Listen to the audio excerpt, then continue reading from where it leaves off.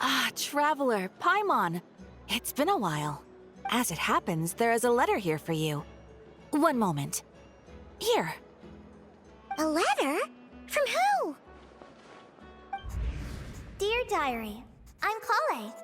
I work as a trainee forest ranger under my master, Tighnari. I'm also studying at the academia. I've been getting better and better at reading lately. Mr. Al-Haytham says that the written word is a crucial medium for exploring the world and understanding oneself. That's why I decided to start this diary. That said, what should I write about? Things are pretty quiet in Sumeru these days. Life is good. Every day is a fulfilling and happy one. When I think back to the days when I suffered from Elazar, or way back to when I was injected with God remains, I'm in a much better place now. I hope it stays that way forever. I'll leave it there for now. Master said he'll take me shopping in Sumeru City today, which is great, because I've been meaning to visit the toy seller at the Grand Bazaar for a while now. Kale, time to go. Yes, Master! Huh?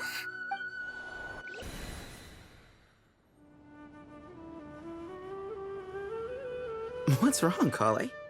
Is there something on my face? No, sorry. I didn't mean to stare. Did Master Tighnari send you to pick me up? Master Tighnari? What are you talking about? Tighnari is the General Mahamatra. He's probably busy arresting criminals in Sumeru City. I mean, if that's what floats your boat, I can introduce you, but... Wait, Master Tighnari is the General Mahamatra? But what about Mr. Sino? Sorry? Oh, you mean that guy who just joined the Vahumana Darshan? Rumor has it he's the leader of the Temple of Silence. If that's true, it's pretty impressive. Sounds like you've been getting to know more and more people since you joined the academia. That's great, but don't let your forest ranger duties fall by the wayside. What's going on? Sethos is acting like he's my master, and Master Tighnari has taken over Mr. Sino's job. Is this some kind of prank? If so, it's a weird choice of prank. But anyway, Sethos doesn't look like he's joking. What is this all about? Hey, you're zoning out again. I'm gonna buy some tools for the rangers. Why don't you stretch your legs a bit? It's been a while since you last visited the city, right? Wait! He's right. It has been a while since I last visited Sumeru City. Was it always like this? I mean, it feels familiar, yet somehow... something seems different. Is this really Sumeru City?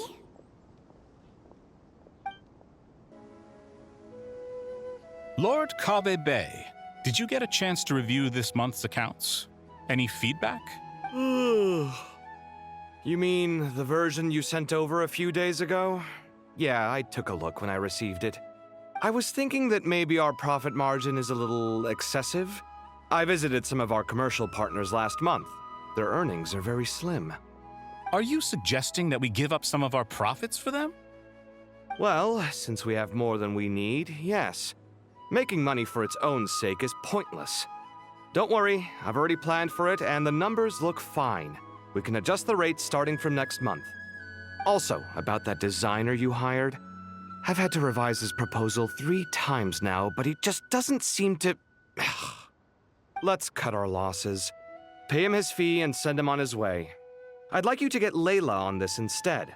She was Cyrus's student, and she designed the Palace of Alcazarzare. Seems like a much safer choice. Who's sneaking around over there? Mr. Kaveh? Do you recognize this person, sir? Yes, it's all right. We've met.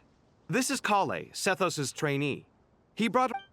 What brings you to the city, Kale? Is your master here too?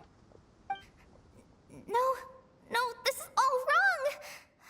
Why is Mr. Kaveh saying that too? Tighnari is my master, not Sethos. This can't be real. I have to ask someone else. There's gotta be someone else out there who still remembers the truth. Hey, wait! Don't run off! How strange. What's gotten into her today? Lots of visitors today, I see. Welcome all. It's been a while. Hey, Rahman. You know that guy who sells face powder on Treasure Street? I haven't seen him around in a while. Any idea what happened to him? Oh, you mean a Hongar? Yeah, he got into a brawl with Shavirme on Treasure Street. He's been banned from setting up shop there for now. Seriously? Oh, well, that's a shame. I was planning to pick out some makeup for you. Oh, don't worry about it. The legendary Flame Mane discussing makeup with the Zubair Theater star dancer. Now there's something you don't see every day. Flame Mane? You know, I'm not actually sure when people started calling me that. Maybe the other Eremites thought I needed a fiercer title to scare people off? To be completely honest, I think the title would fit you better than me, Dia. You think? Can't say I've never imagined myself as a merc. If I ever give up the dancing, maybe I'll head to the desert and give the Eremite life a try. You would? Is that so strange? Oh, not at all. In fact, I've actually had similar thoughts before. If I ever get tired of sleeping out in the wild, I think I might go look for a job at the Zubair Theater. I've adored the dance of Sub-Zeros ever since the first time I saw you perform it. If the chance ever came up, I'd love to try it out on stage for myself. Really? If our manager Sataria heard you say that, she'd hold you to it. Probably grab you by the sleeve and never let you go again. Hey, when that day comes, I'll do your makeup myself. How's that sound? Sure. If the day comes, I'd be honored. Mahamatra Tainari, we've apprehended the suspect. They say that the fool is prone to blind faith, but the wise man is not immune to it either. Siraj, do you have anything to say in your defense? Tainari, you were the one who turned the sages against me. Just a few words of caution from you was all it took to destroy my research. And now you're trying to stop me again? You should know that mechanical life is the future! We must cast aside our useless flesh and... That's enough. I'm not in the mood to listen to your lunacy. Anyone could tell you how amateur your work is. Karina, Ilias, put him somewhere safely out of the way. Yes, sir. Next on the agenda is... Master? What is it? Wait, did Professor Zahahati send you? She's been encouraging me to take on an apprentice. Might be getting a bit ahead of herself there, though. No, Master! It's me! Kale! Listen to me. Something really weird is going on in Sumeru City. It's like everyone's identities have switched around. You're not the General Mahamatra. You're a Forest Watcher. Just yesterday, we agreed to come to Sumeru City today to go shopping together and... All right, there's no rush. Let's back up a little. Your name is Kale, correct? Although this is our first meeting, you do seem strangely familiar somehow. Is there anything I can help you with? No.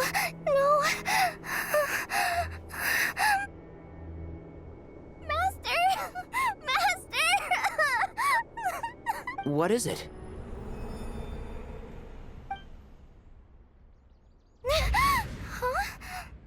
Did you have another nightmare? I've told you before, when you're tired, lay down on your back in bed and get some proper sleep. It's much better for you than napping on your front. Poor posture obstructs your breathing, which can lead to all sorts of weird dreams. Now, we're supposed to go shopping in Sumeru City today, remember? Cheer up. I'll take you to Hushang's. I heard he's got some new toys in stock. Go wash your face, take some deep breaths, and when you're ready, we'll head out. Okay. Thanks, Master Tainari. So it was just a dream. And yet, dreams can sometimes be a warning of things that will soon come to pass. Who said that? That dream felt unusually real, didn't it? Here's my suggestion. Since you're heading into Sumeru City anyway, You may as well tell Lesser Lord Kusanali about everything that happened. And just to be on the safe side, I think you should also inform your 2 traveler friends who once helped save Sumeru. I'd write them a letter if I were you. Time is short. A storm is coming from beyond the bounds of fate.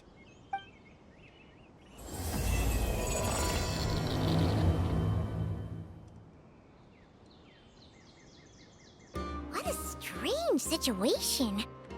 No wonder Kale was in such a rush to write us a letter.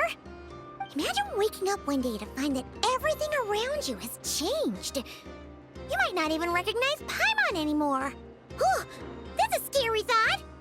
Let's get to Sumeru and find out what the heck is going on. Kale! Traveler, Paimon!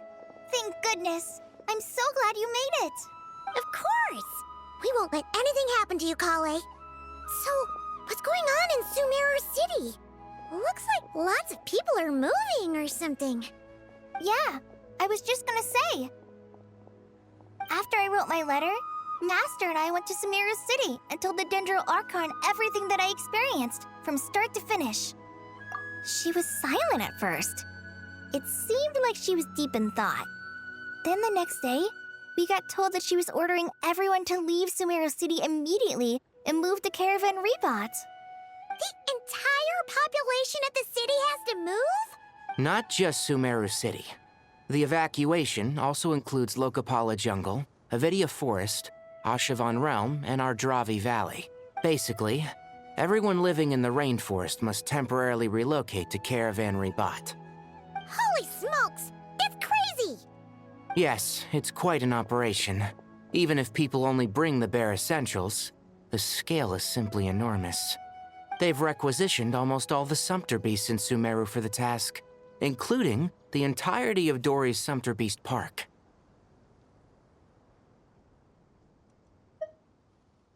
The Dendro Archon said that what Kale experienced was not a dream, but a warning. After our meeting, she immediately summoned the 6 sages to analyze the situation and discuss countermeasures. They concluded that the events seen in the dream are very likely to become a reality, and that an unknown danger is rapidly approaching. Oh, please keep that to yourself. We don't want to cause widespread panic. The official reason they've given is a large-scale renovation of the rainforest ecosystem. People are skeptical, but there haven't been any major incidents. So far, at least. The Dendro Archon seemed really worried when we spoke to her. She said you can go visit her in the Sanctuary of Surasthana when you arrive. She also said she'd hold out until the very end. Tighnari? Kale? You got a minute? I need a hand here. One moment, I'll be right there. As a forest watcher, I've been tasked with assisting with the relocation work. There's a lot to be done, and they need all the help they can get. This will be the final group of evacuees from Sumeru City.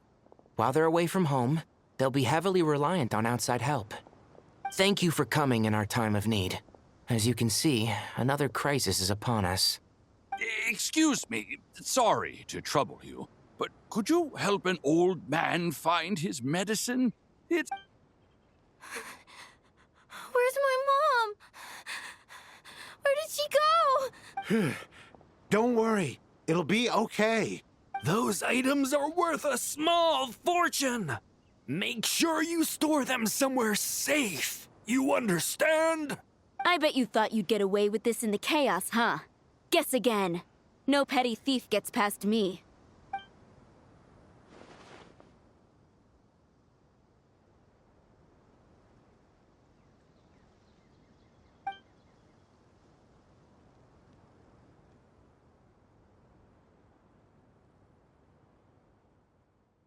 We should go help the evacuees. See you around. I'm so glad that you believed me and came all this way to help. It means a lot. Please stay safe. Don't worry. We may not know exactly what's going on yet, but as long as we stick together, we'll find a way through this. Goodbye! Look after yourselves! Will do. See ya! Whew.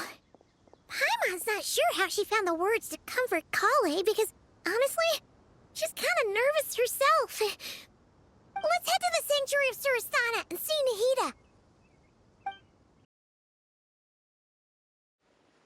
Who goes there? No one authorized access to this place. By order of Mahamatra Sino. Are you blind? It's the Traveler and Paimon. Surely you've seen them before. Huh? Oh, so it is. I'm sorry, I haven't been sleeping well lately. My nerves are a little frayed. The Dendro Archon is in a very vulnerable state at the moment. Mahamatra Sino is concerned that our enemies might choose this moment to strike, so he's ordered us to strengthen our defenses. Just seeing you two again already puts our minds at ease. Please, enter. I'm sure everyone's expecting you.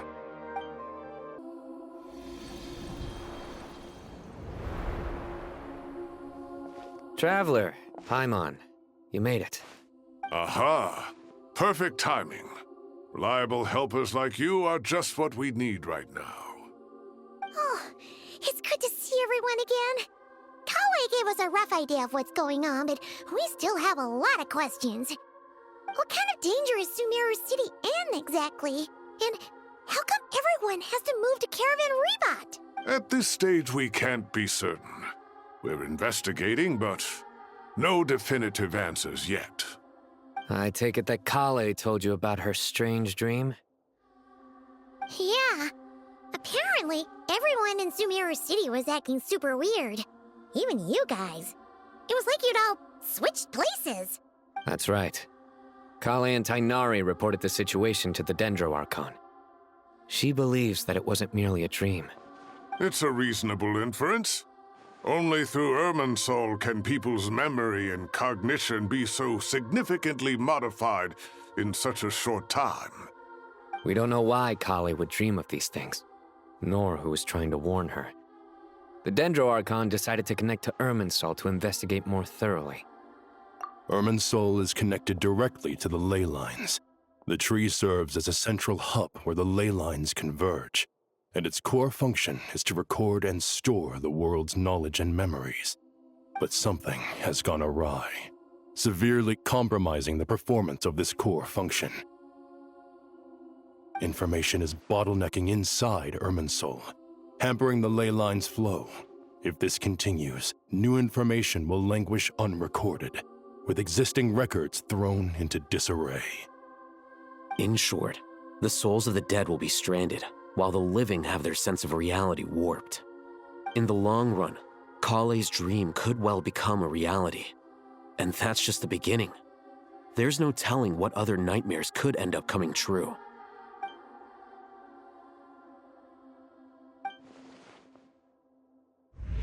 I have come this far, to use my death to open the gates of the ley lines to my people.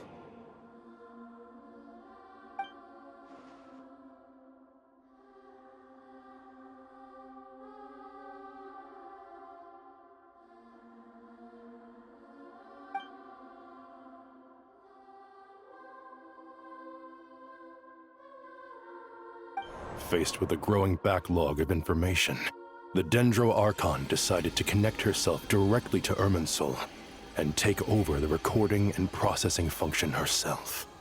But it is an almost impossible task.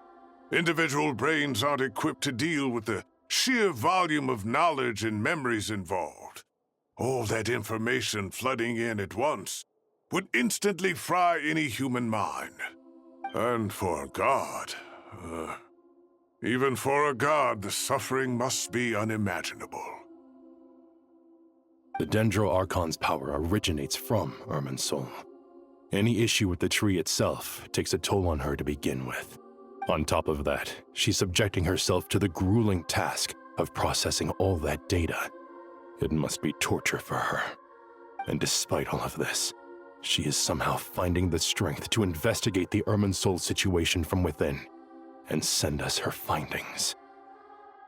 I finished analyzing the latest data. Looks like our working theory was wrong. There's no signs of Irminsul having been attacked from the outside. So it's internal then? Some sort of disease, perhaps? No. I've spent half my life studying the ley lines. If Irminsul malfunctioned this easily, the world would have met its end long ago.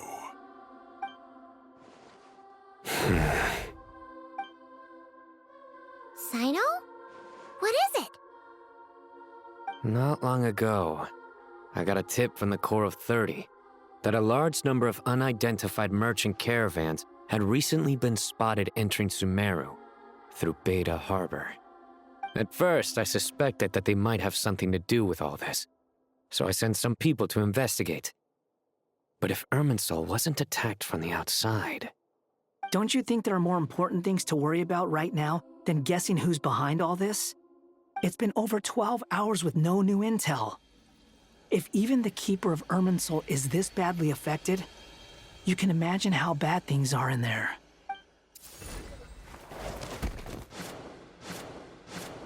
Dendro Archon. Nahida! What's wrong? Her breathing is weak, and her elemental energy levels are dangerous. Looks like it's time to move to the backup plan. What's the backup plan? Get out of the city and take the Dendro Archon with. The entrance to Irminsul is directly beneath the sanctuary of Surasthana. That means this is ground zero if anything goes wrong. The Dendro Archon has a very strong connection to Irminsul. But theoretically, this connection should grow weaker with distance. Under normal circumstances, she could unleash her full power here.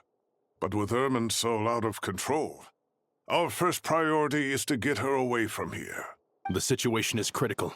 There's no time to deliberate. Everyone in agreement? I'll deal with it. I'll also let the Matra and the Corps of 30 know to start evacuating.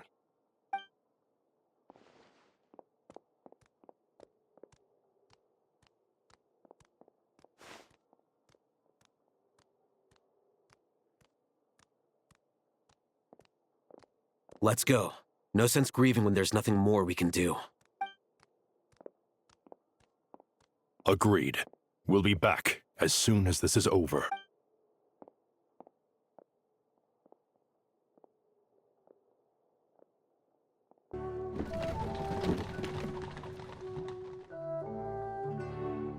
The last group of civilians has been safely evacuated. Dendro Archon's carriage will travel with them. Sino and Hat Guy will protect the convoy. With the Dendro Archon in a coma, we've lost our means of investigating the situation. And with Irminsul still deteriorating, we have no choice but to evacuate Sumeru City. Feels as though we're being pushed along by an invisible hand. Stop moaning, Cyrus. We're the teachers here. We should be showing a little more confidence, don't you think? A wise judgment. Let's move out to Caravan Rebot. Sir, all units are in position. Good. Everything is going to plan. Interfering with Sumeru City is a necessary step, so do not hesitate. The Irminsul situation will not harm you. We need to speed things up here, too. We don't want to keep our client waiting, do we? No, sir. You have my word. Everything will be completed on schedule. They say that fervent ambition attracts the favor of the gods, and with it, a vision. But we appear to be the exception. So, is our ambition not strong enough? Or does it threaten the very foundations of this world? How is the Dendro Archon? Her breathing is steady. I prepared some therapeutic incense for her, but it hasn't had much effect. Her vitals are still very weak. Based on the information you've provided, I have a working hypothesis. Her condition is partly due to Irminsul's influence, and partly due to a physiological imbalance caused by the rapid depletion of her power. Elemental energy usually flows through the body at a relatively constant rate. The body grows accustomed to this rhythm, so when it's thrown out of balance, physical symptoms will appear. Is this similar to the ley lines? Overloading and withering both directly affect their vitality, potentially causing irreversible damage. Correct. From a biological perspective, if you overexert yourself, you pay the price with your life. The Dendro Archon is not only drained of power, but her life force is at a critically low level. Is there any way to restore her health? I know the ley lines have strong self-healing abilities. As long as any blockages or pollutions are dealt with, they can quickly regain their vitality. But what about people? Well, gods. What's their capacity for self-healing? Before we think about that, there's a bigger predicament to resolve. Restoring the Dendro Archon's power requires us to heal Irminsul first. But that will be extremely difficult without the Dendro Archon's power. Oh, Paimon's already getting lost here.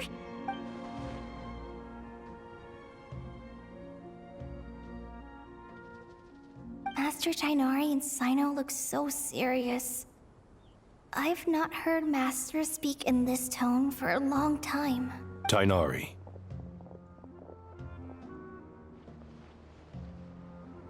Master Nephis, sages. Tighnari, haven't seen you in ages. Have you gotten taller? Or did your ears get longer? Hopefully the former, Uncle Baladori. Sino, where's Professor Cyrus? I thought he'd be with you. He went out into the wild to investigate the situation. He said that the Irminsul anomaly will likely start to affect the real world soon. He shouldn't be trotting around alone at his age. Which way did he go? I'll look for him later. Would someone mind introducing us? Ah yes, of course. Allow me to do the honors. I'm sure we're all familiar with the Traveler and Paimon. They're the heroes who helped foil Azar's conspiracy and save Sumeru. These gentlemen and I are the 6 current sages of the Academia. Balduri and I are part of the Old Guard, while the other 4 took office after Azar and his clique fell from power. We have Sage Alkindi of the Spontamad Darshan, Sage Farnas of Kasharawar, Rataoist Sage Shakir, and finally Harabatot Sage Rusht. Nice to meet you all! I've heard much about you. Delighted to finally meet you in person. You're younger than I imagined for someone with the power to stand up to fate itself. Thank you for lending your aid to Sumeru once more. Once we're on the other side of this, could we get a photo together?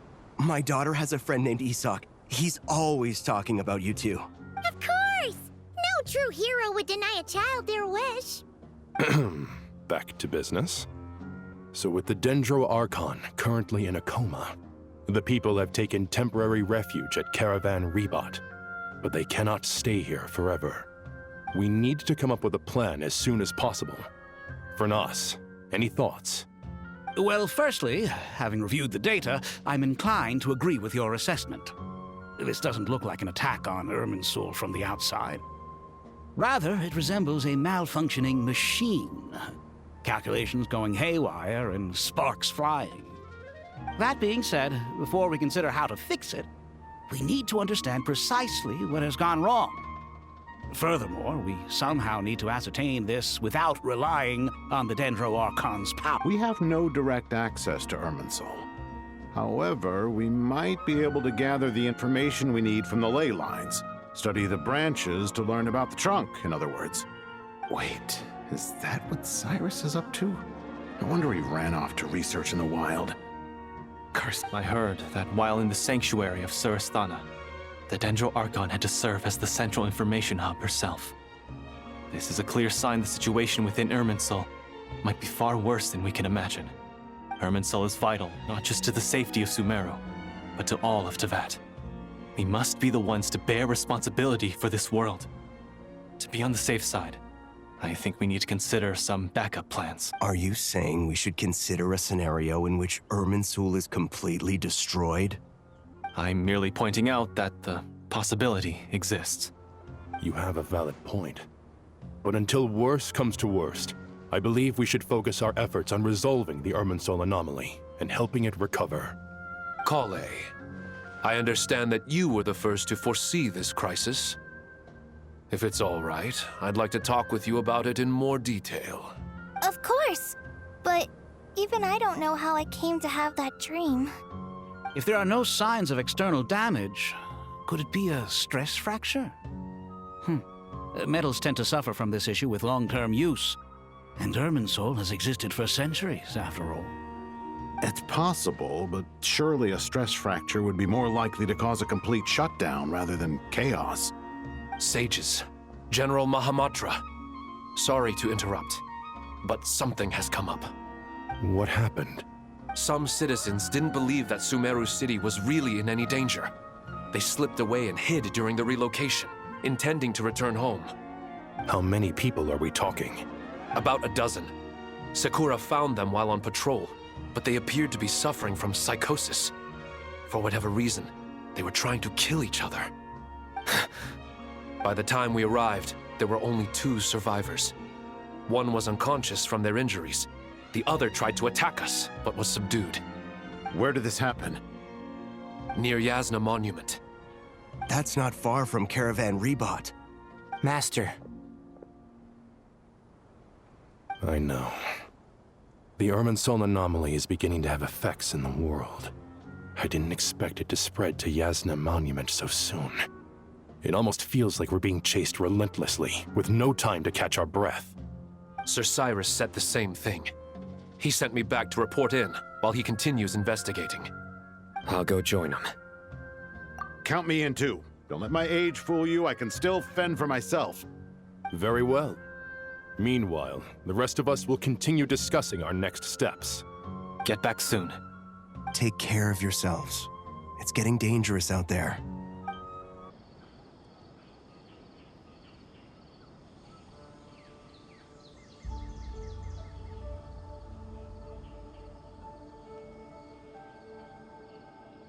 Please, don't go any further.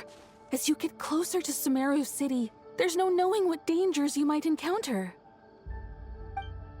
So this is our mentally disturbed man? I'm going to gut you all!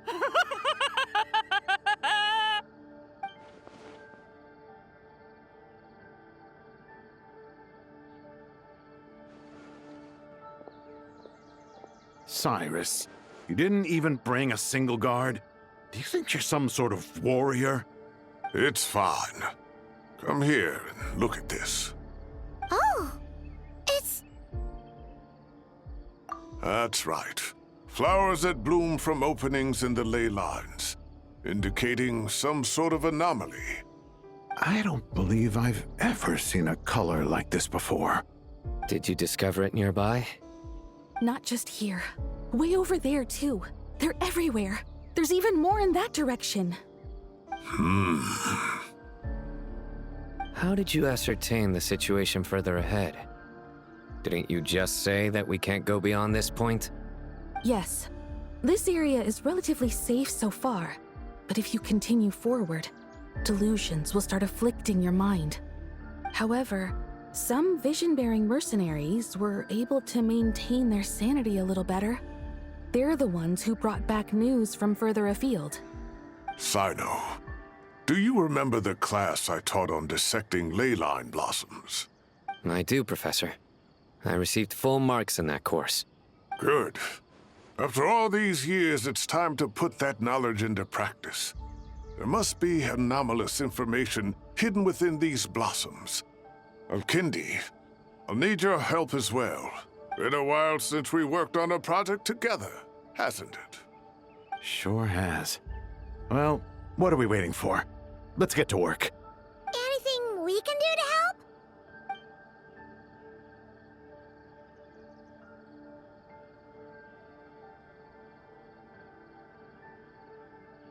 Will you need my help? All right, well, don't go too far. There's too many unknowns at this stage. Let's regroup at Caravan Rebot later. Don't worry if you don't show up. I'll come and find you.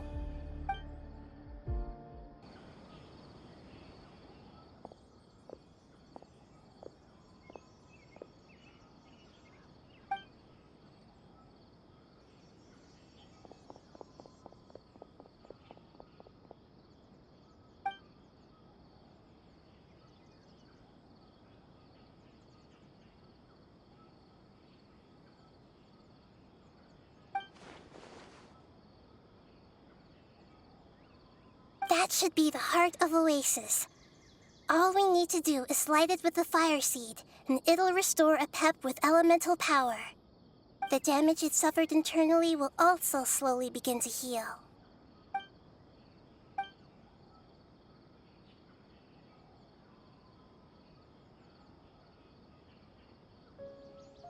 What is it? You thought of something? Really? Then let's get back and tell the others! Whew. Glad to see you've returned safe and sound. Any longer and we would have gone out looking for you. Well, this is a nice surprise. Paimon sure feels better with everyone we know here. We've made some progress, so let's start by giving you and Paimon a quick update. By dissecting the ley line's blossoms, we've been able to deduce that although Irminsul is experiencing an anomaly, it has not completely rejected access from the outside. The Dendro Archon has the power to connect to Irminsul, but there's also another way. I assume you recall the devices everyone was wearing when you first arrived in Sumeru? Devices? Oh, wait. You mean... The Akasha terminals? That's right. Of course! It's been so long, Paimon almost forgot all about the Akasha. Wasn't it shut down, though? Yes, but although the system isn't currently operational, the technological infrastructure is all still there. And it turns out that a certain someone gets so bored at work that he's actually read through every single one of the instruction manuals. No prizes for guessing who that was. If praising others is that embarrassing for you, you can simply spare yourself the ordeal. As much as it pains me to say anything nice about him, there's no denying his intelligence. The Akasha is exactly what Sumeru needs at this moment.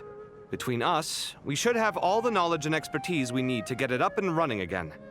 But if I recall correctly, doesn't the Akasha need a gnosis to function? That's exactly right. The Akasha relies on the Gnosis as a power source, and in its absence, we'll need to find an alternative. To tackle this problem, it looks like we'll be relocating once again. Namely, to the Temple of Silence. It's the only major institution in Sumeru dedicated to preserving the knowledge of King Deshret's civilization. You might find the answers you're looking for hiding there. I agree. There's a good chance. Master Nephis and the other sages have discussed it. As the chaos from Irminsul continues to spread, Caravan Rebot won't be a safe haven for much longer. We have to move into the desert next. The scholars and sages will head to the Temple of Silence, while the civilian population seeks refuge in Aru village. The Eremites will keep everyone safe during the journey, and Candace will be there to receive us at the village. This leaves us just one thing to worry about. That Dendro Archon. She's very weak. We can't afford to wait until Irminsul is fixed. Huh. Well, luckily, the Traveler had a eureka moment while we were out investigating. Really? Wow, nice one, Traveler. What say our Amorta experts? Theoretically, it's feasible. From what you're saying, although elemental life and elemental energy have their differences, the Dendro Archon has explicitly stated that she can imitate the power of the former. In which case, as long as Apep is willing, she should be able to convert her own power into a form that the Archon can use. It wouldn't be difficult for her at all. The only problem is convincing her to help. Yeah! Even though she wasn't exactly friendly the last time we met, she didn't refuse to talk with us. When she realizes the danger that Nahida is in, surely she won't turn a blind eye to it. Well, hopefully not. Either way, we're not exactly spoiled for choice here. Hey, it's better than having no options at all. I agree. Without Irminsul's aid, the legendary Dendro dragon Apep may well be the only living thing in Sumeru who can help our Archon recover her power. There's no time to lose. I'll bring this proposal to Master right away. If he and the other sages agree, we'll split into 3 teams. The academics will go to the Temple of Silence to look for a solution to the Akasha problem. The Eremites will escort the civilians safely to Aru village, and the Traveler and Paimon will take the Dendro Archon to see Apep. There's still a long road ahead, and no knowing if we'll make it. But at least we have a direction now. I'll take it over floundering around in confusion. If there are no objections, then let's proceed. But before we adjourn, I would like to leave you all with some parting words. No matter the distance between us, there will always be an invisible force tying us together. May the bonds forged in the past shine bright like stars and open a new path before our feet. Huh. Is that from King of Invocations? No. This one's from King of Invocations, the sequel. What's the difference? The sequel's much cooler. Couldn't agree more. Well, it was very apropos. Once this is all over, I'll give everyone a copy of King of Invocations and the sequel to show my gratitude. Come on, let's get moving.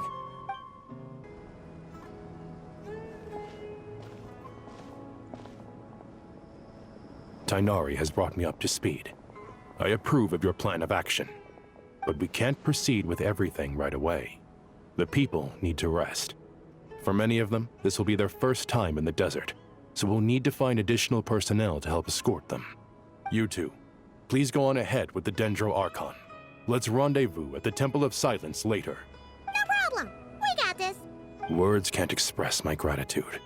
So let me just say, I hope everything goes smoothly for all of us. Goodbye for now. All right, let's get going. If Paimon remembers correctly, the last time we saw Apep... Traveler, Paimon. Could I borrow you guys for a moment? It'll only take a second. Kale, what's the matter? Well, the thing is... Master Tighnari once told me, after you raise a problem, you should think about how to resolve it. But ever since I had that dream, I feel like I haven't been of any help at all. I tried my best to keep up with the conversation, but there was so much new information, I couldn't take it all in. So, I just wanted to ask. Paimon knows exactly how you feel, but fear not, everything you need to know is right here in Paimon's notes. Sumeru chapter! It's got tons of info about all the things we've seen and heard on our adventures. Some parts are a little simplified, but hopefully it all makes sense. You see? Being the greatest guide in Tibet isn't just a fancy title. It takes a lot of hard work. Paimon doesn't always understand the things you're talking about with other people. Whenever that happens, she notes down the confusing parts and goes over them in her own time. This is perfect. Could I borrow it? Sure. Matter of fact, you can keep it if you want. The spare copy was originally meant for the Traveler. Paimon used to worry that one day she might not need a guide anymore, so she wanted to have a gift for her, in case we ever parted ways. But it doesn't seem so necessary nowadays. We have so many more places to see together. One copy will be enough for both of us. Thank you so much. But still, these are your treasured memories. I think I'll make my own copy and then return the original to you. Anyway, that was all. I won't keep you any longer. Have a safe trip. See ya! Alright, time to bring Nahida to see Apep. Let's hope that old grouch is in a negotiating mood.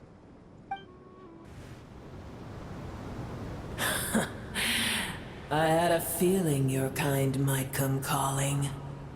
The ley lines are in disarray. Something has gone wrong with Irminsul, yes.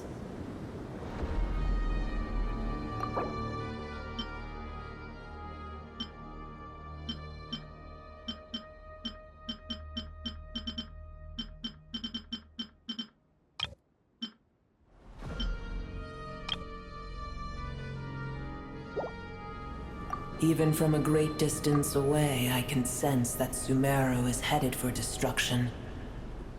You who took our home from us, prepare to watch as your own world is plunged into oblivion. Oh, how the cycle of history comes to a poetic conclusion. This isn't a joke, Apep! Nahida's in grave danger! Can you please help her? Is she now? Then do explain. For what reason should I lend Boor my assistance? The age of the dragons ended long ago. and the world that replaced it is under the dominion of the heavenly principles. In choosing not to side with your enemies when the heavenly principles' rules began to relax, I have been merciful enough. Do not forget that I have no love for this world you hold so dear. Apep, if you truly despise gods and humans so much, well, after the great humiliation of being helped by a god in the past, shouldn't you be jumping at this chance to balance the scales? Now that is a compelling reason. When El Ahmar plotted against me and I was tortured by forbidden knowledge, it was Buer who saved me from agony. And though I regard with shame the pity of my enemies, to receive aid without repaying it would likewise tarnish a dragon's dignity. Oh, tiny Buer, puny humans. Just this once I shall deign to show you the true power of dragonkind. Whoa! It's happening again! We're gonna get sucked in!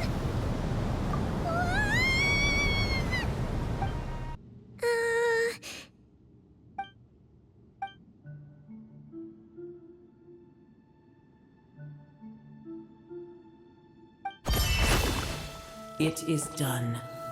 The heart of Oasis is supplying her with life force as we speak. It shall not be long before she recovers. But I should warn you. Buer's existence is closely intertwined with Irminsul. Unless the issues plaguing it are resolved, she will never completely recover her former strength. Thank you. Spare me your words of gratitude. You may also spare me your feigned concern.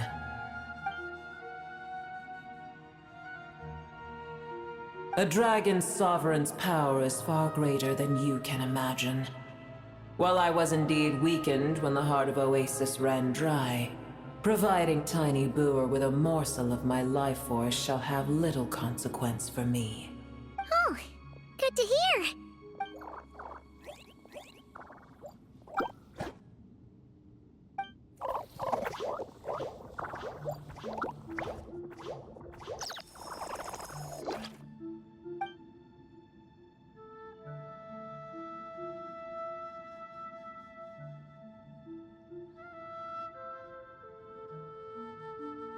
Ever held in high favor, I see.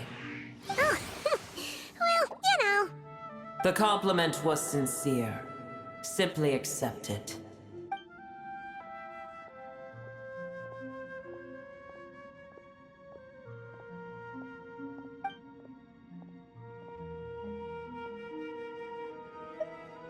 I did once. That tree was not planted by the heavenly principles. Irminsul existed before they ever arrived in Teyvat. What? There was a time when it belonged to Teyvat, to dragonkind. Its appearance and function then differed greatly from today. The ley lines flowed with an abundance of a familiar, primitive form of elemental energy. You may know it as the power of the Light Realm. The heavenly principles usurped and refashioned Irminsul, made it serve humanity, and used it to anchor the fate of the world. Yet in the end, humanity has failed to protect it. Heavenly principles, God of gods. It makes me sick. The enmity between your kind and mine can never be bridged. As things stand today, holding a grudge against you would serve no purpose. But there will come a day when we reclaim this world for ourselves. I can already sense that far away from here, the Hydro Dragon has wrested his authority from the hands of the usurpers. But we have yet to meet. I know that we are both preparing for our revenge day and night. Uh-huh.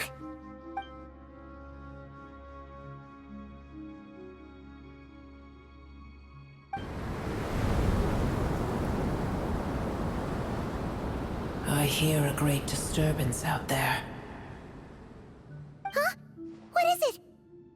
Sandstorms come. The Djinn. I see. Another calamity approaches. You both seem restless. Let us part ways here. Boer is safe with me. Once she has recovered, I shall return her to your side. Oh, thanks again. I told you already I have no need of your feigned concern.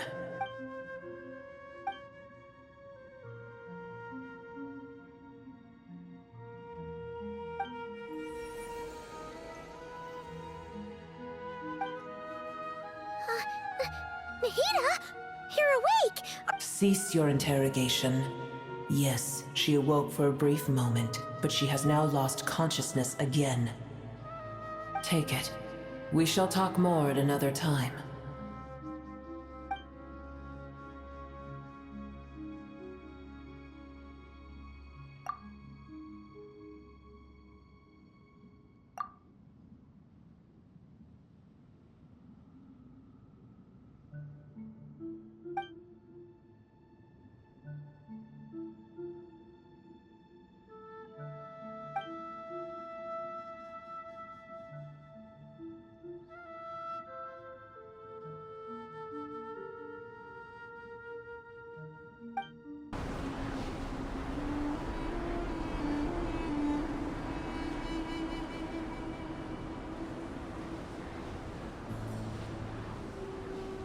There's no need for everyone to stay here. I'll protect the sages. The rest of you, return to Aru village. Yes, Mahamatra Sino.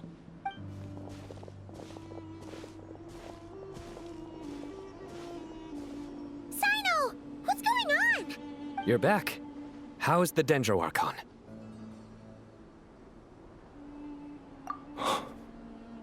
What a relief. It's the Djinn.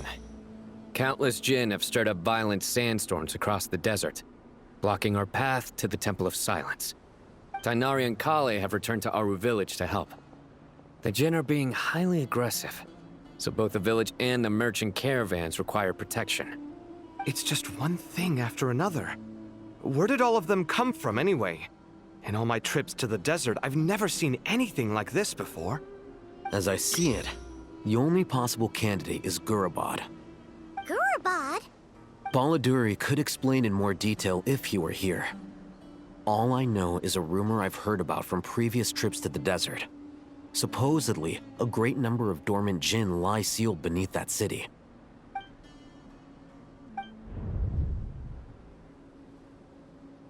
Gurabad is, for me, a fated land. I must therefore return back to this city, where my destiny awaits me still. My master, I am sorry that I couldn't stay by your side for long, and that I could not have more time to get familiar with you. Liloupar. Yeah, we once said goodbye to a friend there. Well, maybe not a friend exactly, but someone we met on the road anyway. She was a strange bottle. If we can find a way to wake her up, maybe she can help solve the situation in Gurabad. Well, be careful. You may find there's more than just the Djinn to worry about. You mean, there are other dangers in Gurabad? It's a sensible assumption to make. The moment we arrived in Caravan Rebooting, the Irminsul anomaly started spreading in that direction. Now we've moved to the desert, and suddenly we're plagued by Djinn and sandstorms. To call it a coincidence would be a stretch. Don't worry, we've gotten a lot stronger since our last stint in Sumeru. Ah! When did they show up? It appears the monsters native to the desert have been stirred by the Djinn's activity.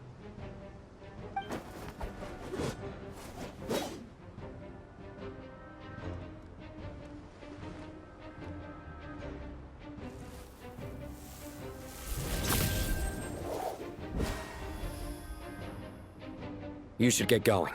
We'll take care of things here.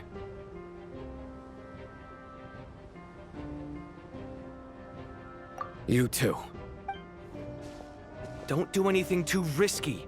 You got it? It seems my subordinates failed to stop you in your tracks. Apologies, sir. There is no need to apologize. You did well to hold your ground against such a powerful adversary for as long as you did. I must commend your courage and perseverance. So, you're in charge here, huh? First the problems with Irminsul, now this mess in Gurabad? Are you the ones responsible for all this? I'm afraid I cannot answer that. I assume you aren't naive enough to expect answers from an enemy. Oh, this guy is so snooty! However you want to spin it, you're clearly involved in this somehow. So you can either start talking, or we'll have to make you talk. Let's get him! Traveler? What's wrong?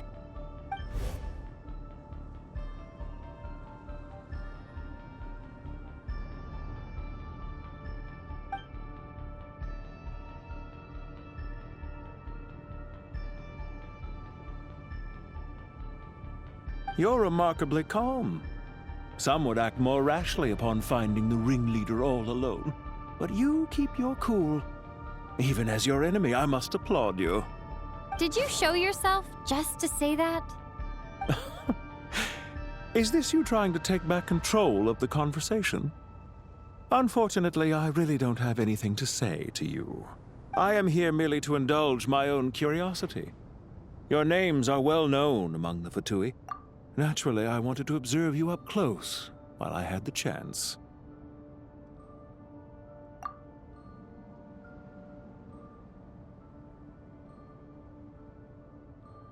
Hey! Don't treat us like we're some kind of exotic animals in a zoo! Oh, I wouldn't dream of it. You seem rather predisposed to misunderstand me. I'm quite aware that you are both heroes of great renown.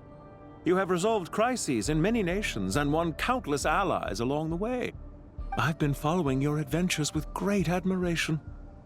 My only regret is that the trajectory of your journey conflicts with our goals. What do you mean, admiration?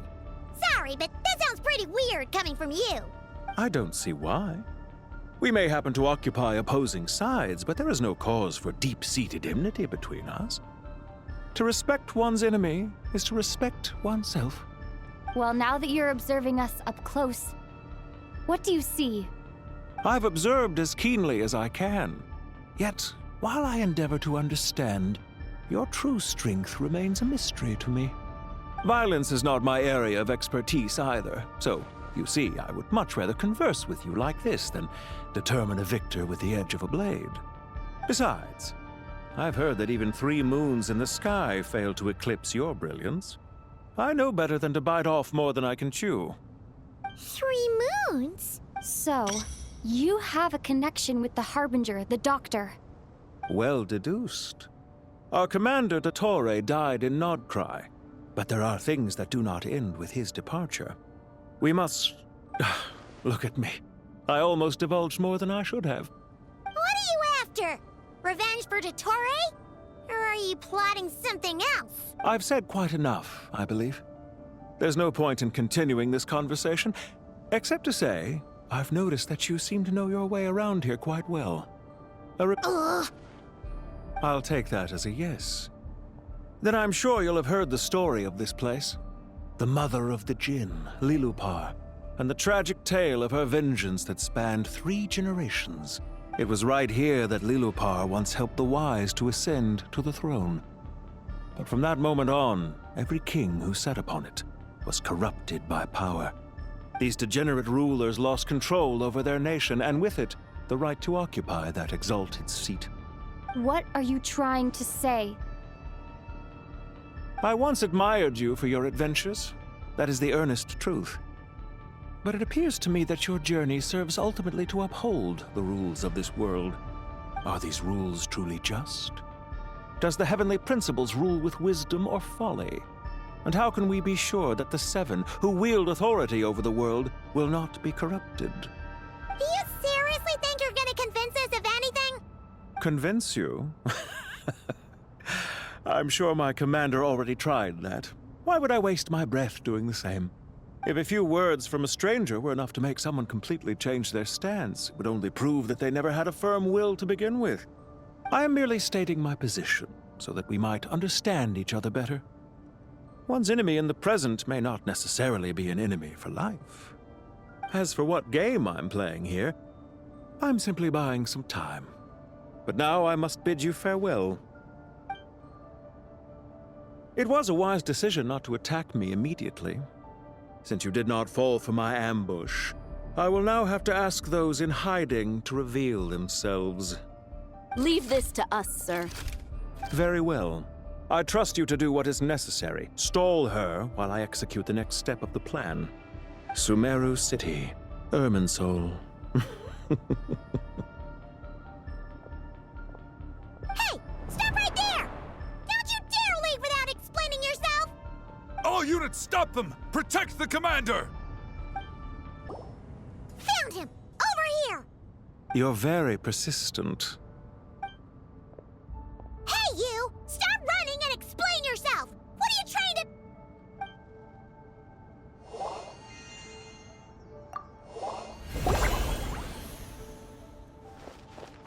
What's this? Relax. A small trap like this won't be enough to hold you. The sandstorms from Gurabad will die down soon enough, but this small window of time was all we needed to launch the next phase of our plan.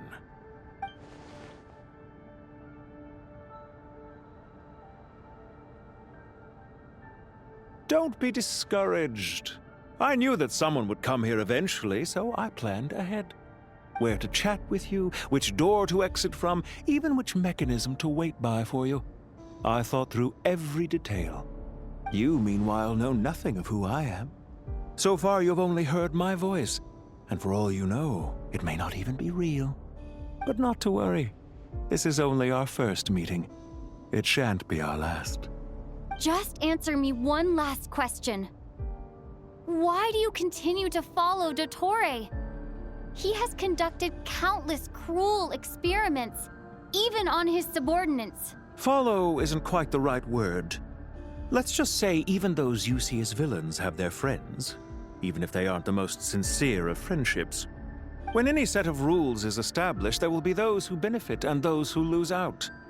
People will do anything to justify what they have gained or escape from the hardship imposed upon them.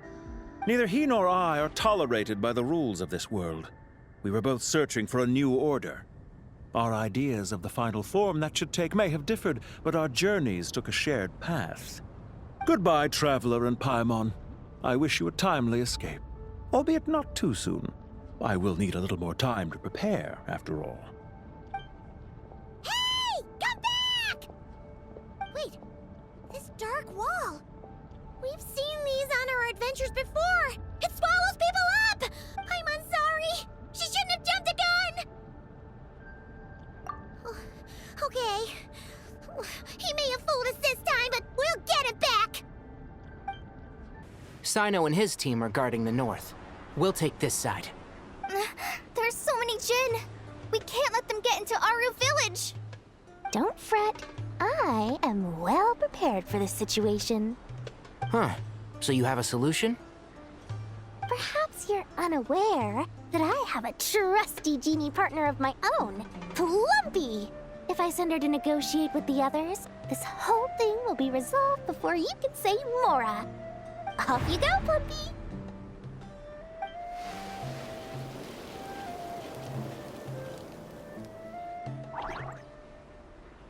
Come on, what's the holdup? 5,000 Mora. 20,000 Mora. 100,000 Mora. Final offer! Ah, so she's a hired partner.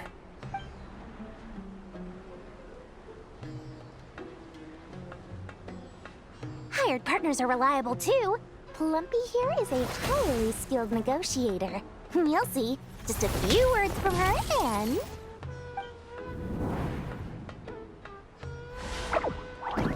Plumpy! Don't you Jinn have any respect for the rules?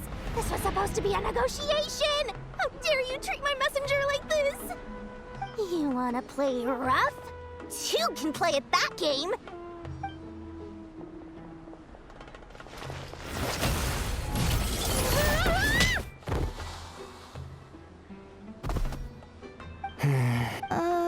Looks like it's up to us now. Be careful, Kale. Yes, Master.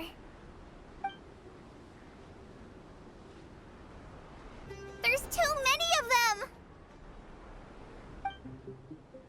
I can't believe I used 12 rare items in one battle. Ugh. I shudder to think how this is going to affect this month's accounts. The sight of that glaring deficit might be more— Tighnari, how's the situation on your end? We held the line, though it was a close call. But it looks like they're preparing for another attack. Has something happened? They've breached our defenses in the south. The Jinn are pouring in. We're moving the villagers to the north as we speak. We're hemmed in. This is getting precarious. Our margin for error just got a lot smaller. That's why we wanted to confirm your status. We need to consider our next move carefully. Bad news! Another line of defense has been breached. Kale, go with them and assess the situation. Dory and I will hold the line here. But Master! Even with 3 of us, we barely managed to! This is not a discussion, Kale. Don't worry about us. She clearly still has plenty of tricks left up her sleeve. Wait, you can't pin all your hopes on me? Oh, great. I've almost run out of the things I brought with me, and the rest is back at the caravan. I should be able to hold out for a little longer. Master! Need any help? Huh? What is it, Kale? If things continue like this, it won't be long before Aru village is overrun by Jinn, and the sandstorms are sure to follow in their wake. I do have a plan, but I can't guarantee it will work. I don't care. Whoever you are, please just help us. The only one who can help is you. I am merely here to guide you along the correct path. I am a spirit created at the beginning. I am a flickering illusion. What do you mean? It doesn't matter. You don't need to understand it. Just repeat after me. Watch out! Jinn incoming! I am a spirit created at the beginning. Here goes nothing. I am a spirit created at the beginning.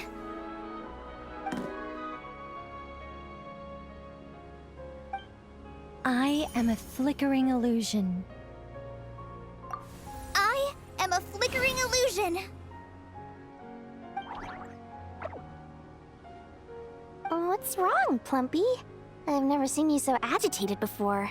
But how do you... Do you know what Kale is reciting?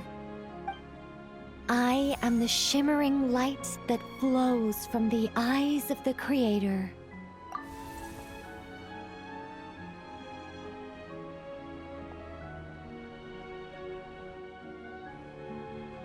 I am the shimmering light that flows from the eyes of the Creator!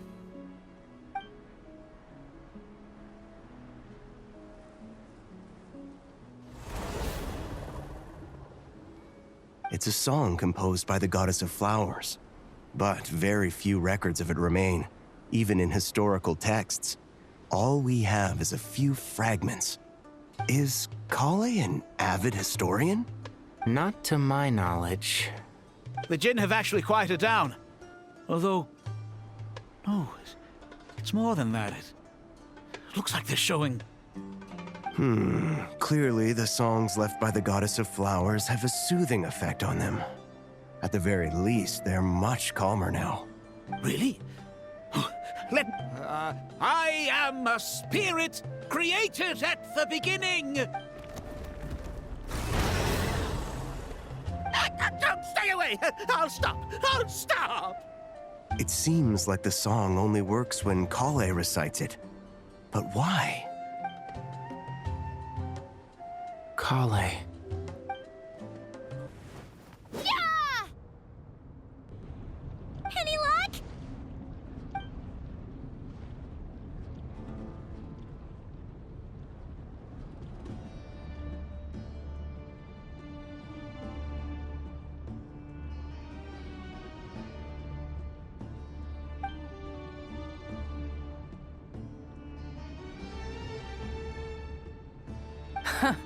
When I heard that loud rumbling in the distance, I thought the shifting sands had bust open the gates to some ancient treasure vault. Turns out it was just you guys. Huh? Wait, that sounds like... It's been a long while. Did you miss me? Jet! Ben! Let's save the catching up for later.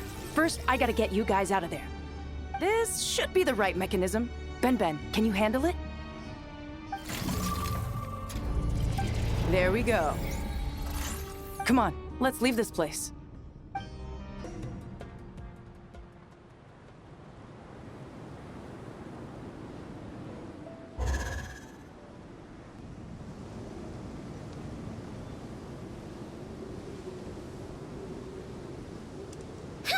Those Fatui sure made themselves scarce. It's like they were never here. The Fatui? They came to the desert again? Yep. No idea what they're planning this time. They were being very coy about it. How have you been, Jet? Well, since we last met, I've started my own band of mercs. We've actually made quite a name for ourselves. Oh, yeah. On a slightly different note, I have some good news. I finally took care of Masaira. Not much to write home about. It was just another day. Found his hideout. Dragged him out of his cozy little bed. He tried to talk me into seeing his point of view, as usual. But I'm way past that by now. There was nothing he could say to save his life. What about you guys? Bet you'd forgotten all about me and Ben, huh? Of course not! We're super duper best friends! Wow. Sounds like I should make time to visit some other nations too. Anyway, what brings you to Gurabad? Oh, right. I almost forgot. We're here to look for Liloupar. That bottle? Seriously? Yeah! We need her power to calm the djinn and stop the sandstorms. Here's hoping we actually manage to find her, after all the trouble we've been through. Surely, with everything's been going on in Gurabad, she must have woken up, right? Only one way to find out.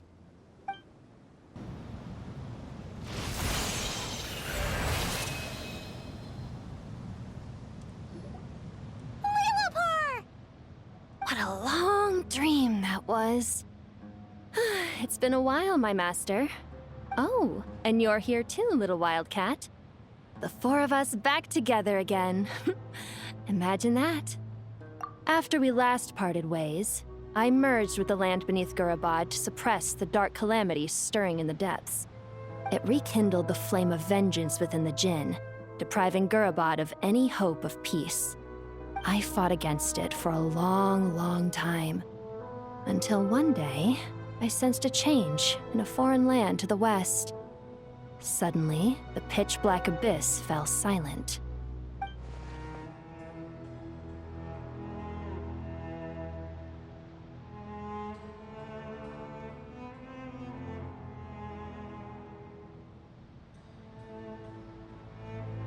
Once satisfied that that dark power could no longer bewitch the djinn, I too fell into a deep slumber, from which I have only now awoken.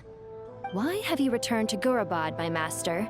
And why is my sand-swept homeland in disarray once more? Well, basically, Sumeru is in danger and a lot of our friends are affected. Some bad guys messed around with Irminsul and now they've released the djinn in here. We managed to chase off the culprits, but we have no idea how to seal this place back up and stop the sandstorms. Child's play. I shall quell the djinn and scatter the storms. Thank you, Liloupar. No need to thank me, my master. I have granted many wishes in my time, and this was the most trivial of them all.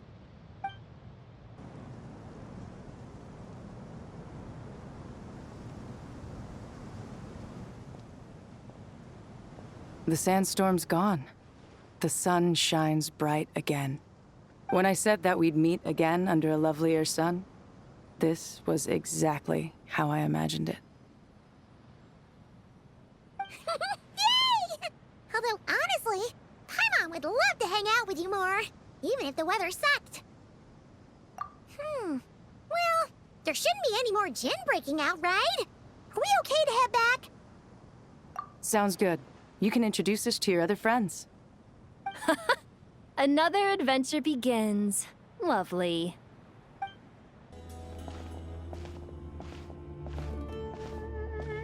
So, this is the Temple of Silence. I've heard the Nagarjanites mention it in passing, but I never imagined it would be this big. I thought the temple moved to the rainforest ages ago. When did they scamper back into the desert? I don't know. This plan sounds a little too risky for my liking. Even in King Deshret's day, this was experimental technology.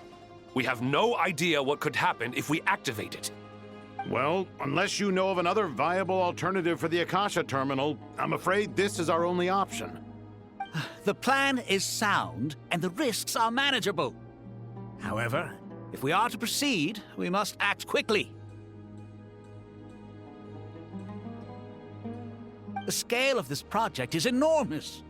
Even with Carvey, Faruzan, and every other scholar of mechanics working on it full-time, the proposed modifications won't happen overnight.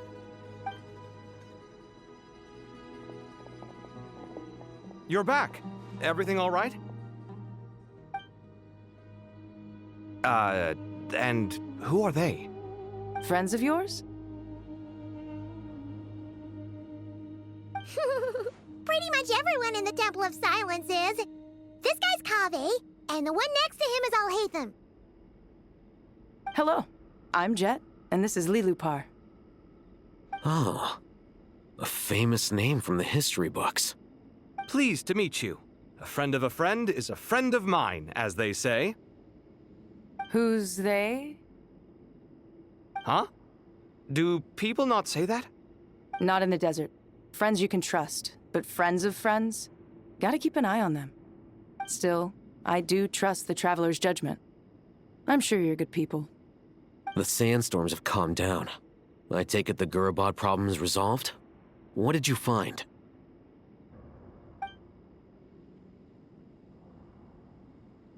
And after getting all smarmy with us, he trapped us there. Luckily, Jet used the mechanism outside to free us, and then we got Liloupar to put a stop to the chaos. Wow. Thanks for being there to help them. So, this mystery man openly admitted that he was merely a Harbinger subordinate. Yeah? Is there something weird about that?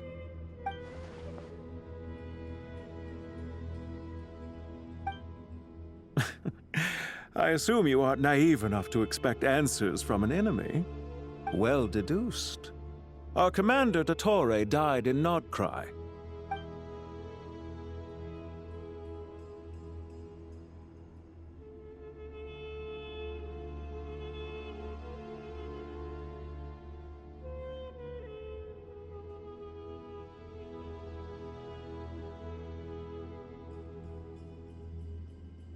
Are you wondering about his true identity?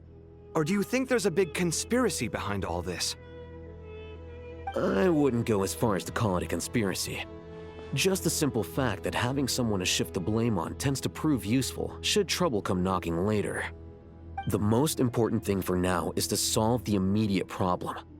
Perhaps that man knew you wouldn't have the resources to investigate his background and so didn't put much effort into disguising himself. This is all getting a little cryptic for me. I'll let you guys talk while I take a walk with Liloupar. Jet? Aren't you with the Blazing Beasts? What a coincidence. Didn't expect to run into you here. We're mercs. You can run into us anywhere. Who's this with you? So, did you find the solution you were looking for in the Temple of Silence? You bet we did. This place is incredible. It has everything. So far, we've discussed a plan and verified its feasibility. Building a new system from scratch is out of the question.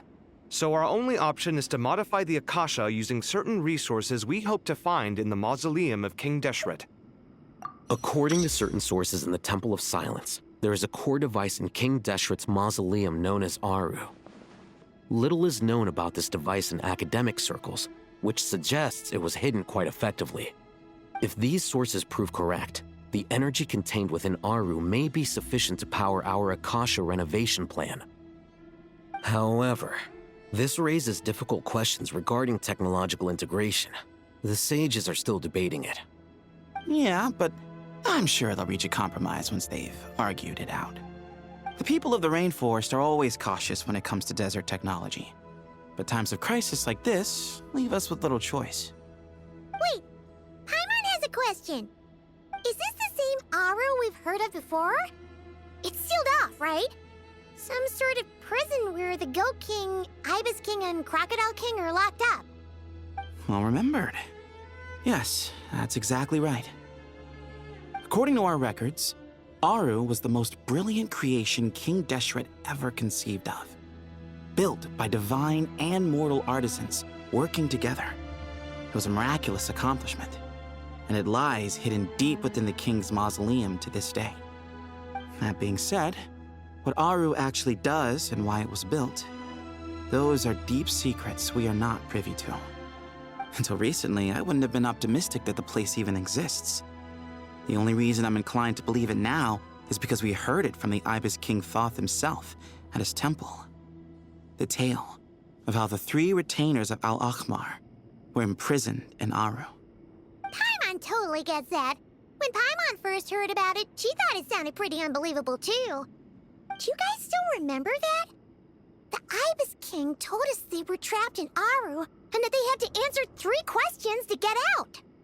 I think I remember. What causes our rise and fall? What obliterates love and hate? And what determines truth and falsehood? Those were the 3 questions, right? Yeah. If only Nefer were here. She's dealt with the Ibis King before, so she might know more. Oh, Nefer's a friend we met in Notcry. Notcry? Funny. She showed up here earlier. Huh? Yeah. Had another lady with her, too. Both said they knew you. They contacted the sages, claiming they might be able to offer some assistance. Really? They came here to help out?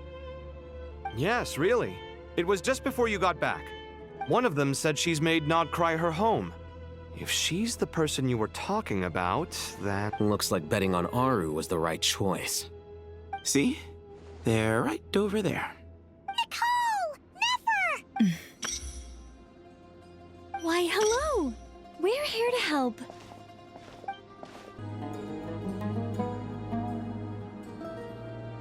It's a good thing we left early. We almost got locked out. Locked out? What do you mean? Oh, you haven't heard? An invisible barrier has appeared around Sumeru's borders, cutting off all travel in and out. No one can leave and no one can enter. Sumeru has become a lonely island. Are the Fatui behind this too? Actually, no. This has nothing to do with them. I suspect it's a defense mechanism within Irminsul itself. Irminsul is the source of Tevat's ley lines, after all, and Sumeru is the nation closest to it. I imagine this function was put in place to seal the entire region off in the event of serious damage, preventing the disaster from spreading to the rest of Tevat. It may have been implemented long ago. But doesn't that mean that the people here won't be able to escape to other nations if the anomaly keeps spreading?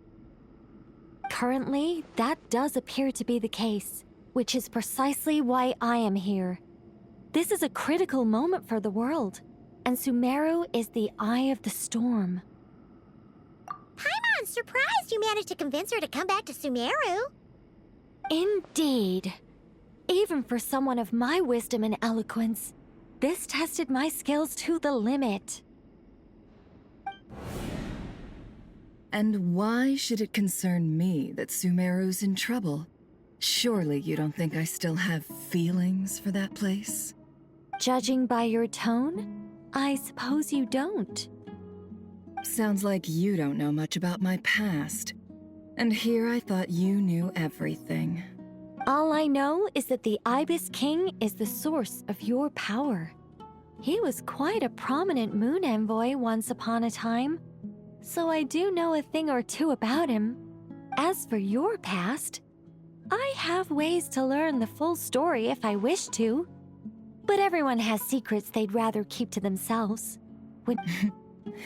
I'm glad you see it that way, Miss Nicole. I've chosen to call Nodcry home, which is why I did my part in its hour of need. That doesn't mean world savings become a habit with me.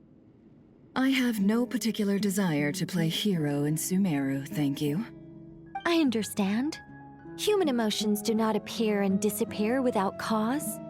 There is always a reason to be found behind both salvation and destruction. Still, if time has taught me anything, it's that human emotions are often complex and in conflict. That's why people change their minds about things all the time. But that's where we angels come in.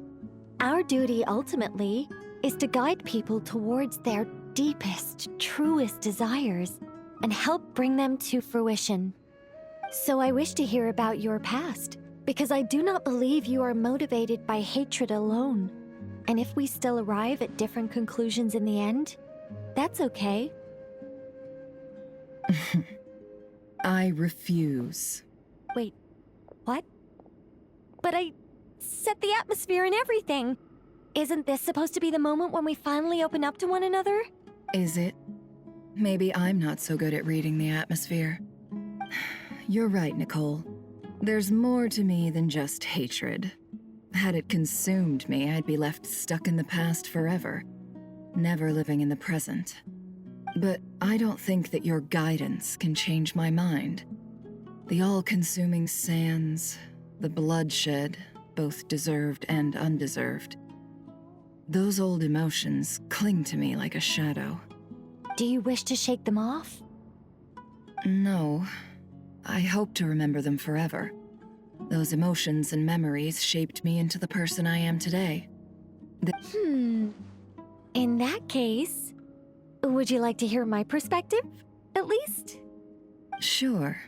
It's not every day you get to hear an angel's opinion. A long, long time ago, when the angels still walked freely upon the earth, I found life tedious. Monotonous work, lukewarm relationships. Things weren't nearly as interesting as they are now. And yet, since the angels' demise, I have found myself missing those days on more than one occasion. Human emotions are often attached to a person, a place, or an object. When those things are gone, the memories quickly fade, and the emotions slip away along with them. If Sumeru were destroyed, both rainforest and desert would be no more. With the object of your hatred wiped from existence, it would not take long for the memories buried deep in your heart to slowly fade. Both love and hate are intense emotions, but they are nothing compared to the void left behind when they disappear. Most sophisticated, Miss Nicole. But anyone focused on the future could only ever applaud the destruction of the things they hate. Still, I'm a special case. Someone once told me that human memory is more selective than a Mora-hungry merchant choosing between customers. We all need a reality check once in a while, so we don't forget the truth. As much as I dislike Sumeru, this is no way for it to perish. All right, you win. I'll help you out a little, but I won't work for free. How much will you need? You're not gonna milk this for all it's worth, are you? What do you think? I'll be upfront with you. I don't have much more on me. If that's what you need, I could borrow some from Alice. Or perhaps I could pay in sculptures. The ones I carve are actually worth quite a lot. Just cover my travel expenses. Huh? Is that all? That's all. Given all the people I owe favors to, I can just about justify a trip to Sumeru. Yehoda! Here, boss! What do you need? I'm going back to Sumeru for a while. While I'm away, you'll be in charge of the curatorium. Me? I'm in charge? Whoa! Don't worry, boss. You can count on me!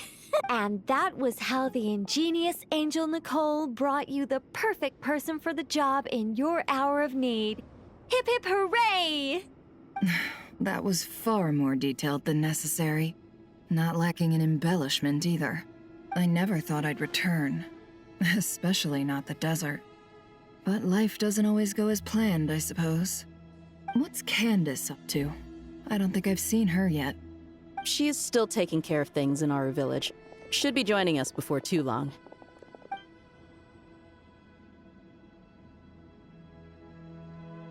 Oh, and sorry. Hope we're not interrupting anything. We have some good news, though. We're planning to go to the mausoleum of King Deshret to look for the legendary Aru, then use it to try and restore the Akasha system.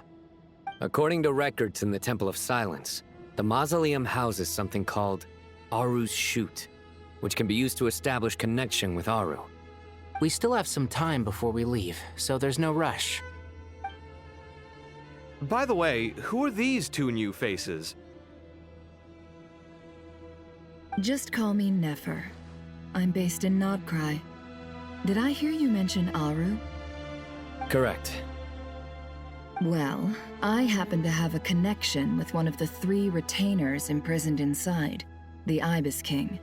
I'm here to get things done, so if you don't mind, I think I should come with you.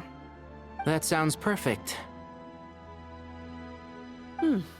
Miss Nefer, are you from the desert by any chance?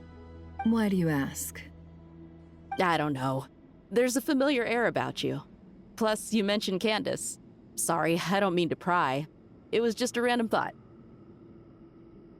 I'm Dia, an Eremite mercenary. My work usually keeps me out in the desert. I'm on good terms with Dottore, and she's mentioned you all before. It's nice to finally put faces to the names. However, my associate here is probably less well acquainted with you. Why don't you all introduce yourselves? Actually, I'm a little better acquainted than you might think. Huh. Are my eyes playing tricks on me? It looked like you spoke without moving your mouth. Ventriloquism. I have heard tell of it before. What is it, Kale? It's you! You're the voice who's been speaking in my head, aren't you? You encouraged me to report my dreams to the Dendro Archon, and got me to recite that magic prayer. Mm-hmm. I have many titles, but let's go with the most pertinent one. I am Nicole Rain, an angel who has lived since ancient times. An angel? Sounds like a big deal, but, what exactly is an angel? Oh, Well, we're a rather long-living race of beings. Not gods, technically, but we can still tell you a lot of stories from ancient history. Yep, and she's also an amazing sculptor. You could say she's a real creative type. Well, ma'am, if both the Traveler and Paimon give you rave reviews, you must be pretty impressive. Oh, please don't call me ma'am. I find it so awkward when people get too formal with me. Just relax and be yourselves. No need to be nervous. Miss Nicole, if it's okay, could I ask you a few questions? Yes, you may.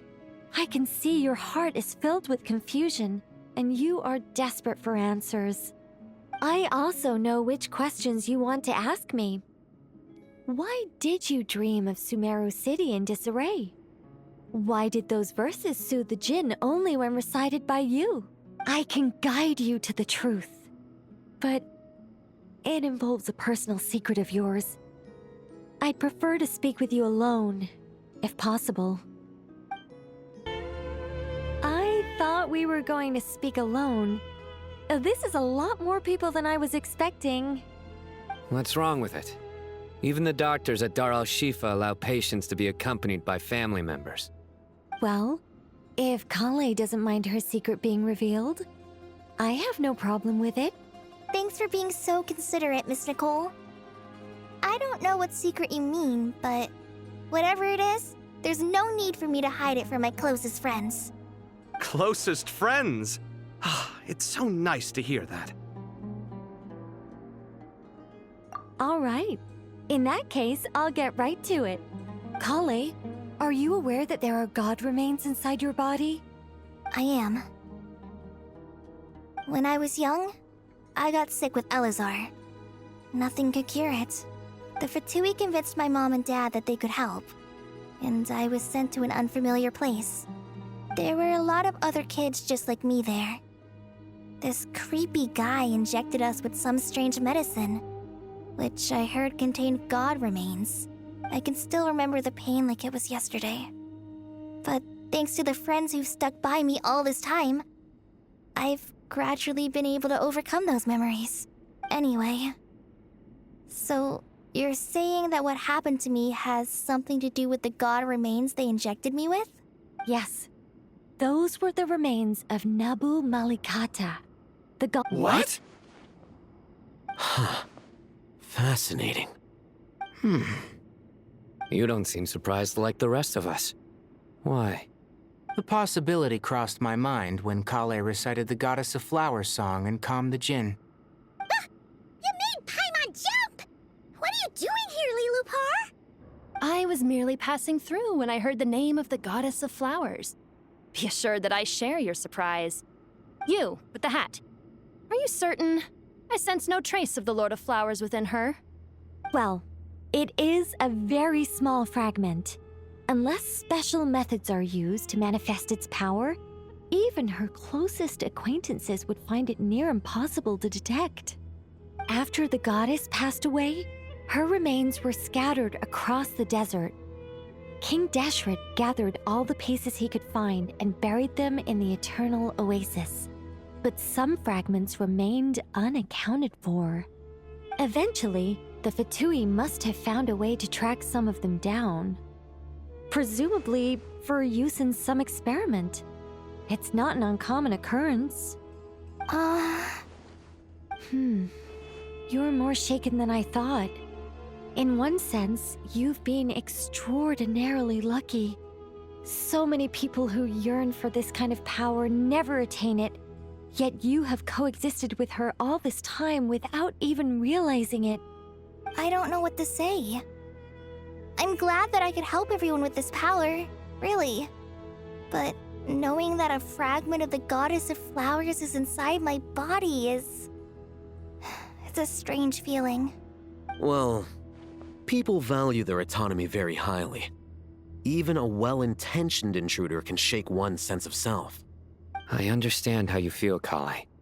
But once you get used to it, you'll find it's nothing to be concerned about. Huh. I guess you, of all people, have a good reason to speak on this. 2 good reasons, in fact. Incidentally, 3 is the maximum number of Hermanubis' Ba fragments that I could bear. Let me guess. Because 2's company, but 3's a crowd? Thanks for helping to explain the joke, Tighnari. Not my intention. Goddess preserve me. I should take my leave. This boy in his wolf's head hat speaks much too differently from the Hermanubis I remember.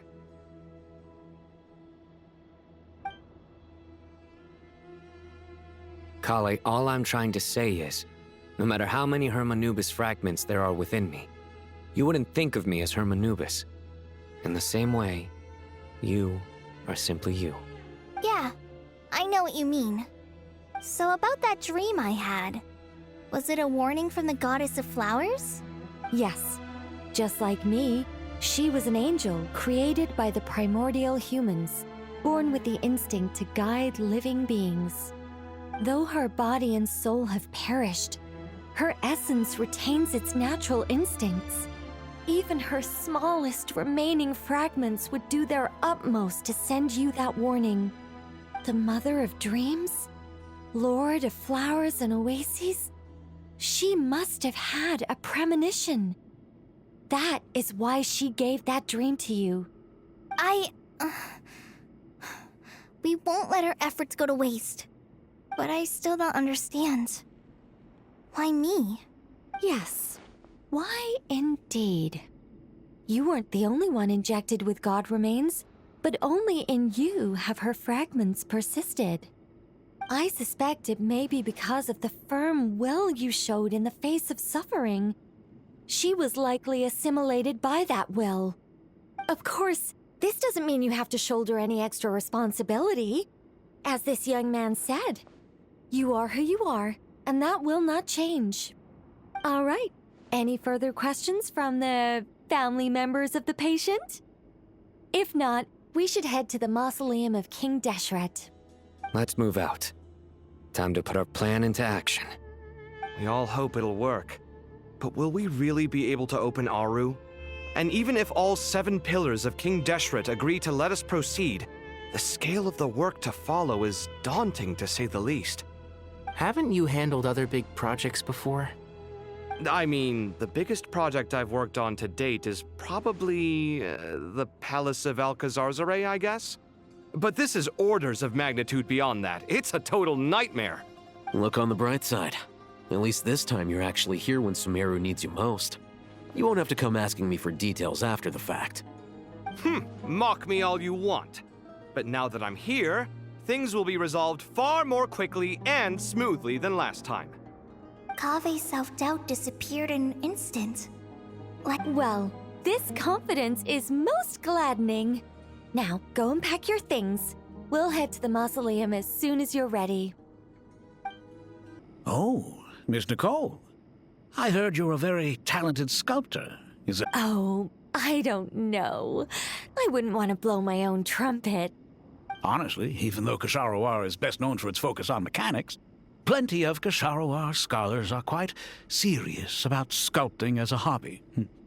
So if they rate your work, that's enough for us. We just have to take a look. Who's we? Myself and a few other scholars. Kashif, Daneshvar, come. Oh, well, if you insist, I suppose there's no harm in showing you.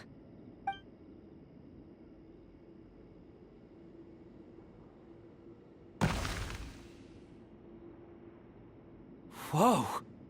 Where did that come from? Look at the level of detail. It's so lifelike. The squirrel descends from the heavens like a champion, and the earth trembles beneath its feet. What do you think? Striking, isn't it? Kave? Kave, come here for a sec. Oh, and Madame Faruzan, didn't you used to study in our darshan? All right, but hang on a moment. I have to finish reviewing this proposal first. You called? What is it, youngster? This squirrel statue. Isn't it cute? Oh, a squirrel. I wouldn't say cute per se. The realism is what stands out to me. Were you trying to carve a statue of a hero, young lady? Oh, a hero? I suppose so. Actually, I didn't really have a specific theme in mind. I just started working on it, and this is how it turned out. I see. Well, do you tend to read novels about heroes in your spare time? As a matter of fact, I do quite enjoy those. Everyone loves a good tale of daring do, right? Then perhaps the statue represents the heroic tale you long to see deep down inside. Also on the subject of heroism, I feel that if the subject posed with a finger raised towards the heavens, it would lend a greater gravitas to the overall image. I'm sure some would call it cliché or old-fashioned, but not me. I think it would be a perfect fit. It has a certain classical beauty about it. Kave! Sorry, Madame Faruzan, I'm a little busy right now. Don't wait up for me. What a pity. That young man has excellent aesthetic tastes. I was hoping to ask him for his opinion. What a genius idea! Why didn't I think of that? Classical beauty is a great direction to explore. That's it. Once I get back, I'm going to sculpt a heroic squirrel pointing its finger towards the sky. Precisely. A declaration of victory. You understand my vision. Then place the two statues face to face. Yes! That's exactly what I was thinking. It'll be a masterpiece. Miss, I'm sorry. I didn't catch your name. Just call me Nicole. Madam Faruzan? What? What? Oh, no. That wouldn't be right. Why ever not? Madam is a state of mind cultivated from within. Anyone may call me Madam if they so desire. My dear Miss Nicole, once we make it through these trying times, should we have the pleasure of meeting again, I shall look forward to seeing your new work. In this day of age, it's rare to find people with an appreciation for classical aesthetics. Meeting you was truly a pleasant surprise. Honestly, I feel the same way. It's been a long time since I met anyone interested in this style of statue. Clearly, they don't call you Madam for nothing. Also, I have to say, you're a very good judge of character. Because when I think about it, I really am someone who likes stories about heroes. That must be why I've quietly kept watch over generation after generation of them. Sorry, keeping watch over heroes? What exactly do you do for a living? Oh, never mind that. Let's not tell Madame Faruzan about Miss Nicole's true identity for now. Good idea. Let's limit the conversation to aesthetics.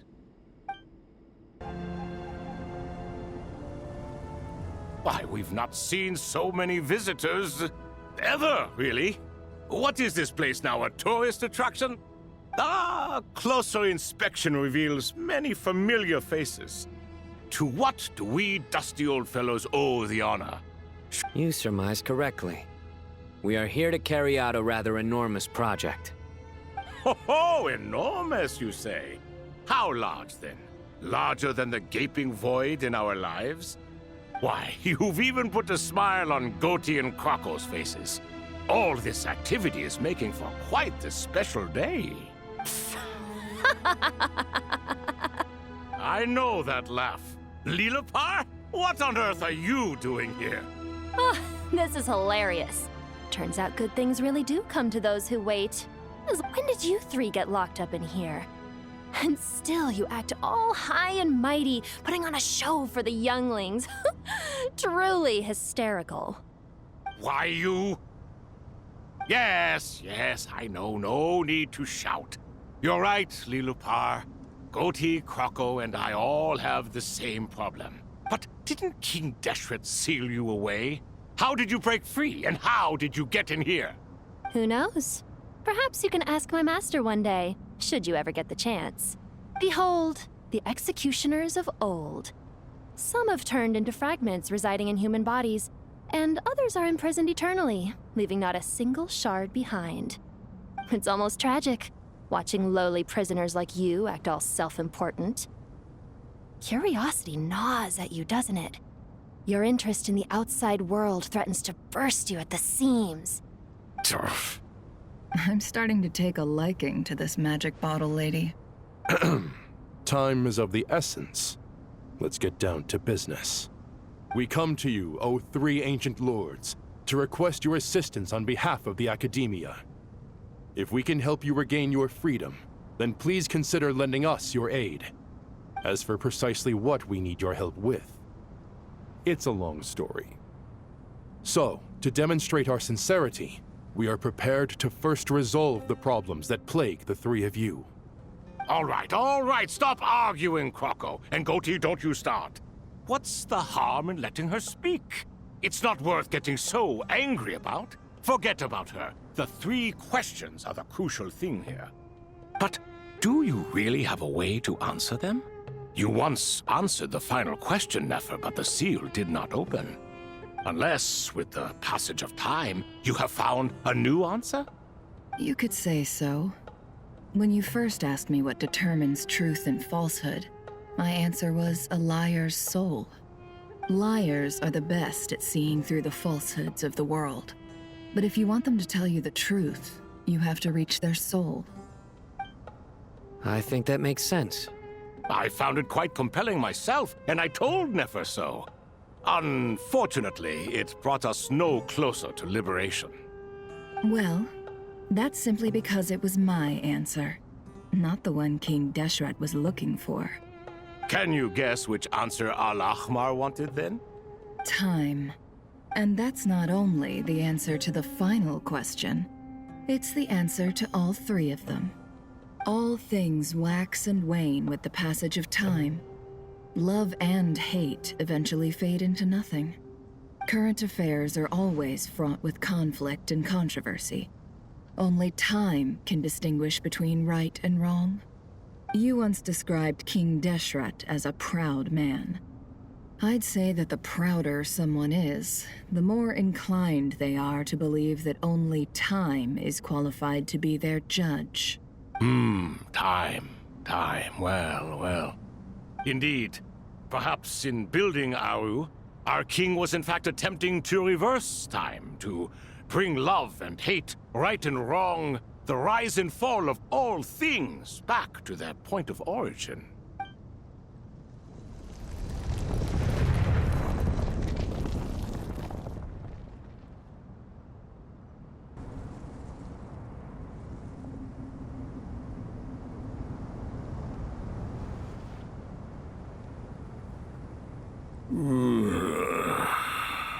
This is the most eventful day I have experienced in a long time. Are those 3 of the 7 pillars? Turns out the statues were quite faithful to the source. You three seem to be in good spirits. Prison can help a person grow and learn to cherish what they have. Nevertheless, after everything you've done for me, I sincerely hope you never have to experience it for yourself. Hello, Nefer. It's good to see you, Thoth, the Ibis King. Nice. Definitely puts my mind at ease, seeing you two getting along so well. Should we maybe introduce ourselves, or... Sure. I'm Sethos, the current leader of the Temple of Silence. This is General Mahamatra Sino, and this is the former Spantamat sage, Cyrus. But I'm guessing none of that means a whole lot to you. Everything is equally new to us, in truth. We've been gone from this mortal world for longer than you can imagine. Let's hold off on the introductions for now. We can always ask Nefer about you later. It'll give me something to talk about with my chosen disciple. You're like a helpless parrot. Gods and people of yore are not necessarily welcome in today's world. Self-awareness is one of my finest qualities. I thought I ought to share its fruits with you two. Is that so? Well, I think we'll take it in stride, just as we did with the 3 questions. Let's not forget, it was my persistence that won you both your freedom. Fair point. I have to applaud your persistence. And I must praise you for your wisdom. Now, state your wishes, young... I'm sorry? Why, your tremendous accomplishments deserve a reward, do they not? You must let us do something for you in return. General Mahamatra, what do you think? I won't beat around the bush. Sumeru is facing a crisis the likes of which have never been seen before. And we need your help. Every calamity throughout the ages has been connected to us in one way or another, whether we were its cause or consequence. Whatever is wrong with Irminsul, it severely affected the Dendro Archon. She fell into a coma and is currently receiving treatment from the Dendro Dragon. The Dendro Dragon? I'm sorry, the Dendro Dragon is helping to heal the Dendro Archon? Not Apep, surely. Not vicious, cruel Apep, who possesses no virtues aside from her basic instincts. Ah, good heavens. Oh, I shudder to think what could have caused Lesser Lord Kusanali to suffer such a plight. Still, why would the Dendro Dragon lend you her aid? She has always held nothing but contempt for the Archons. I suppose she and Kusanali must have some history. You can help us make history, too. A smooth talker. Well said, lad. Currently, no one can connect to Irminsul. We hope that by opening up Aru and making some modifications to it, we can use its technology to our advantage. Unfortunately, Aru is an imperfect creation. King Deshret never managed to realize his full vision before his death. Much remains to be done if it is to be pitted against Irminsul itself. Besides, I hear your reasons, but to give Aru up over such would be... The archaeological records clearly indicate that although Aru's construction took a long time, it was not beyond human means to achieve. Modern technology should solve the efficiency issues. We have no choice but to go all in on this. This is by no means a threat. But the only reason we helped you escape from Aru was to gain the necessary leverage to negotiate with you. You asked us to state our wishes, and we have. Each one of us here needs your help, as do all the thousands of people living in Sumeru. They need you, and they need Aru. What do we think, my fellow old fogies? Shall we lend our support or not? Since you ask so nicely, naturally. Naturally what? Are you for or against? I simply mean we shall do what comes naturally. You claim that you wish to open Aru. Know you then that the golden slumber created by King Deshret is preserved within? We do. We understand the risks involved. In all likelihood, the mortal world will never again be able to replicate King Deshret's work. Never will there be another chance to come so close to creating a utopia. Knowing this, are you sure of your decision? We are sure. Before people can dream, they must first live. If your minds are made up, very well. We shall summon our erstwhile colleagues to discuss this further. Saint Shezepank, Saint Bennu. Once you surrendered to silence and were buried with King Deshret. But now, we invoke the right to awaken you with our voices.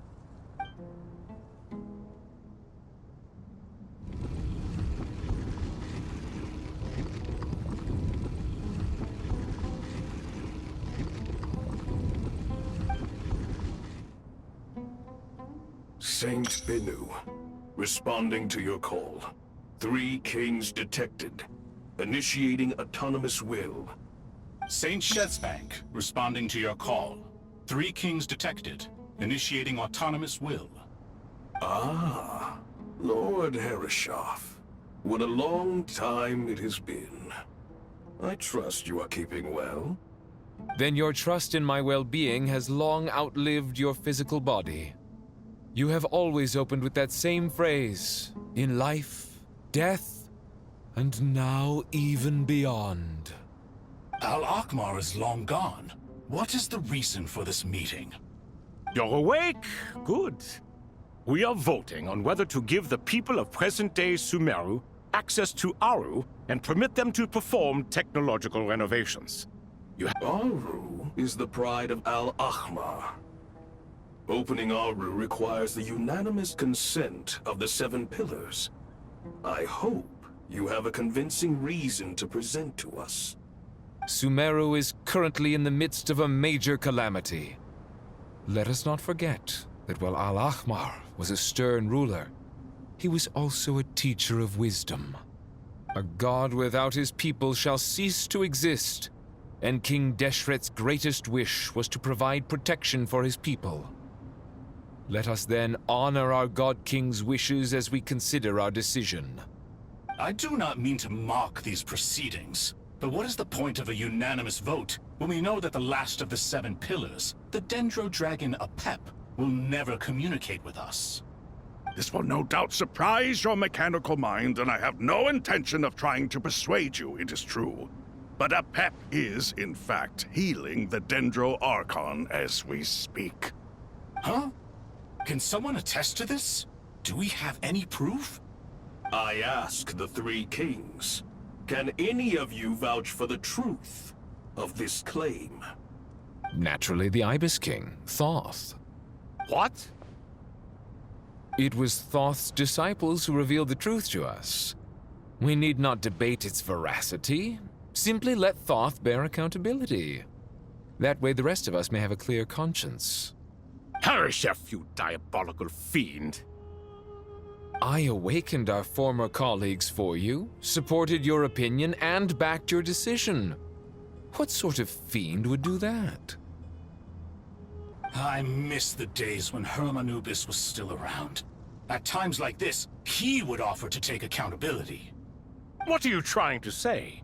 Is my word worth less to you than Hermanubis's? Hypocrite though you are, Lord Thoth, you are humorous in equal measure. How could we bear not to associate with a character such as you? I, Saint Shezpank, approve the Goat King's proposal. Since King Deshret is no more, we shall receive no reprimand for acting beyond our remit. Never remember, the moment that Aru is liberated, the myriad souls residing within the Golden Slumber will return to the ley lines. To take this step is to bring the perfect afterlife created by our king to... We understand that well, and we have decided to proceed regardless. Furthermore, the contemporary human perspective would contend that confining souls in this way is no act of benevolence. King Deshret's creation is clearly a place of rest and peace. It is just that many do not see it this way. But no matter. Saint Binu approves. Hermanubis' representative and the Dendro Dragon Apep made their choice ahead of time, while the Goat King, Ibis King, and Crocodile King have also granted permission to liberate Aru. By the grace of His Majesty, guided by his wisdom and will, let the gates of Aru be reopened.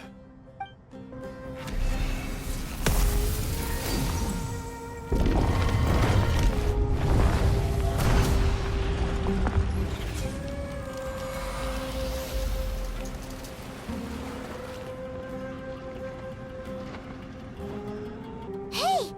Look at that! What's this? Are we under attack? No. Wait, it's...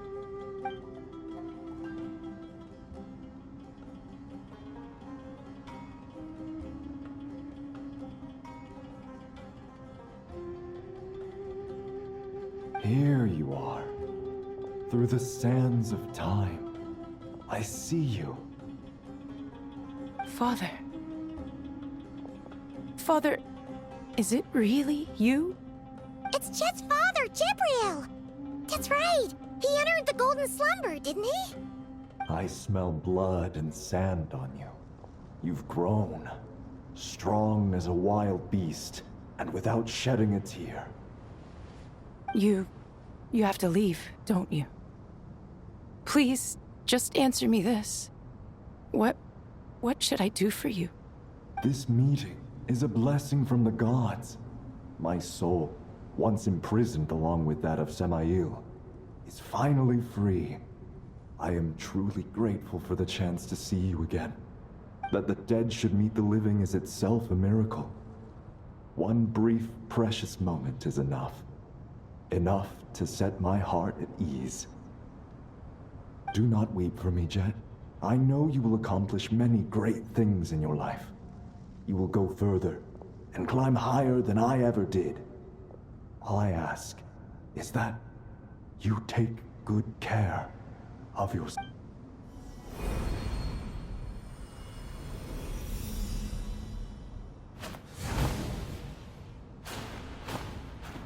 Father! Father! Father. Hey, Jet. Do you want something to eat? Maybe it'll help you feel better. I'm fine. Thanks, Paimon. It was just a little sudden. The chance to see my father again meant the world to me. He was trapped in the Golden Slumber for our sake. And now, after all this time, he can finally rest in peace. I'm glad. It's a huge relief. You've grown strong, Jet. More than enough to fend for yourself. Yeah. I'll leave the past in my memory where it belongs. My family, the good times and the bad. Goodbye, Father.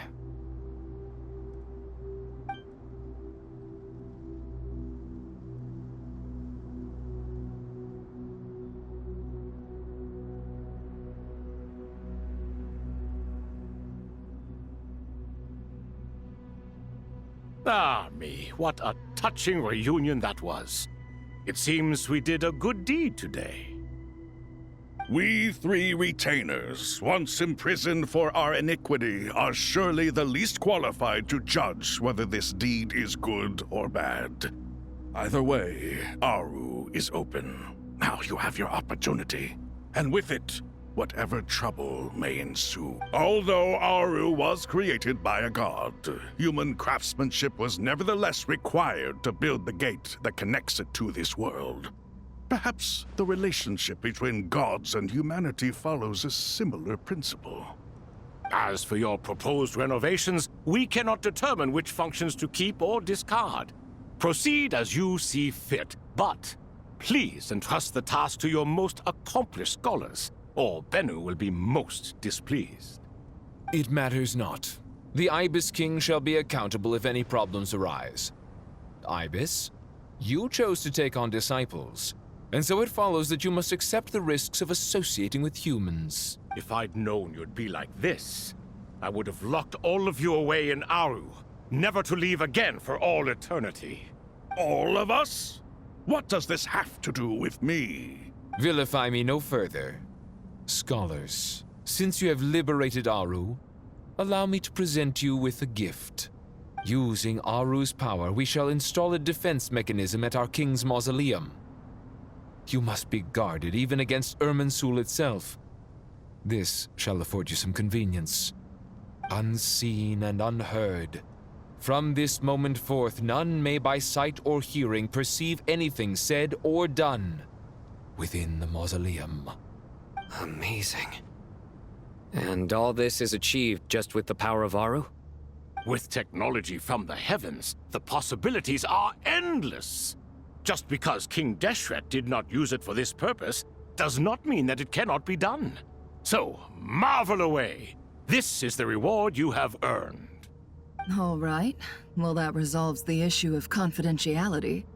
What about the technical side? Do we have the manpower? Why, yes. I've already contacted them. They'll be here soon.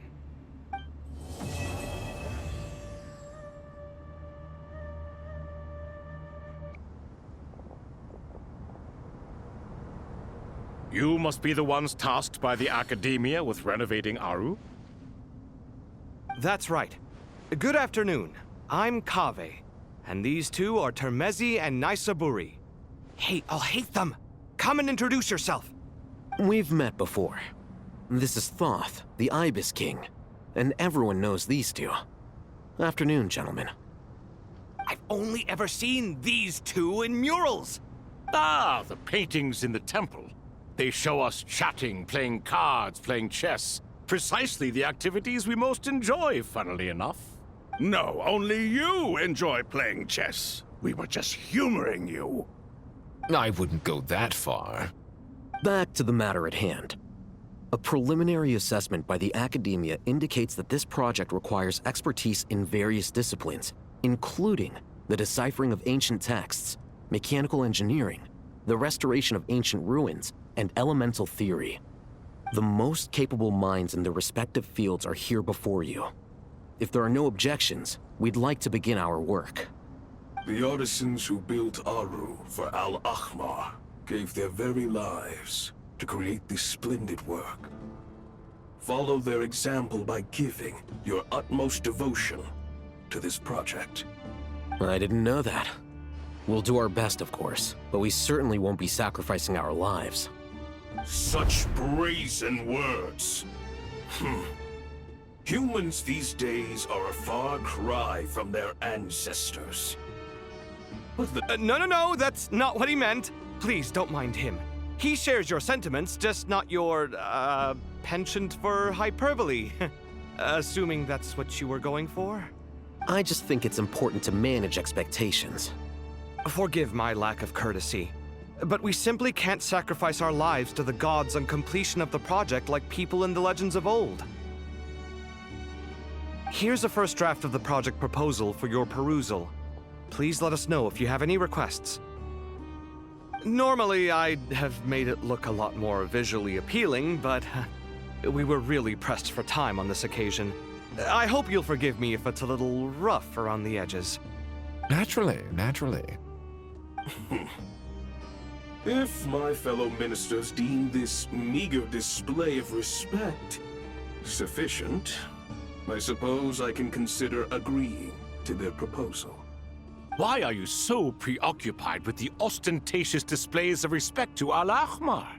We should be trying to make things easy for them. You never know. We might have to rely on these young people to look after us in our old age. Exactly. This is Aru's mainframe. Be reminded to use it with great caution. We certainly will. Thank you for your assistance.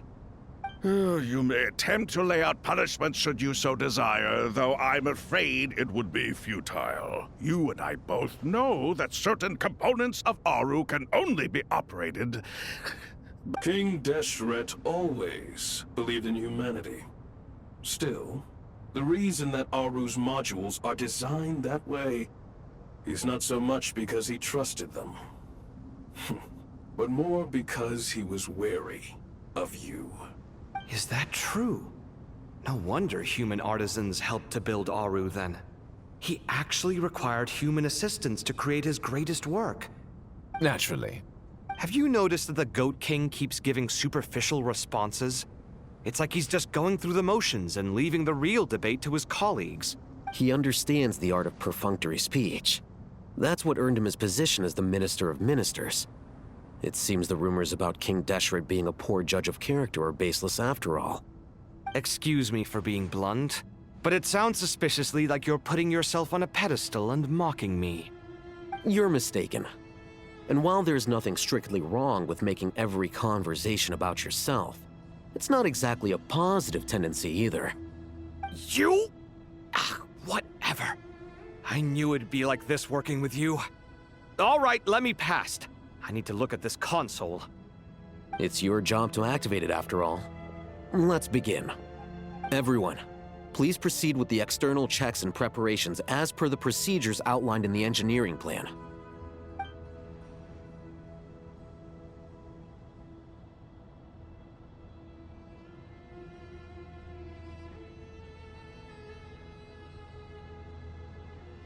Hello there, youngsters.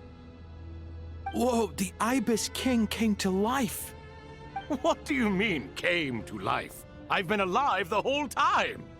You did say we could start our research, right? Are you having second thoughts now? I've reviewed the proposal. The work you're planning to carry out on this grand device is ambitious in its scope.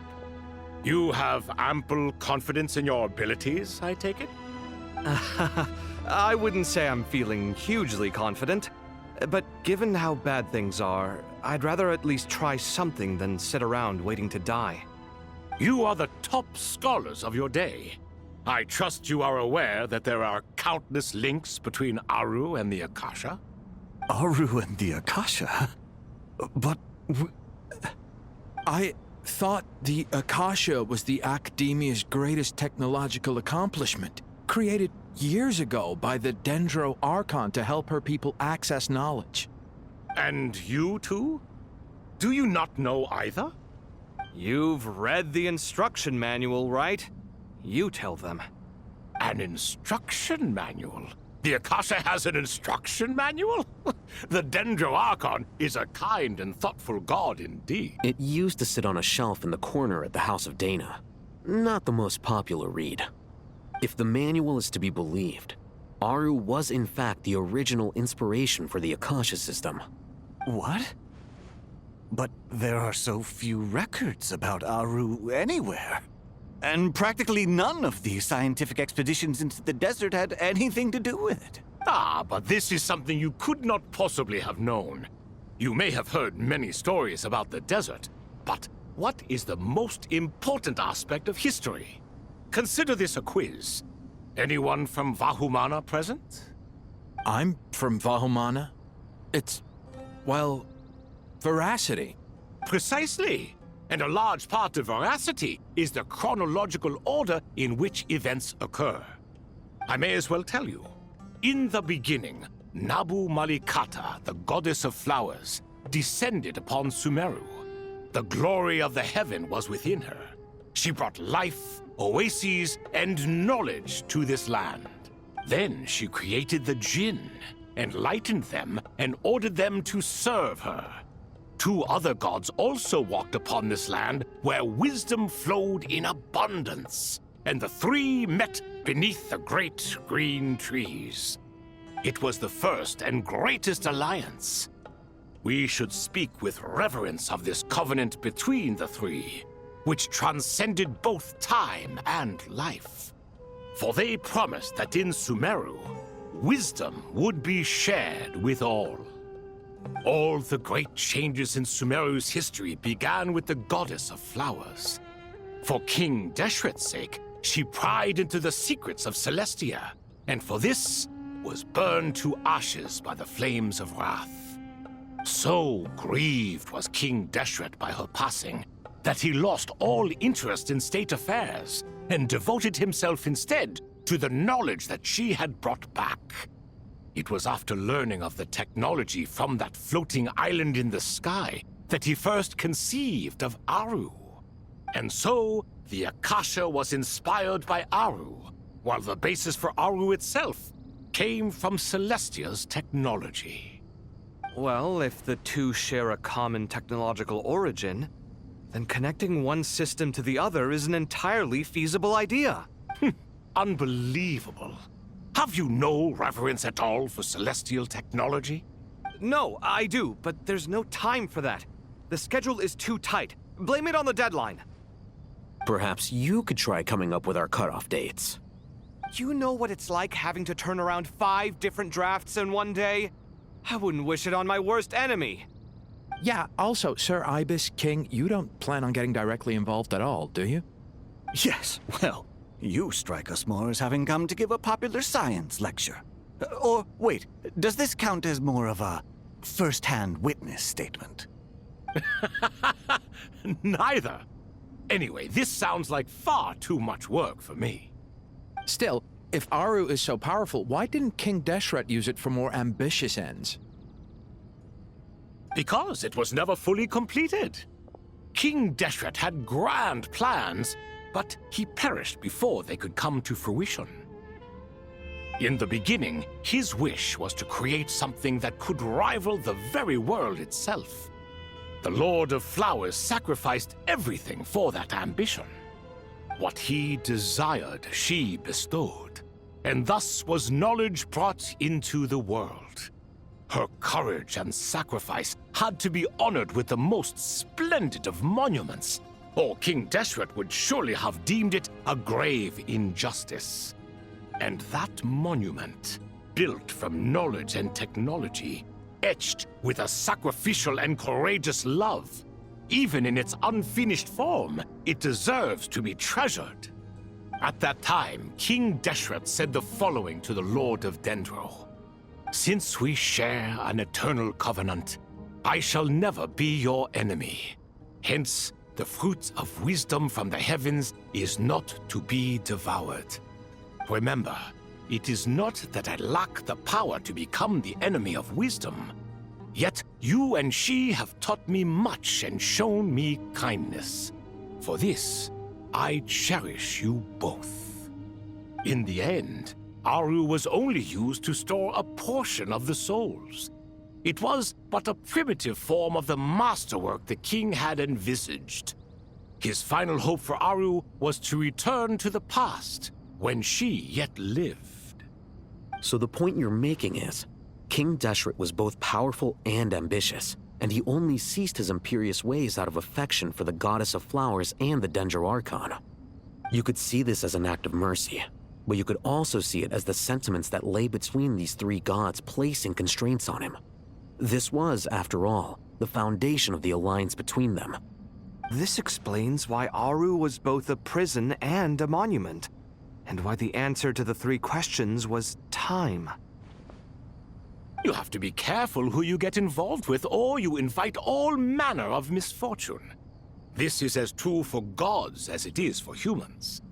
Love is the same. It is both a prison and a monument. All right, let us pause the story here for now.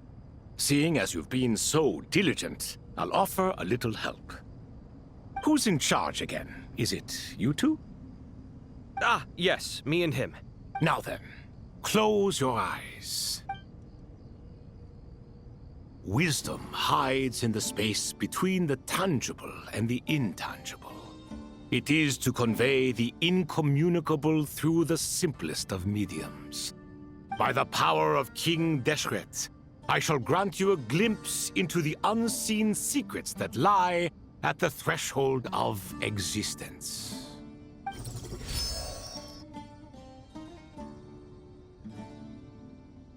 Where did this come from?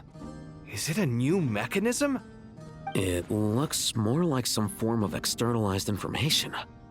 You've rendered it visible? Just as the Akasha allows you to access a greater range of knowledge, the power of our king permits one to perceive ingenuities that do not belong to this world. This is no ordinary mechanism. It reflects the internal structure of Aru. Whether you choose to increase or decrease, keep or discard. Come, use these to achieve the outcome you desire. Looks mechanical to me. Better let me handle it, just in case. But wait, how do I get up there? Turn around. So that's where the elevator is.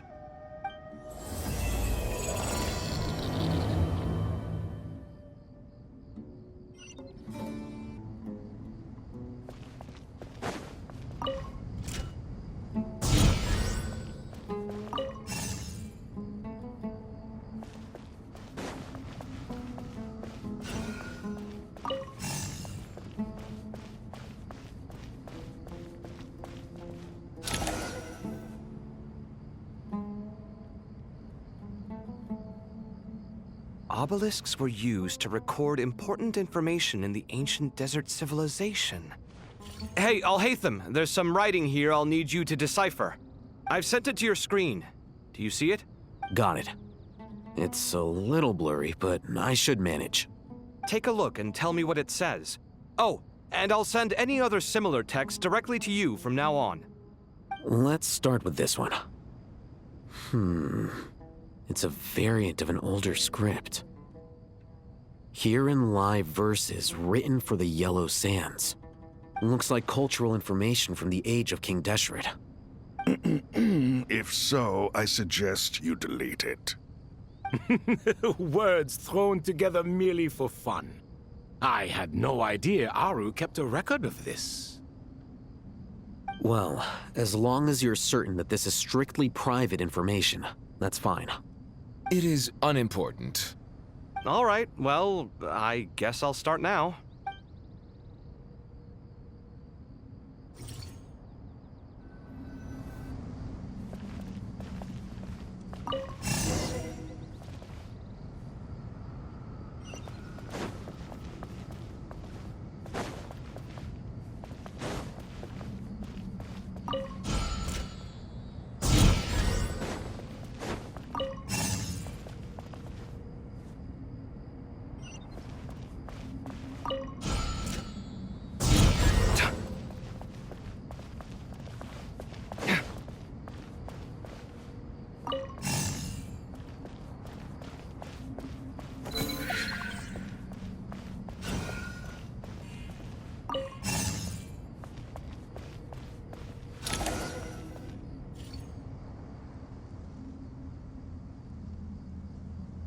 Found some more. Sending them over to you now. These are all reports about the Gurubad conflict. Can we delete them? I'd say so. Most of this information has already been archived anyway. What if there are details in there that Vahumana missed? What are we supposed to do if they come after us in the future? They'll just have to live with it. If we don't resolve these issues now, there won't even be an academia in the future. Yeah, you're right.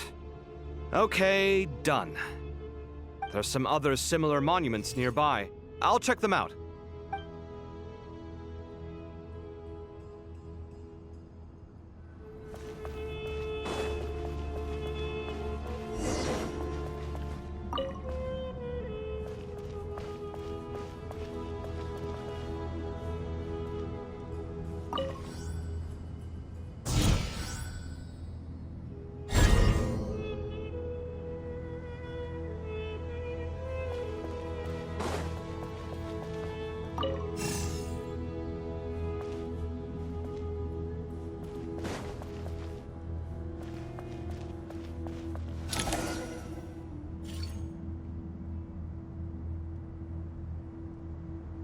Another monument.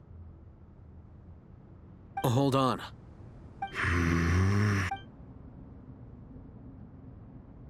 You're still reading it? How long is it? It records the development and governance of the Oasis civilization. Most of it concerns the Jinn, but it also contains records left by the artisans who built Aru.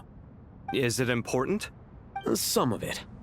There was no way for me to read the whole thing in its entirety, so I had to rely on my intuition to pick the parts worth keeping.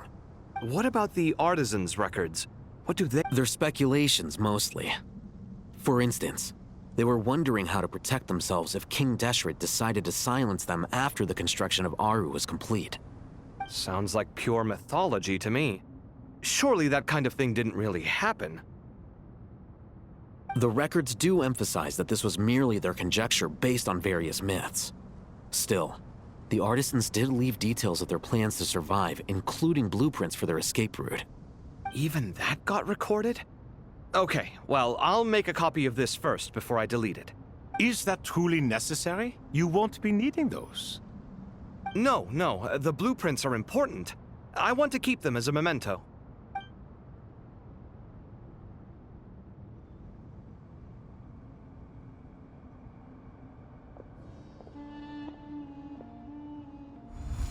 I think that should just about do it. It meets the requirements of the contingency plans, so we should be good.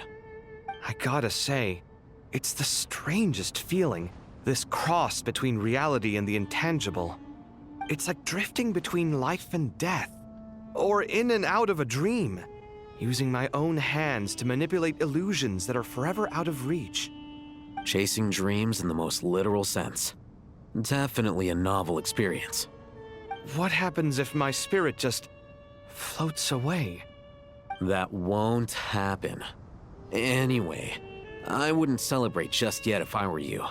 There's likely to be a phase 2 of this project. All right. I'd better keep my wits about me then.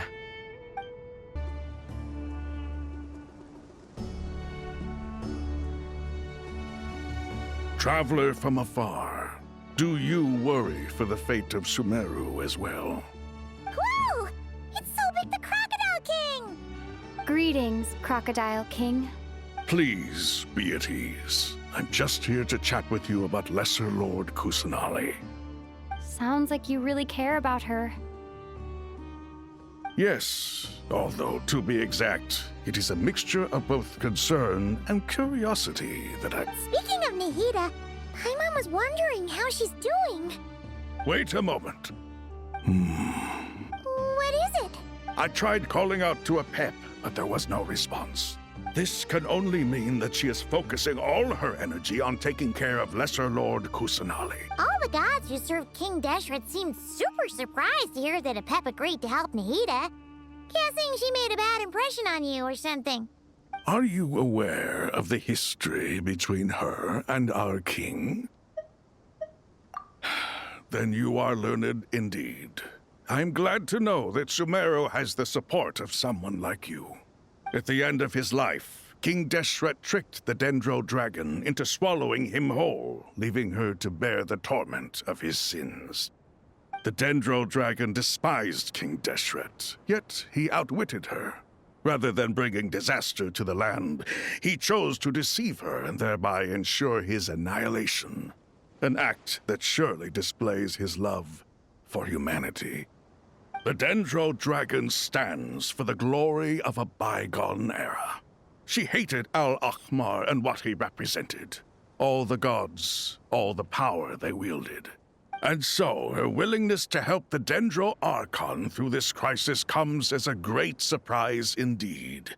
It makes one wonder whether, perhaps, the Dendro Archon assisted her in the— Yep, Nahida did her a huge favor.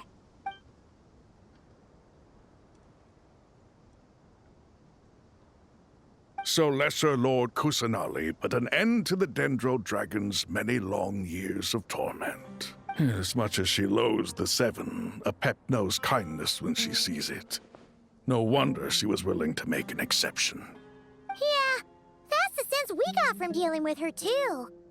She is not incapable of coexisting with other living things. Rather, she actively chooses to avoid coexistence. And this despite the fact that she symbolizes life itself. All of this being said, I wouldn't expect too much from her if I were you. Nothing will change her hatred towards humanity and gods. We'll keep that in mind. Anyway, how much longer do you think Nahida needs to stay with Apep? For all we know, the Fatui might still be in the desert. Just to be on the safe side, why don't we grab anyone who isn't busy right now and go— I'm alright, Paimon. Huh? Was that Nahida's voice? It seems the treatment was effective. Since when do my deeds require your evaluation? Ah! Here will do just fine. I had no intention of taking you any further. One ought not expect greater generosity than they have earned. You always hide your kindness away like an oasis within a sandstorm. Only those who make it through the swirling winds can know just how beautiful that oasis is. You dare appraise my being? No, I'm expressing my gratitude. I want to thank you for sharing your precious life force with me.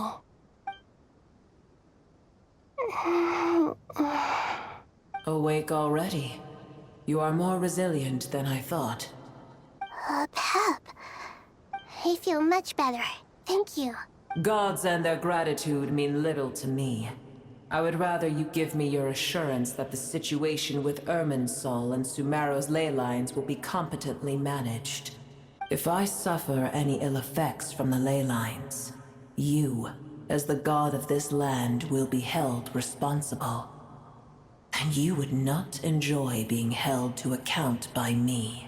I understand what you require, but I would assume this task even if you did not demand it. Sumeru is my responsibility. I must resume my duties as soon as possible. A farcical notion. God of Sumeru, I hope you realize how unextraordinary your strength is. And yet, maybe it is precisely what defines me. A god of wisdom is not meant to rule by force. Then hold steady. We go forth. Well, I'll be. Is that Apep? Do my eyes deceive me? Of all places, the Dendro Dragon has decided to visit the mausoleum of King Deshret? I see that after all this time, El Ahmar's menagerie of ministers remain as vile as ever. It's a pleasure, Dendro Dragon. Had you arrived but a little sooner, you might have attended a meeting of the Seven Pillars. What a nauseating thought. You are not the first insects I have had the displeasure of dealing with today. A swarm of them tugged on my tail on my way over. Goodness knows what hovels they crawled from. What did you do with them? I cast them away. What would you have me do? Keep them as trinkets? Boer, this is where we shall part ways. To be clear, I do not wish to see you or anyone else here ever again, unless absolutely necessary. Then I wish you peace as you return to your dwelling place. It matters not to me. Simply refrain from bothering me again. A force to be reckoned with. At times like this, I feel glad that she has no interest in any of this. Hold on, just hold on, okay?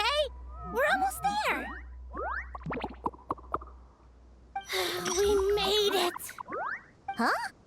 Wait, that voice! It's... Uh-oh, I'm gonna fall!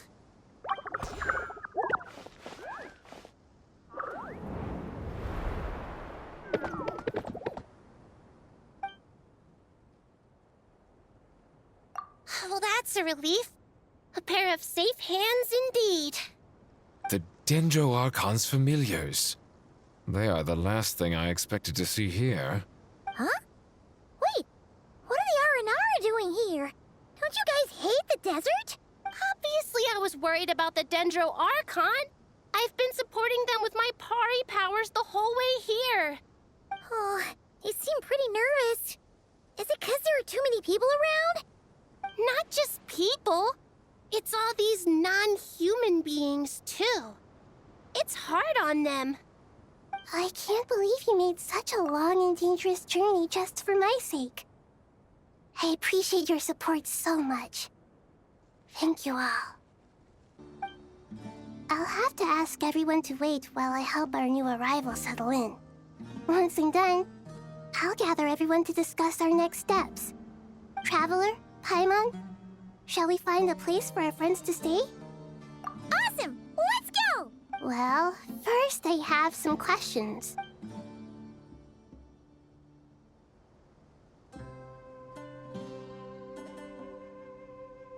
Okay, I think that covers everything. Thank you.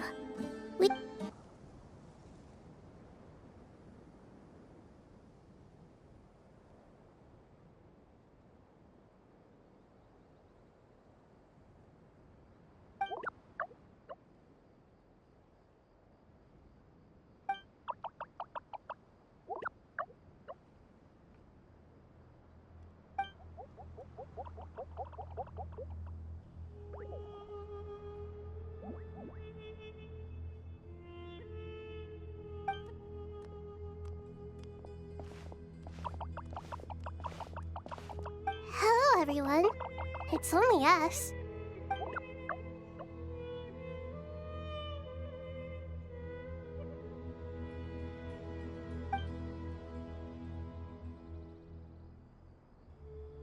It must be very tough for you coming all the way out here, especially since you don't like the Voluka.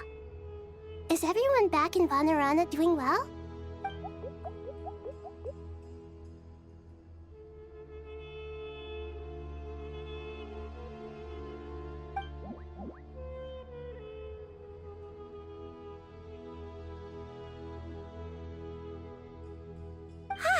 Everyone's here. Good. Are you okay? You look like you were about to pass out back there. And you're forgetting who I am. Don't underestimate me.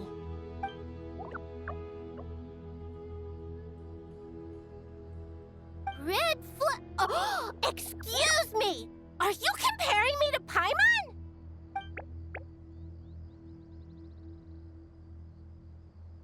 I suppose everyone is gathered here because of me. As we can see, the situation is critical, and everyone is very busy with their various tasks, so...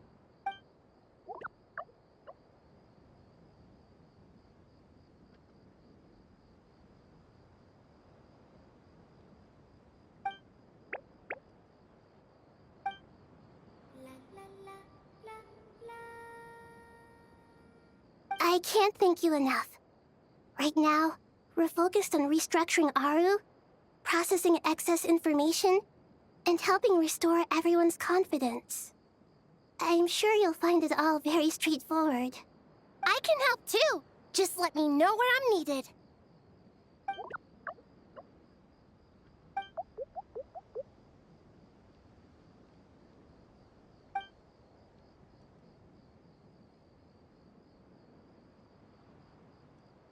Up to no good?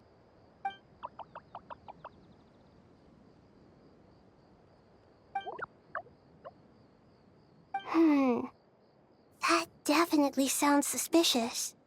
Traveler, Paimon, I have other work to attend to here that needs to take priority. Could I trouble you to investigate the situation Arabalika spoke of? No problem. Leave it to us. Thank you. I'm counting on you.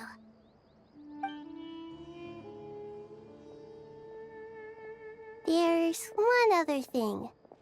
If you are to work alongside the people of Sumeru, you will need to make yourselves visible to them. Is that acceptable to everyone?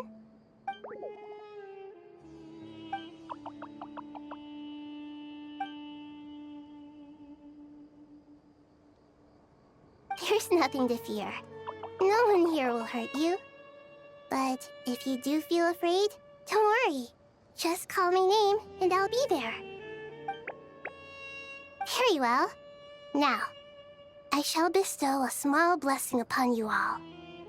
Whenever people see you and interact with you, from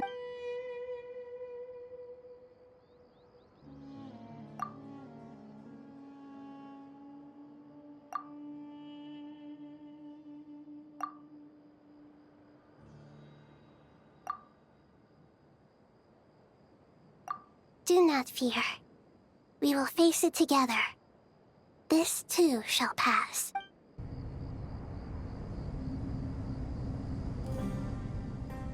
Ah, everyone's here. Wonderful. Dendro Archon, you're back. Are you recovering all right? You mustn't push yourself too hard. I'm doing very well. Thank you for your concern.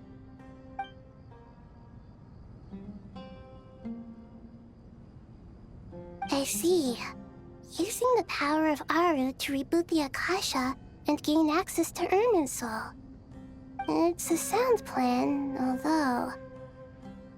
I regret to be the bearer of bad news, but with the state that Irminsul is currently in, it's impossible to access via traditional means.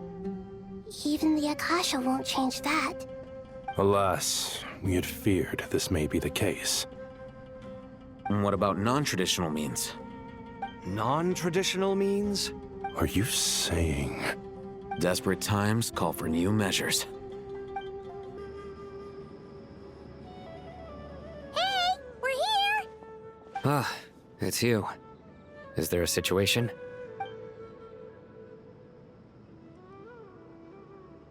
The Aranara have good intuition when it comes to people. In other words, there may well be a traitor among us. Given everything that's going on, I'd be more surprised if there wasn't. Miss Nefer, as a professional intelligence broker, I trust you have a solution? Not one that I'm willing to volunteer. What's in it for me? Let's say I'll treat this as a pilot project aimed at expanding your intelligence operations. Whatever business you're in, an avenue to demonstrate your abilities could never hurt. I like the sound of that. Glad we're on the same page. Given that you rarely set foot in Sumeru, practically no one at Caravan Rebot knows who you are. I take it you've read the files on everyone in the area? Yes. I also skimmed the list of evacuees, and am more or less up to date on where everyone stands. Any initial suspects? Limiting the scopes to males whose recent activity could be viewed as suspicious. I've identified 3 names. The Aranara saw 2 people talking, but currently we only have 1 suspect. The other person was probably just a messenger, and in all likelihood has already left Caravan Rebot. Everyone is heading for the desert per the evacuation order. Anyone willing to turn back at this stage is almost certainly with the Fatui. There's no way it was a spur-of-the-moment decision to act at a time like this. This spy must have been planted long ago. We need to smoke him out from wherever he's hiding. Sounds like you have the beginnings of a plan.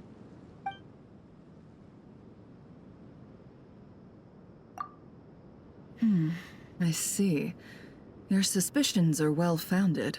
I'd be watching him too if I were you.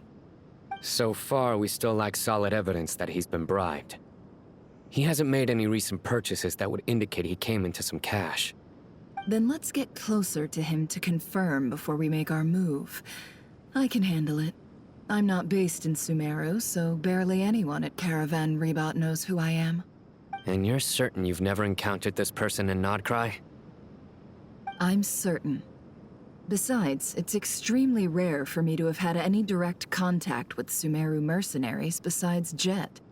There's no way he could have seen my face before. Sino, stay out of sight and wait for my signal. If he raises any red flags, I'll bring him toward the main road. Understood. I'll take it from there. Excellent. Well, it's a pleasure working with you. Darker skin, scars, frequents the desert and has ample combat experience. Nothing unusual about how he dresses or acts. What's that he's looking at? A coin. Interesting. Could that be how his contact paid him? Conveniently discreet for someone trying to hide any unexplained income. Sorry to bother you, Has everyone here already left?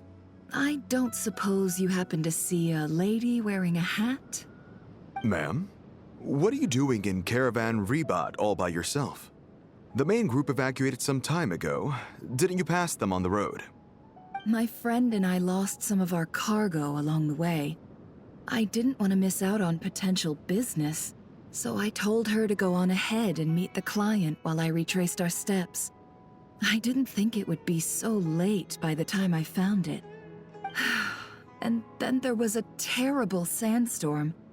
I guess I must have taken a wrong turn, because I didn't see any large groups on my way. Forgive me for asking, but just to be on the safe side, could you describe this friend of yours? Sure. She has blonde hair, and she was wearing a hat and a white dress. You'd definitely know if you'd seen her. Yes, I think that does ring a bell. Ah, my apologies. During this exceptional time, the Corps of 30 are under orders to be extra cautious when dealing with unknown people, whoever they might be. I understand. Well, sir, is there anything else you need to know? Hey, wait! They left a good while ago now. You'll never catch up with them on your own. Why don't I give you a ride? I'm here to collect the last few people anyway. We have plenty of carts, so one more won't be a problem. That would be amazing. Traveling with a group will be much safer. I'll have to pay you for your trouble. Hey, let's not worry about the money for now. Wait here a moment. Once I'm done packing up, I'll take you to join the rest of the group. All right, thanks. Let me know if you need a hand carrying anything. No need for that. I'm strong enough for both of us. Okay. Well, I wish there was some way I could repay you. Guess it's my lucky day, running into someone who knows what they're doing here. You might have just saved my life, you know? You're not wrong there. I mean, what kind of cargo is so important that it's worth risking your life to get back? I hope for your sake that it's priceless. I suppose I can tell you, since you've been such a big help. But be sure to keep it to yourself, or we could both be in big trouble. Oh, really? Sounds mysterious. We're in the antiques business. You understand? Some of our goods aren't acquired through the most legitimate means. We have to be very discreet when we're selling them. That's why I had to go looking for the missing cargo alone. Ah, no wonder. Well, ma'am, in that case, it turns out that maybe there is something you could do for me. I'm all ears. But to be clear, our commission isn't cheap. Think carefully before you ask. We don't want to ruin our relationship before we even hit the road. I'm sure that won't be a problem. My issue is, I have something that's a little difficult to sell on as well. Take a look.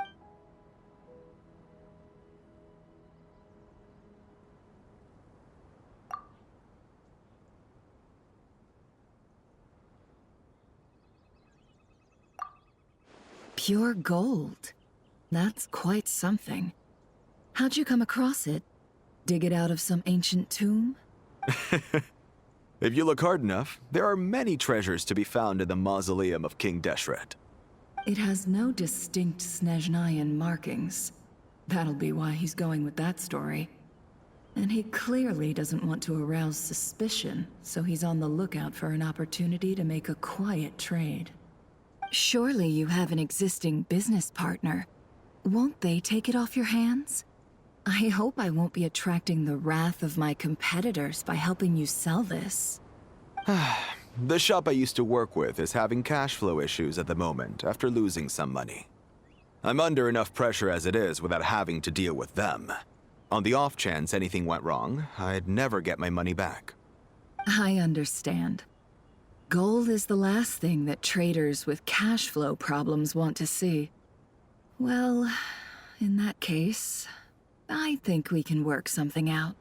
As it happens, I'm just about done packing. Shall we make a move? Sure. Let's walk and talk.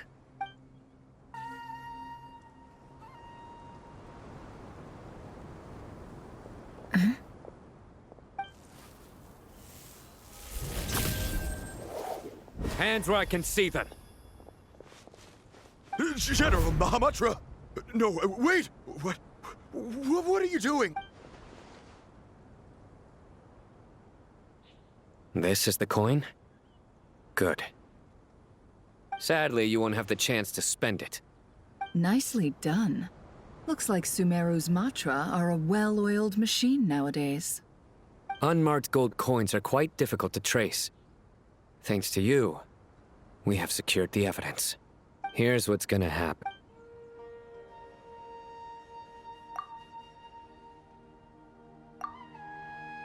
Southeast from here, leeward side of the hill. That's where he's meeting his contact. Great work. Candace tells me your interrogation skills are highly effective. Hers are quickly catching up. She's improved a lot in recent years. Looks like it's over to you for the next step. Because I'm quickest on my feet? Because you know how to trail a target. Plus, it'll be easier to monitor their activity from the air. Fine. I'll be quick. One more thing. The Traveler just brought a message from the Dendro Archon. Once you're done with this, we're to meet up at the mausoleum of King Deshret. Got it. Will do. Are you sure you'll be okay on your own? Gee, I don't know. Maybe you should come with me. Okay. Then Paimon's coming with you. Really? You do know this is a stealth operation, right? Meaning, you have to be quiet? Paimon? Are you sure about this? Well, Paimon at least wants to give it a shot. Like everyone says, if you never try, you'll never know. Besides, being the best guide in Tibet has to count for something. This should be a piece of cake. Fine. Join me if you want. But be warned. If anything goes wrong, I'll have to gag you and shove you into a bush. No need! Paimon will be super careful. Promise! Good. Then what are we waiting for? Let's go. Ah! Coming! Hey, guy! Wait up! Hey, slow down, will ya? We're here. Now we wait. Okay, yeah, cool. Cool. What's on your mind, Paimon? Huh? Oh, nothing? I thought all you cared about besides being a guide was food and sleep. Why the sudden urge to go on a dangerous mission? What's that supposed to mean? Paimon's been on plenty of dangerous missions before. But never on your own. You hardly ever leave the Traveler's side. Just saying. I'm kind of at loose ends right now. So if you did want to share, I suppose I'd have to listen. If not, suit yourself. Hat guy? Do you think Paimon is useless? What?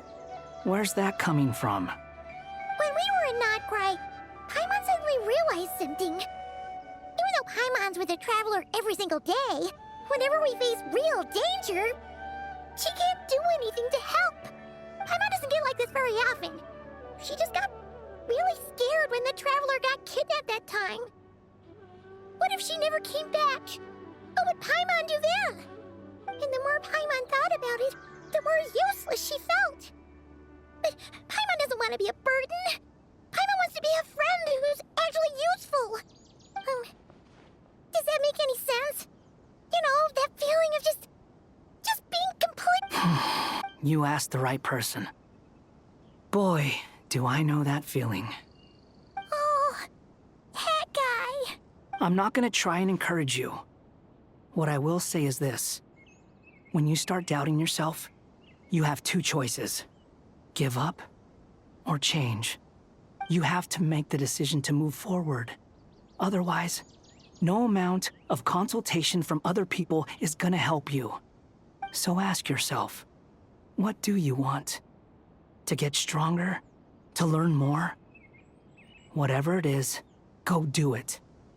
You won't have any regrets if you can at least say that you tried. Oh. All right. Something's not right. Shouldn't they be here by now? Paimon, is it just me? Or Should Paimon take a look? we'll give it another hour. If nothing happens, we head back. Okay. How strange. We've been here for ages. Where the heck are they? What is it? Did you think of something? Something feels off about this whole situation, but I can't quite explain why. We know for sure that the guy Sinocot had something set up, yet somehow his contact is a no-show. So, either the handler got caught. But how would they know to do that? Wouldn't they at least send someone here to check things out? That's the problem. They couldn't possibly know what's happening here. Unless... This feels all too familiar. Even though this isn't a formal meeting, I'd still like to start by saying how grateful I am to each and every one of you. Thank you all for coming here and standing by our side. Shesipank and Bennu are currently assisting the scholars with the maintenance of Aru. Please forgive their absence. As for Hermanubis, may he rest in peace. We remember him with great fondness. There have been times when I imagined what it might be like to meet you all. Now that it's really happening, I feel quite emotional. Time has taken many things away, but that which remains is all the more resilient. I must say, there is one thing that rather surprises me. You appear to be in good spirits, Lesser Lord Kusanali. But even so, I can sense that the life force given to you by the Dendral Dragon... Oh no! So even Apep's power didn't work? Don't worry, Paimon. It worked very well indeed. The issue is how closely I am tied to Irminsul. Until the problem with it is resolved, there is no way I can fully recover. Sumeru has undergone tremendous changes during your absence. When gods pass away, inevitably, people's faith in them grows weaker. You must have sensed it already. Your power is not what it once was. Regrettably, this is true. I too have grown weaker due to the effects of Irminsul. Right now, we're all in quite a sorry state. Then what do you suggest? We take all the help we can get. Sumeru is our shared home. You and I, gods and humans alike. We must unite all our strength in this moment. Though Al-Ahmar is no longer with us, the alliance between the three gods remains in force. Regardless, as subjects of our king, we have a responsibility to support Sumeru through this catastrophe. Not to mention that it was the people of Sumeru who released us from this prison of Aru. Times have changed, and the people of today possess greater wisdom than those of the past. You really know how to give a rousing speech, Goti. Now then, let us learn more about your plan. The brightest minds of the Sumeru Academia are busy opening and renovating Aru. They claim it has something to do with Irminsul? Correct. Irminsul has existed in Teyvat since the very beginning. But during the Age of the Dragons, it did not possess the significance it holds today. After the heavenly principles arrived, the power of the Light Realm was divided into elemental energy, and Irminsul was refashioned as a device that records and preserves all information. Since then, everything in this world has been inextricably linked to it. As the Dendro Archon, I have a duty to protect Irminsul. To Sumeru, it is both a national treasure and undeniably a major threat. Teyvat has seen many upheavals in the last few years. The most recent of these was a major crisis in Notcry, which forced Sumeru to be even more vigilant than usual. I made sure to monitor all the pathways through which an outsider could potentially transmit themselves into Irminsul. But despite my efforts, a major problem still arose within. I still believe that someone has actively invaded Irminsul. But rather than taking any of the pathways I referred to, the intruder chose instead to utilize the most direct route, by entering Irminsul through death. I see what you mean. You cannot simply stop all deceased souls from returning to the ley lines because of a potential invasion that could occur at any time. That's right. As important as it is to guard against external threats, I couldn't allow myself to stop the souls of the departed from finding peace. Please, understand how difficult this predicament was for the Dendro Archon. Defense has never been an easy task. After Irminsul was invaded, my authority was quickly restricted. Soon after that, the tree began denying access to any connections. I'm sure you feel responsible, but you are not to blame. No one can predict every possible disaster. There will always be trials and tribulations for the world to endure. But the people of Sumeru should not have to endure this. We must find a way to break through the lockdown and connect to Irminsul. And this is why you need Aru. Yes. The only thing in Sumeru capable of rivaling Irminsul in terms of overall function and performance is Al-Akhmar's legacy.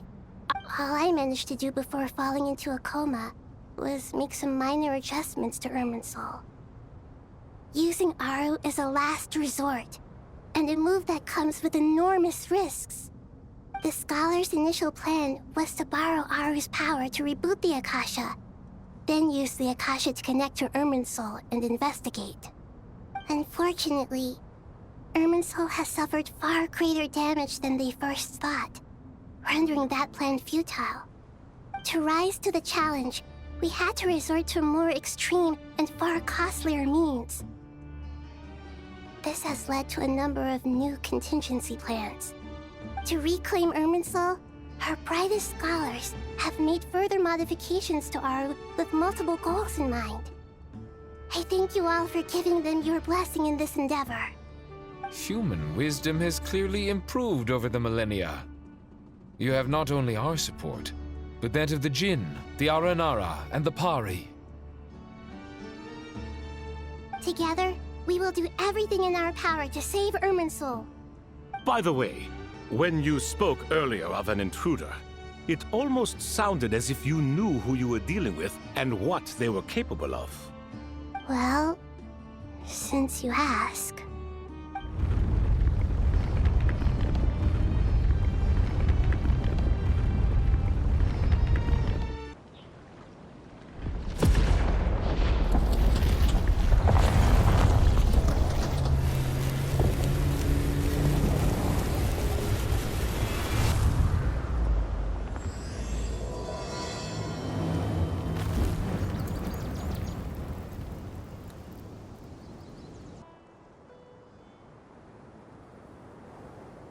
Master Tainari!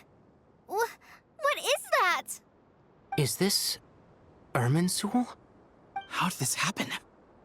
What's going on inside? Luckily, we managed to evacuate everyone. What in the world was that? That was terrifying!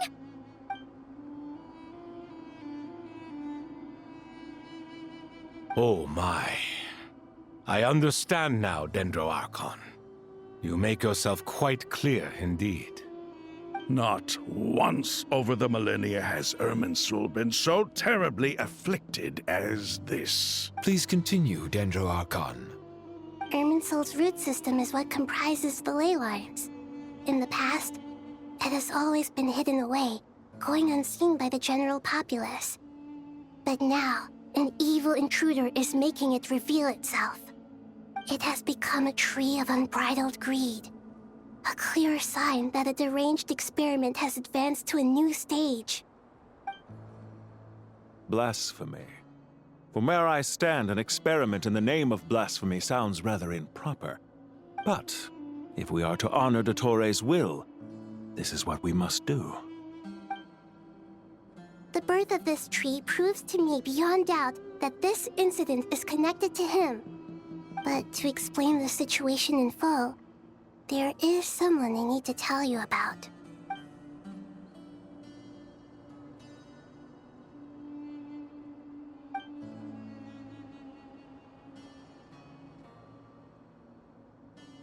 Zandik.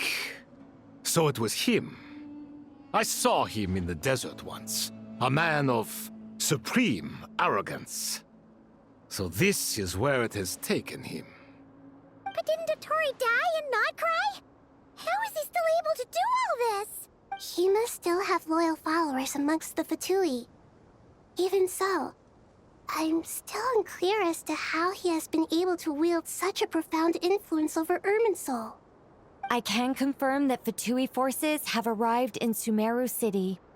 Furthermore, Irminsul seems to be undergoing some kind of mutation. Evil branches are beginning to grow. Things that do not belong to this world are slowly but surely materializing. Sorry, I couldn't think of any other word to describe it. They don't seem to be fully formed physical entities yet, after all. But they are gradually becoming real. A baleful tree climbing up into the heavens. Speaking of Dottore, I have some information on that front as well. I didn't think it was wise to state this out in the open. But my theory is, the mole wasn't cut off after he was caught. They wrote him off from the beginning. You mean, the Fatui never intended to follow through with him? Then why plant a mole at all?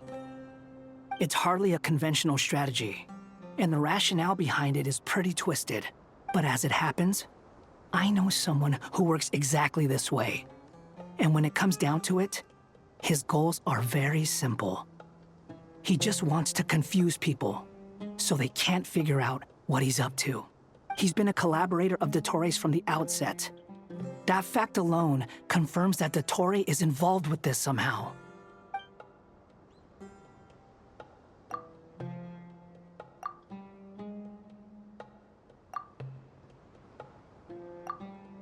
There is still much to be done. Everyone, please remember our core strategy. As per the discussions, the following groups must act immediately. Mr. Al-Haytham and Mr. Kave, the next phase of the Aru renovation project must begin right away. Godspeed to you both. We'll give it everything we've got. The plan looks feasible, but the implementation will require certain resources. General Mahamatra Sino and his team will help to procure the materials required for modifying the terminal. No problem. I've already spoken with Sethos and Hat Guy, and they've agreed to assist me. This kind of thing is best left to the fleet-footed, right? Hat Guy? If it's efficiency you're after, we're the right people for the job. Following up on the elemental energy amplifier we discussed, Ms. Dory, I assume you're the one most familiar with the status of this project. Aside from the Dendro Archon, of course. Yep, that's right. Leave it to Lord Sangamabe. Got it. Well, I'd like Madame Farazan, Kale, and Nicole to support Dory on the technical side. You can count on us. Will do. Rest assured, I'll take good care of Kale. Dia, Candace, and Nefer, you'll be in charge of negotiating between the various parties. I trust you remember our goal. You bet. We can handle it. Good. I believe that covers everything. Tainari will provide ad hoc support as needed, if that's okay. Poor Tainari. Must be tough being Nephis' student. Getting bossed around all day, every day. Hey, don't try and drive a wedge between us, you old rascal. All it says to me is that Master Nephis has faith in everyone's abilities. While I'm nominally here as backup, I doubt there will be many situations where my help is needed. Exactly. Finally, Traveler, you and I will head to the border between Sumeru and Natlan. Once that task is complete, I'll be asking some of you to accompany me to the Eternal Oasis. The Eternal Oasis? I thought that was just a legend. Regarding your trip to Natlan, under normal circumstances, a meeting between our two nations would be a far more formal affair. Unfortunately, Sumeru is all but completely cut off from the outside world at present. So regretfully, we won't be able to give the Pyro Archon Mawika the grand reception that she deserves. My apologies for the inconvenience. No point putting too much pressure on yourselves. Right. Especially you, Dendro Archon. I'm sure you're still feeling quite weak. Don't worry about me. The Dendro Dragon's life force will sustain me.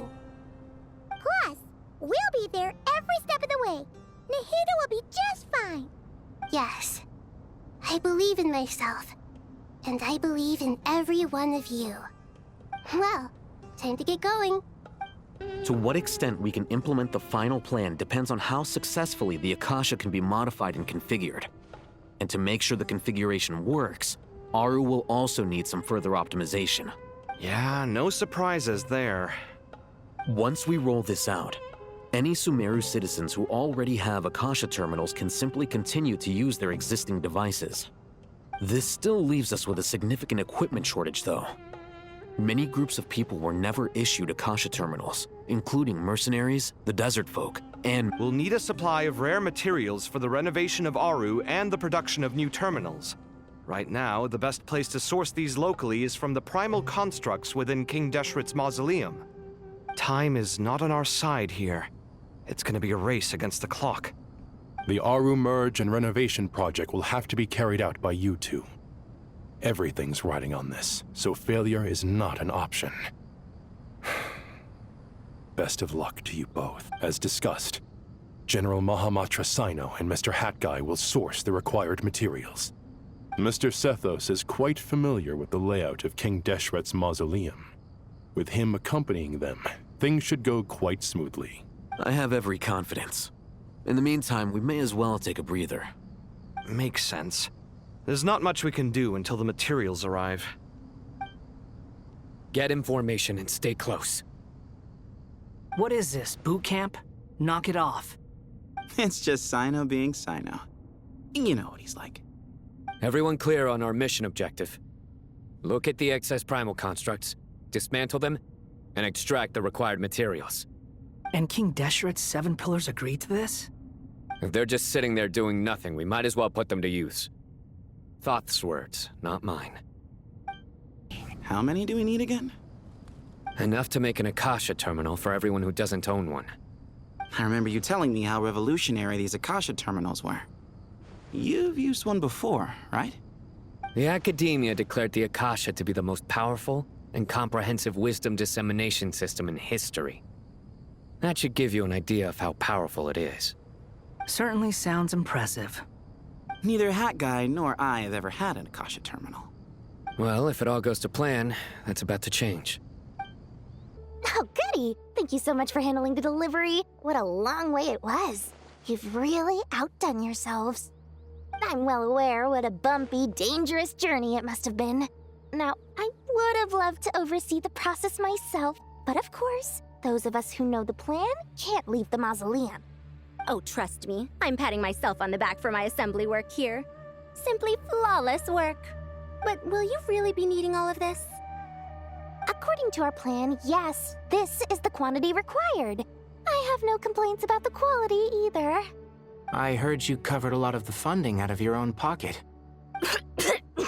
Oh, that's an exaggeration. The Academia provided most of the funds.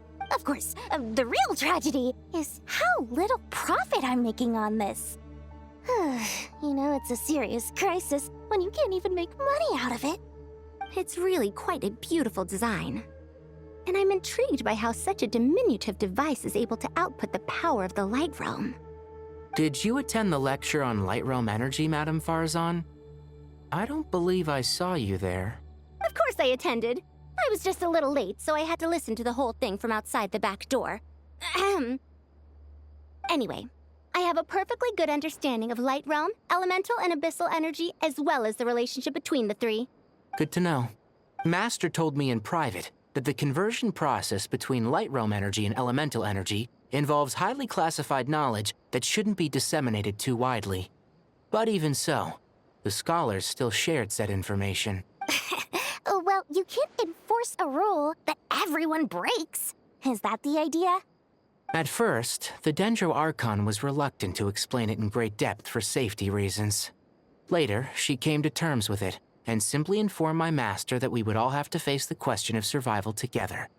To protect someone from such dangers means keeping them in the dark.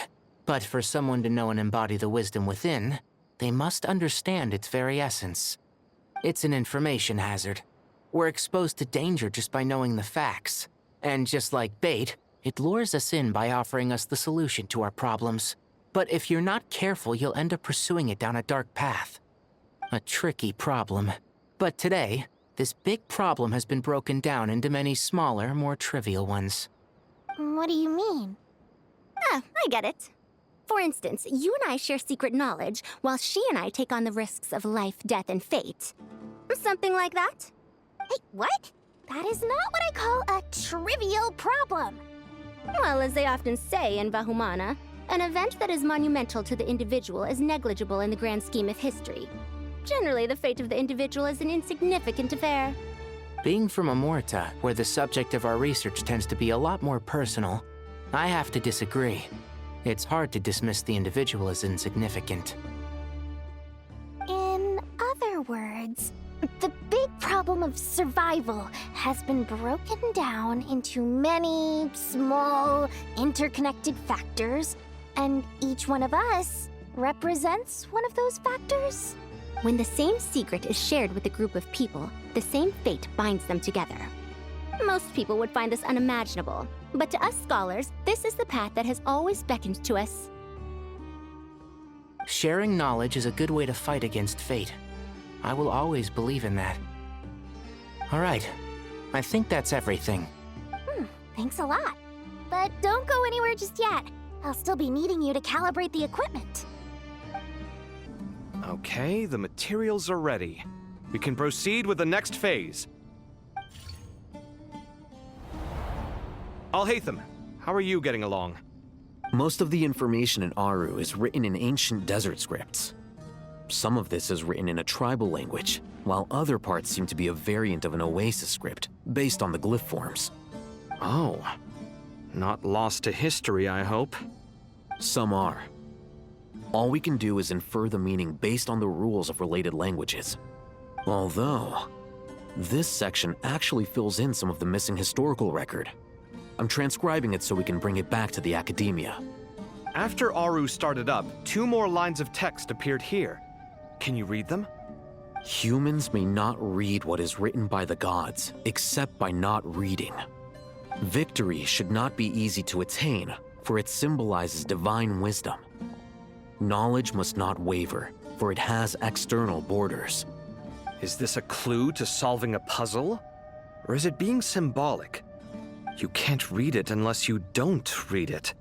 Victory is wisdom. Knowledge is confined by borders. Wait, I think I've got it. It's a metaphor, isn't it? It's talking about... a chessboard.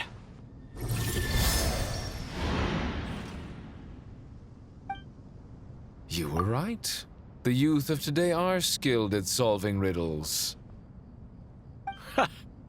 Have the secrets buried in the desert not been unearthed over the years all the same? Since Aru is a place reachable through wisdom, this day was bound to come sooner or later. Oh, I've always been against overly cryptic sentences. Don't you get tired of reading and writing all that? Ah, it's you 3. Just in time. We've been delving deep into Aru, and now this board has appeared. I've heard this was how you'd while away your free hours. You must be quite the experts by now in that case. It is true. King Deshret's chess games are some of the most well-loved of all his wonderful creations. If you have ever been to Safhe Shatranj, you may well be familiar with the chess pieces you see here. Is this chessboard supposed to be another visualization of the interior of Aru, then? Naturally. Visitors, everything is ready.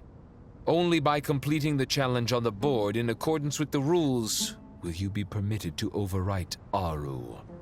1 second. It's not dangerous, is it? Dangerous? Why, yes, of course. I should be the one to go, then. Wait for me here. Sounds like the self-confidence of our present company has rubbed off on you. Don't be ridiculous. I'm your upperclassman, and that means I have to look out for you. I appreciate the sentiment, but a game of chess typically requires 2 players. Besides, I'm sure they won't let things get out of hand. Keeping things relatively safe is in your best interest too, isn't it? Fair enough.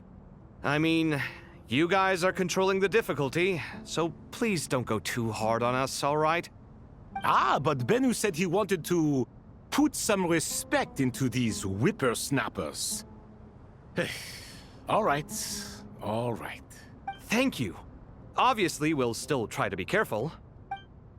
This doesn't seem like ordinary chess. Is the goal to defeat the opponent? No, you must enter the board and pass the trials we have placed there. Ready? Let's do it. The first trial is posed by me. I don't think this is gonna stop us. Ah, but the key to this game lies in working together. Otherwise, you will be deemed to have broken the rules. Looks like it's up to me. Marak, can you open it? King Deshret's favorite primal construct. Living on in suitcase form, of all things. Amusing. Ho-ho! Excellent work.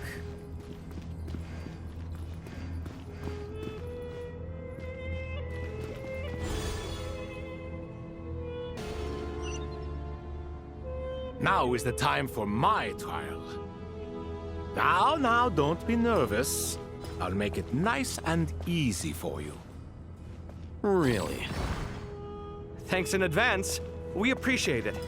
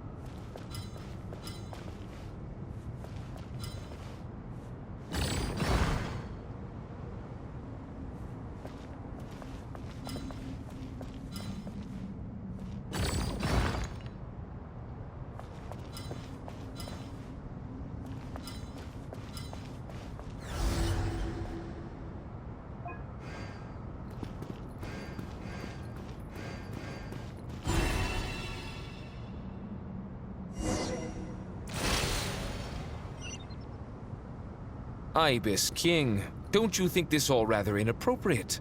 You may as well be handing them victory on a silver platter.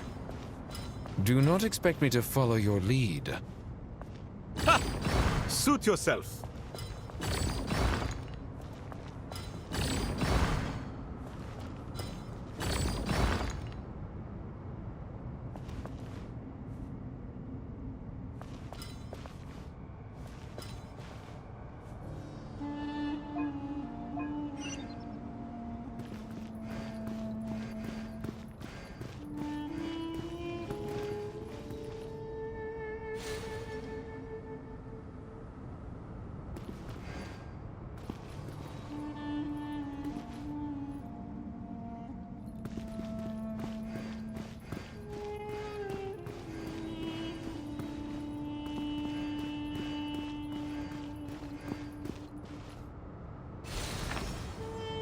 Alhaitham, what are you thinking? If you don't want to wait, you're free to leave. I never wanted to wait in the first place! Chessboard gave me no choice. If you say so.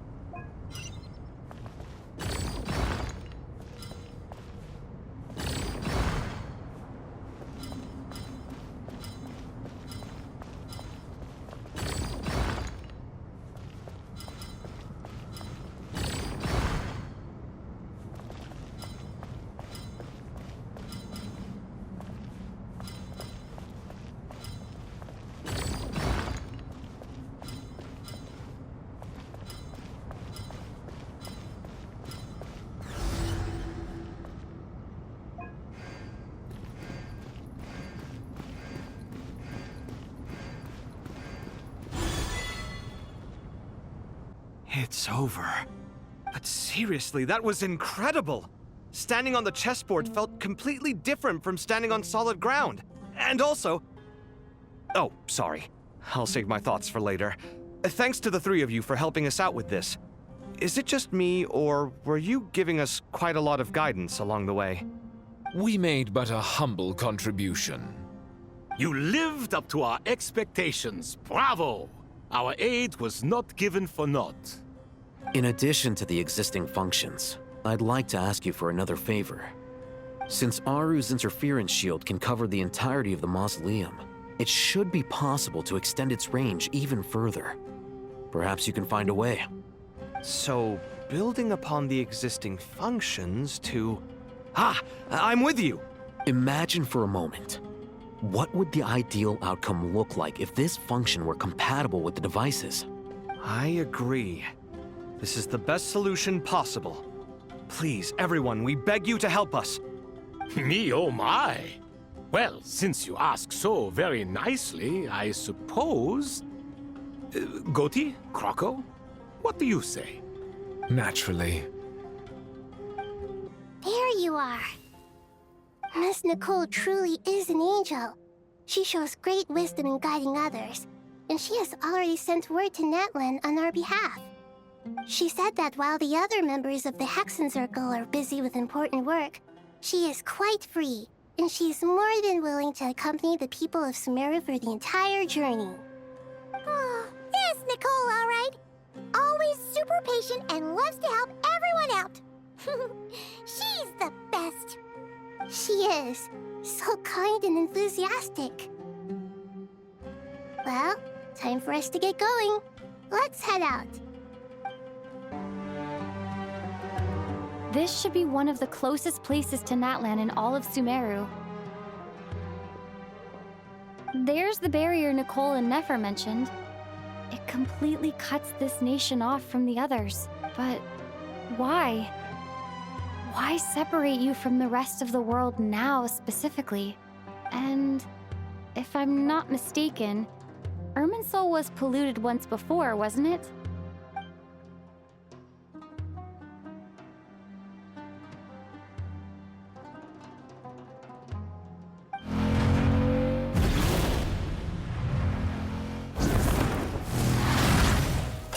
Good question. I'm wondering the same thing myself. That voice. Moika, you got here pretty quickly. Hello, traveler. It's been a while. Hello there. Hello, Dendro Archon. Moika, I apologize for asking you to meet at the border on such short notice. I also apologize for not being able to greet you in person. The form in which you see me now is one carried by the traveler. The real me is inside the mausoleum of King Deshret. Irminsul has been infiltrated by the Doctor. We must be on our guard, as he can spy on information in the world from within the tree. Fortunately, there is no record of the traveler in Irminsul, and you are still within Natlan's borders. My records will be preserved in the Night Kingdom, rather than the ley lines. As long as the Night Kingdom remains disconnected from the ley line cycle, the Doctor has no way of knowing my movements. Exactly. So by meeting each other in this way, the meeting essentially never happened. No wonder Paimon didn't come. You were concerned that her activity would be recorded by Irminsul. The Natlanese have heard about the situation in Sumeru. With the borders sealed off, merchants have been forced to stop their shipments. It's pretty serious, and you're the ones bearing the brunt of it. I'd like to address the question you raised at the beginning. I can offer a brief explanation, although it will sound rather cruel. I don't reach this conclusion gladly, but Irminsul predates the heavenly principles. It existed long ago, when the dragons of Natlan were at the height of their power. So even when the people of Sumeru became ill because of pollution, it was not a critical issue from the perspective of Irminsul itself. As long as it continues to function normally, the barrier will not be activated.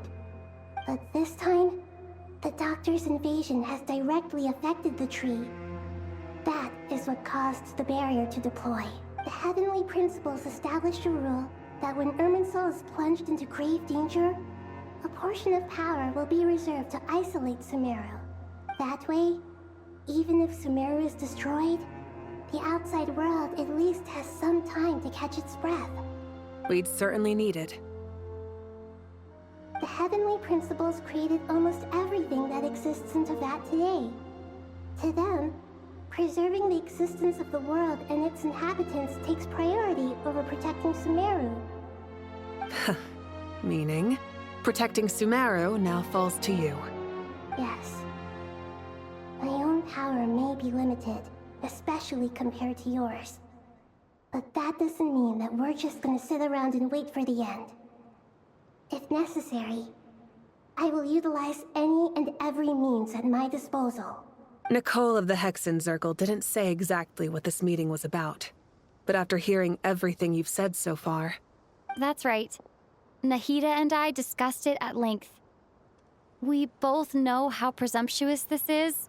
You need the Pyronosis, don't you? Yes, you guessed correctly. Originally, I only intended to borrow it, but the situation is far graver than I foresaw. So instead, what I ask of you is...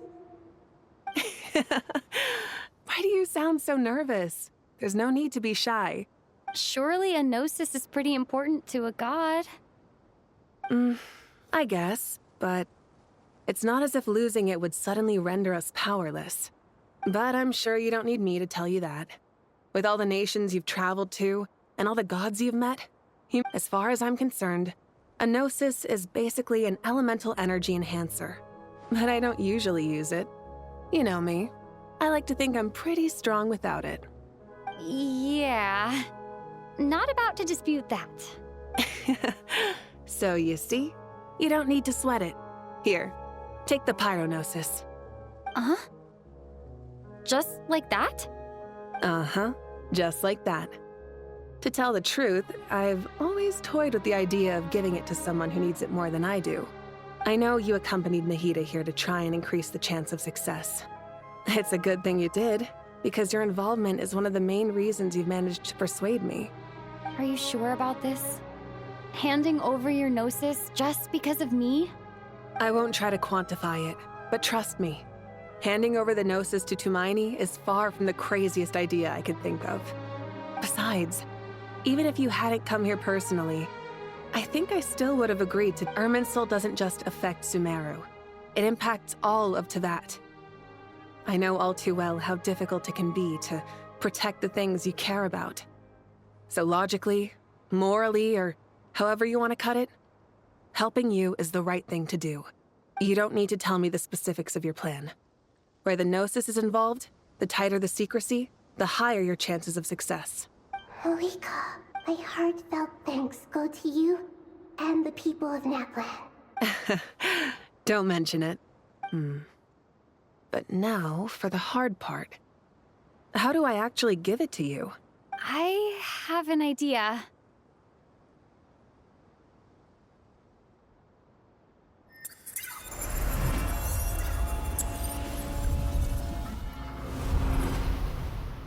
Just as I thought. Incredible. What did you do?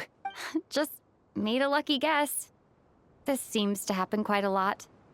Things that apply to everyone else don't seem to apply to me. I figure Irminsul usually produces effects based on the records it holds. Since the Traveler is a Descender, Irminsul contains no records of her, and thus has no way to impede her. Is that right? You really are full of surprises. Catch. Whoa! Thank you, Moika. Thank you for trusting us with something so important. All right. No need to get so formal. It's not like we're strangers. Besides, there's still one problem. You might be able to pass through the barrier, but I don't know about the gnosis.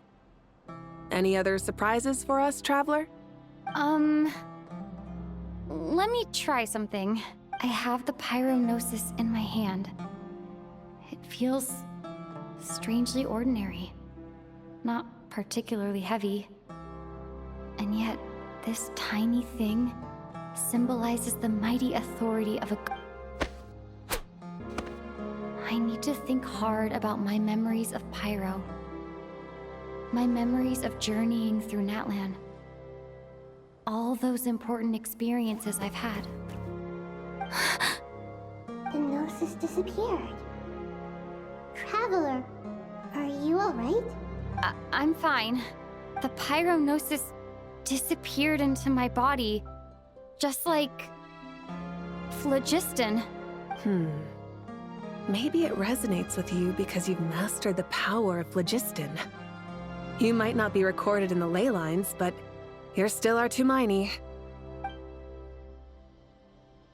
Whew.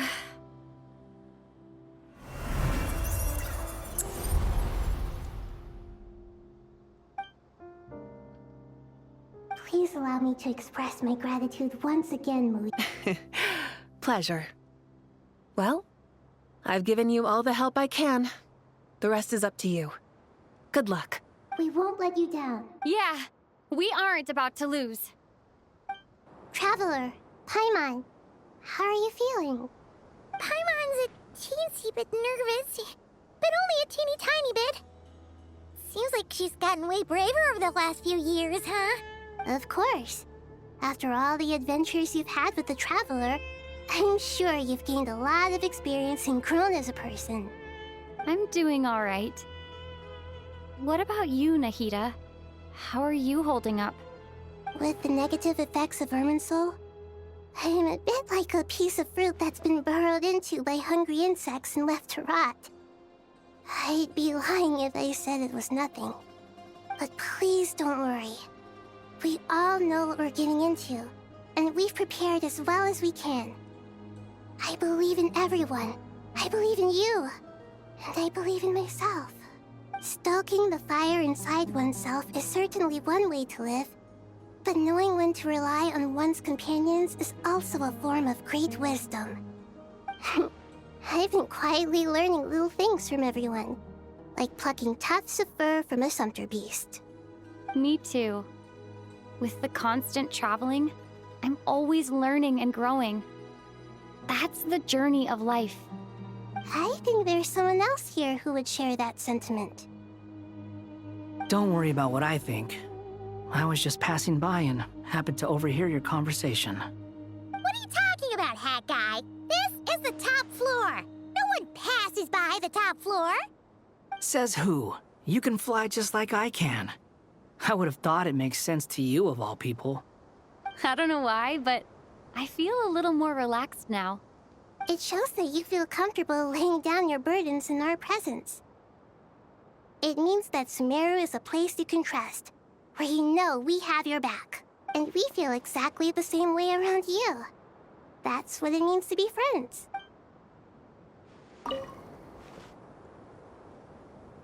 Ah, it's finally done. Ugh, but I have a nagging feeling that there's something I've forgotten. Oh, there you are. Everything wrapped up on your end? Okay, fair enough. That was a pointless question. We were working in tandem, after all. You must really be exhausted. Well, it's been a busy day for both of us. When work ends, you clock out. No looking back. Yeah, we're definitely due a break. Probably. Here, this one's for you. Thanks. You want a bite to eat? I can grab us something. Are you nervous? Because everything that happens next is beyond my individual control. What do you mean, cat? There's only so much. Was it like the... You mean with Azar? So the enemy is...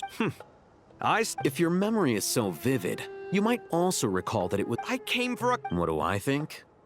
I think we're certainly... It's good having me around to help out. Absolutely. Certainly feels that way. So, the sky is so clear.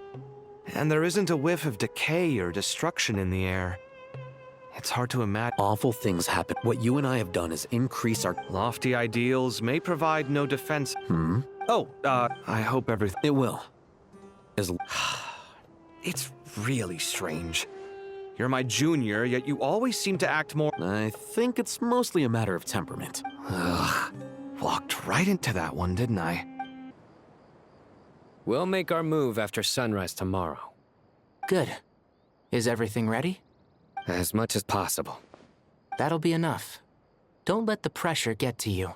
We'll take things one step at a time. Master Tainari! Mr. Sino! So this is where you were. I brought some juice and some water. Would you like some? I know how easily you get dehydrated in the desert, so you should definitely have some water. I gotta ask, though. Who's on juice-making duty at a time like this? Madame Farazan said she was feeling a little nervous, so I told her about the automatic juicer my friend invented.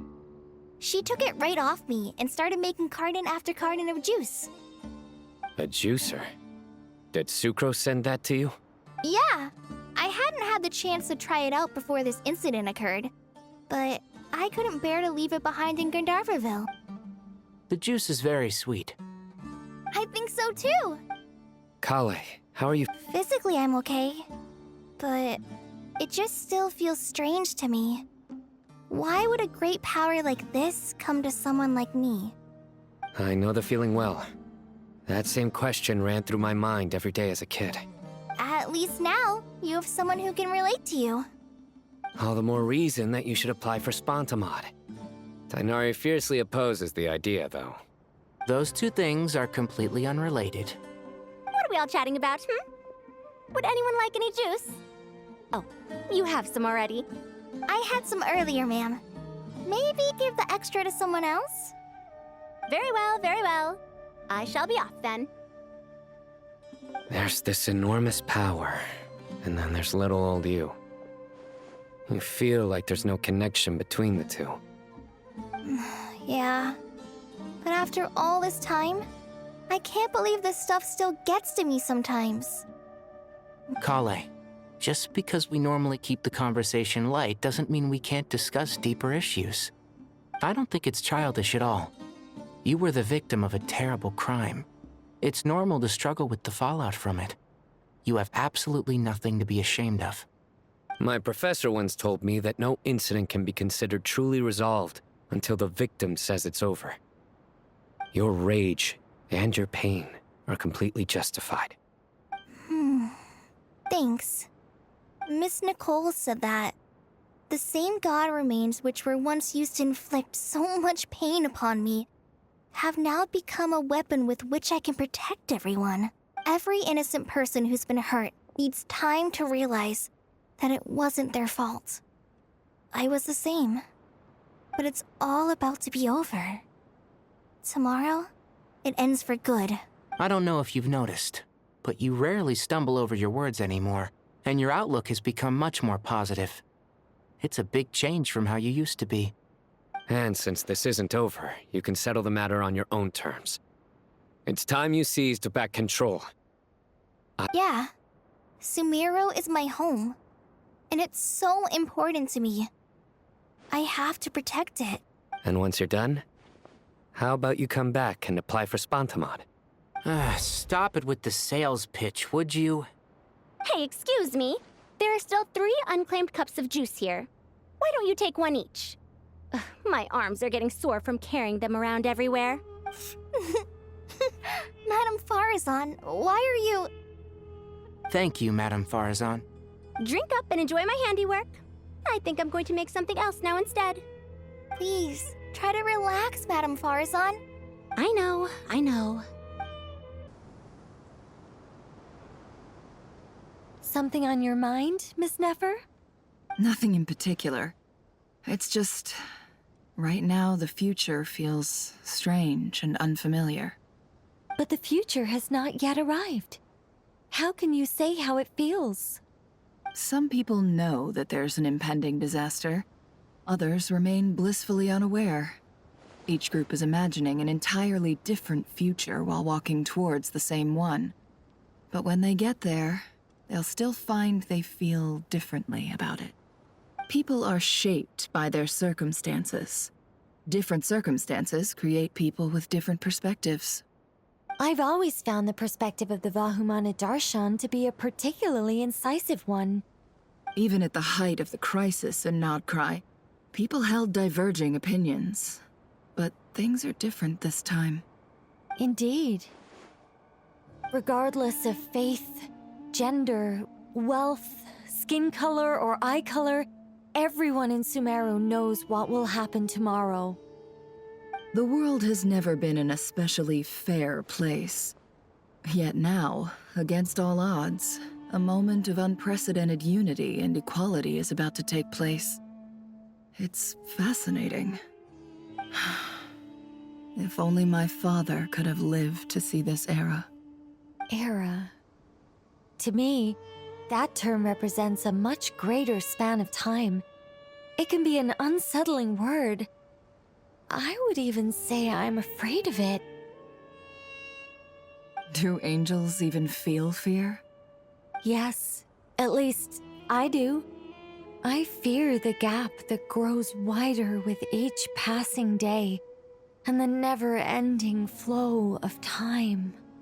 Time renders all memories insignificant, and reduces all splendor to nothing. But those memories are the one thing I do not want to lose. You're very human in that regard. If angels draw too close to humanity, our wings burn away in the bright flame of awareness, and we fall to the earth. After spending so long among humans, I have lost much of my former glory.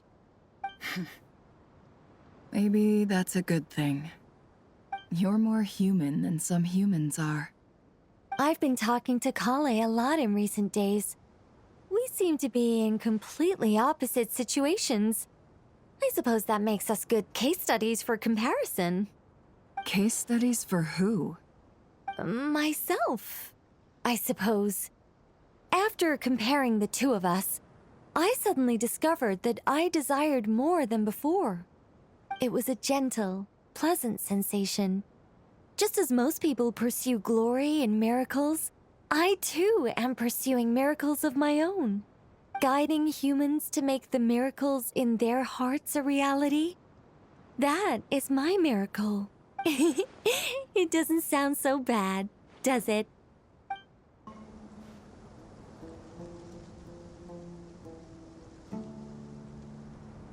Look at the time. I should head back. I'm so sorry. I was in a hurry and didn't look where I was going. I'm fine. Wait, you're... Have we met? Not exactly. I think we may have crossed paths by the house of Dana before. Oh. You're Hat Guy! From Vahumana, right? You recognize me? The clue's in the name. Mr. Hat Guy. Fair point. It's getting pretty late. What's keeping you up? I could ask you the same question. If I'm not mistaken, all the workload for the Ratawa Darshan wrapped up a good while ago. Well, I have something of a background in Satyavada life, so I was helping the Dendro Archon make some preparations. But I must have lost track of time. Did you find the experience enlightening at all? Honestly, it was tedious and uneventful at first. But eventually, I think I did sense some profound truths. But they also brought a lot of suffering with them. I was told that I even shed tears while I was meditating, though I have no idea why. Sorry. I hope I'm not scaring you. Not at all. It just proves you're very accomplished in your research. Good night. I wish you all the best for tomorrow. Thank you, sir. You too.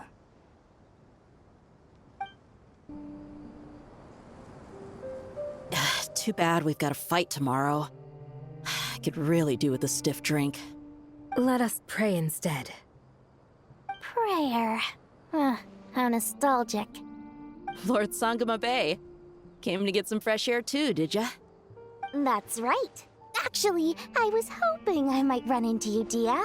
I wanted to let you know that I've stocked up on that perfume you said you were so fond of. No, really? I'll take 2. Any chance of a friends and family discount? I knew you'd ask that. And I'm afraid to say that... Surprise! It's free of charge. That's very generous of you, Lord Sangama Bay. Does this mean you've made a fortune in Nodcry? Nope. Turns out it's not that easy to turn a profit there. I even ran some assorted losses. But anyway, that has nothing to do with why I wanted to give you and Dia a small gift. Remember that merchant caravan you two rescued in the desert last month? That was transporting my goods! No way! I had no idea that was your shipment. Explains the, eclectic mix of goods, though. Lord Sangama Bay's investment in the desert and generous stockpiling of goods has helped many people over the years. The shelters you funded especially have made life a little easier for the children and the elderly. Wait, how did you know about that? Oh, I see. Nefer told you, didn't she? Ugh, that pesky lady. Aren't intel brokers at least supposed to charge for divulging people's secrets? She and Candace go way back. It's normal for close friends to share things you wouldn't tell to everyone else. Sure, but why did they have to be things about me? That's how Nefer shows that she cares. She wishes for all of us to know what a generous person you truly are. It must be hard trying to make a living far away from home. Just because we can tell what kind of person you are doesn't mean everyone else can. Well, maybe her intentions were partly good, but I don't think that's the full story. I'm sure she enjoyed knowing how much it would annoy me. I'm telling you, Nefer's got a mean streak. Definitely with you on that. Does praying help you stay calm? Defending one's home is a just cause. My heart is filled with a mix of anger and hope. Anger. You know, being able to get angry is a good thing. It shows that you're in touch with the real world, and that you have the passion to pursue something you believe in. My lady? What are you doing out here? Just taking a walk to clear my head, and look where I ended up. Were you praying just now? Yes, Miss Dunyarzad. Would you like to join us? Come on, it's fine. She won't mind who you pray to. Oh, then sure. I remember you, Miss Dunyarzad. You visited my shop before. If I recall correctly, the god you worship is the Dendro Archon, correct? That's right. She is such a gentle and kind god. But to me, she is more than just a god I worship. I see her more as a friend. And so do many others. She's not some almighty god who reigns on high, but a genuine friend. Agreed. She's a wise teacher and a good friend. I spoke with several people during the evacuation. Everyone's aware that tomorrow's battle is one that ordinary people can join too. A battle to fight for our friends and our homeland. Oh, it makes me glad. I can finally do something for those who protected me. You've grown so much since we first met. Oh, a compliment? Ooh, more please. Thank you. My lady, you've always been a remarkably strong and ambitious person. It's indisputable. And that's not just a compliment. It's a statement of fact. What are you praying for? Our beliefs may not be entirely the same, but we both wish for the same thing. I pray that everyone will rise to the challenges ahead and return safe and sound. I pray for the safe return of all my companions.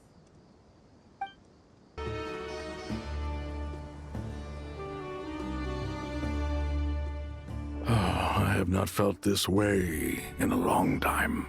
Standing up high, gazing out at the rolling dunes. One cannot know what freedom truly means without first losing it. The golden slumber truly lives up to its name as a dreamland. Though desert sands exist there too, no mirage, no matter how glorious, can compare to true beauty. Dendro Archon, what is on your mind? I was wondering whose counsel I should seek on the questions in my heart. What kind of questions? So many. More than can be put into words. As I once said to a friend, we look, we see, and we comprehend. But the question still troubles us.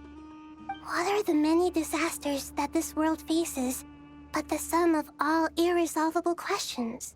The biggest question you should be asking is how to seize victory. Yes. Although, I would express it differently. I must not fail. And so the question I am most curious about now is whether the path to victory will be an arduous one. What we declare to be a young sapling, we may, in fact, find to be a towering tree, if we would only cast aside our ignorance and look beyond the veil of time to see her true form. Nahida! We're here! Just in time. The preparations are almost complete. Ready when you are. We're here too. Miss Nicole! Miss Nicole! You run so fast! I thought I'd get a lot of exercise as a forest ranger, but Sorry, I got a little carried away. Lesser Lord Kusanali, the equipment is ready, and the modifications to Aru are all complete. As discussed during our meeting, Accessing Irminsul via the Akasha is no longer feasible at this stage. There are other options, it's just they're a little more extreme and more technologically demanding to implement. Maybe you should take it from here. The architecture and functionality of the Akasha terminals overlap considerably with Aru. There is reasonable evidence to suggest that one was developed based on the other, or that they both utilize technology of the same origin.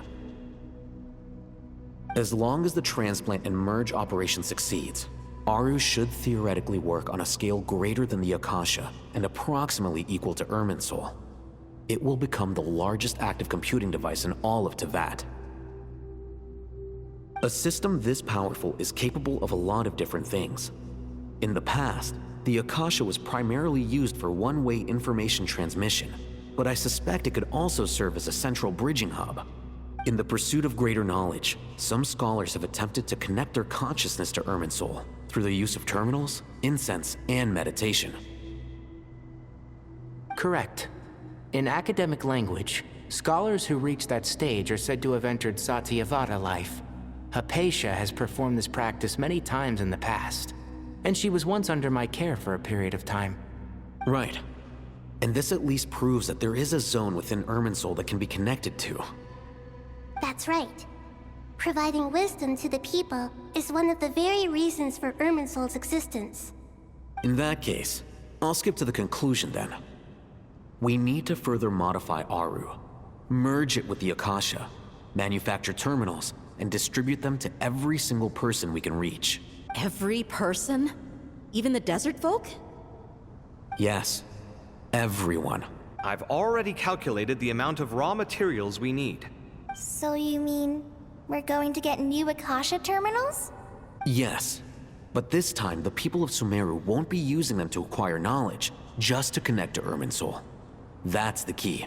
When we evacuated the city, we brought all the important assets from the House of Dana, in case we ended up needing them. Fortunately, this included the Akasha system's main terminal. We've checked all the relevant records, and one thing is certain. Nothing like this has ever been done on this scale before, so... Everyone in Sumeru is part of the plan. Whoever controls the people controls the situation. Since this function of Irminsul was introduced, it has only ever been made available to scholars, who don't constitute a particularly large group of people. But by expanding the scale to include all the people of Sumeru, all the individual connections will stack up to create a significant load on the system. Under normal circumstances, Irminsul would be able to cope with the additional load. But With it already being under strain from other activities, its remaining capacity is limited. Thus, it might be possible to shut it down completely by overloading it.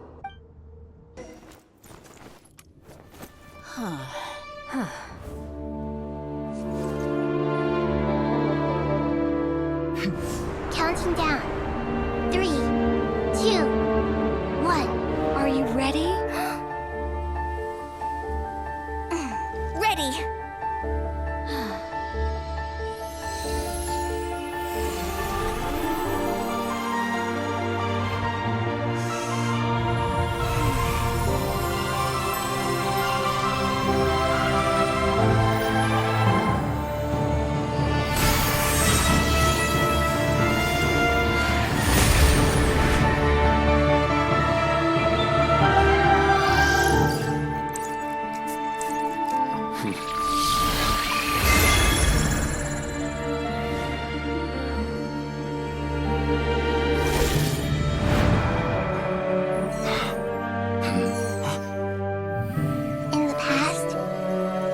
Sought knowledge, they turned to the Tree of Wisdom.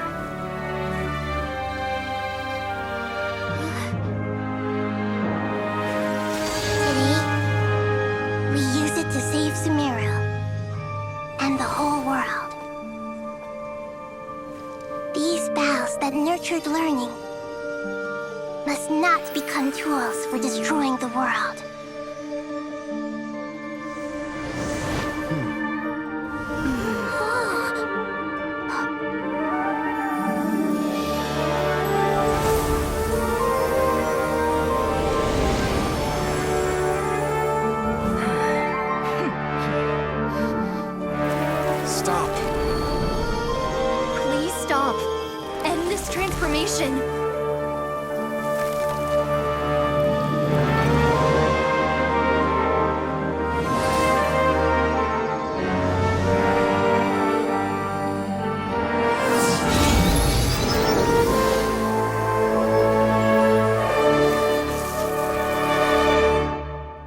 Shut down Irminsul just to stop me? You fools. I have all the time in the world. Success! The evil Irminsul tree has stopped growing! Great!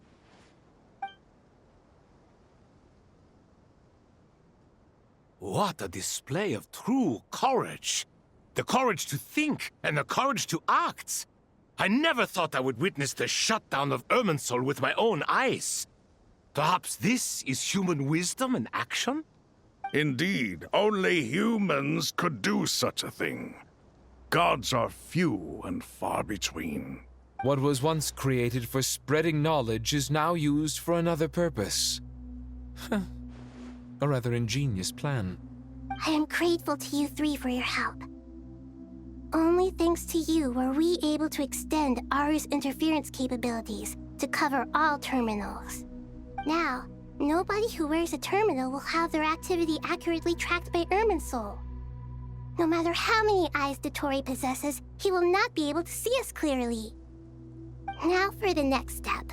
I will need the help of your supreme powers once again. How might we be of service, Lord of Dendro?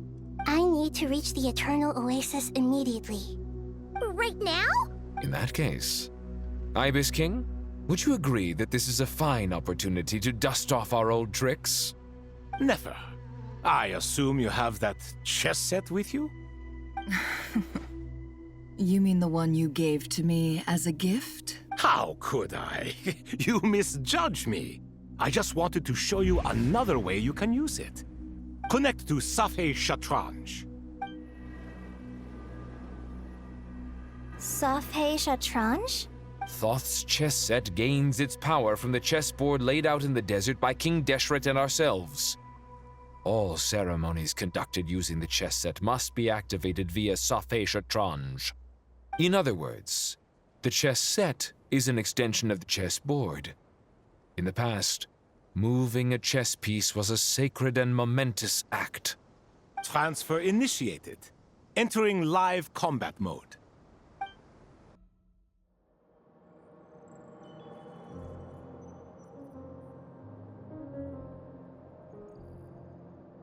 We haven't heard a single word from our spy in the desert.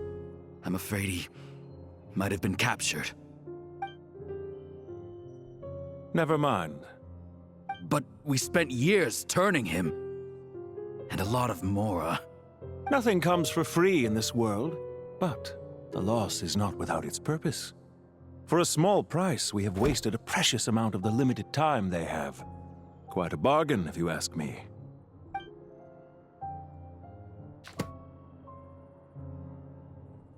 Understood. Weighing profit against loss is a necessary part of life. But to tell the truth, I have been operating at a loss since this all began. Since many centuries ago, in fact. For instance, why would a banker act as the executor of a will? If you hadn't deposited your personal belongings at Northland Bank, I would have no reason to be here right now.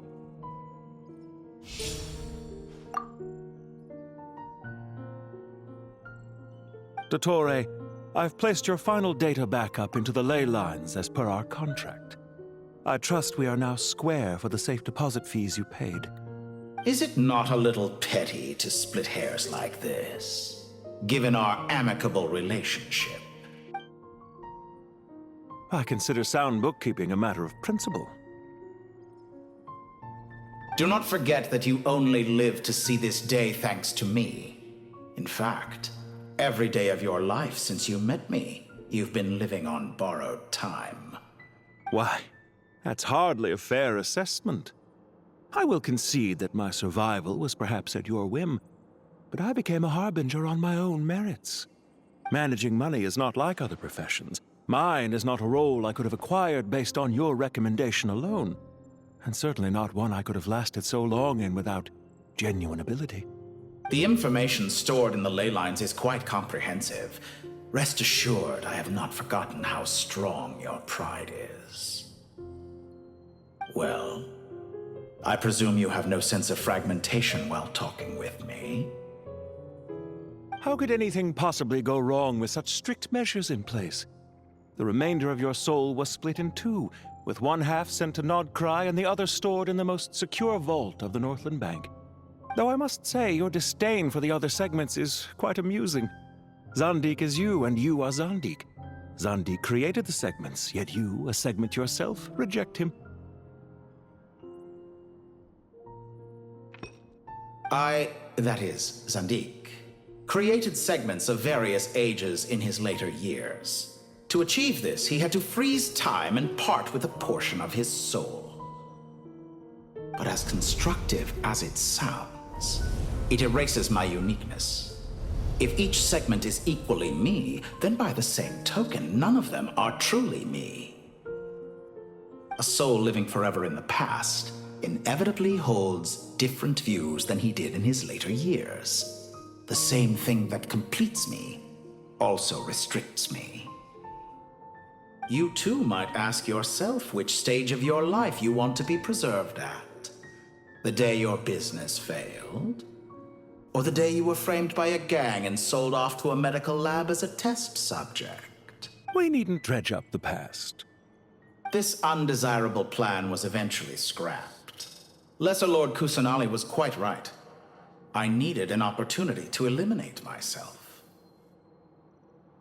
And after that, I concluded that there was no more effective plan than directly splitting the soul.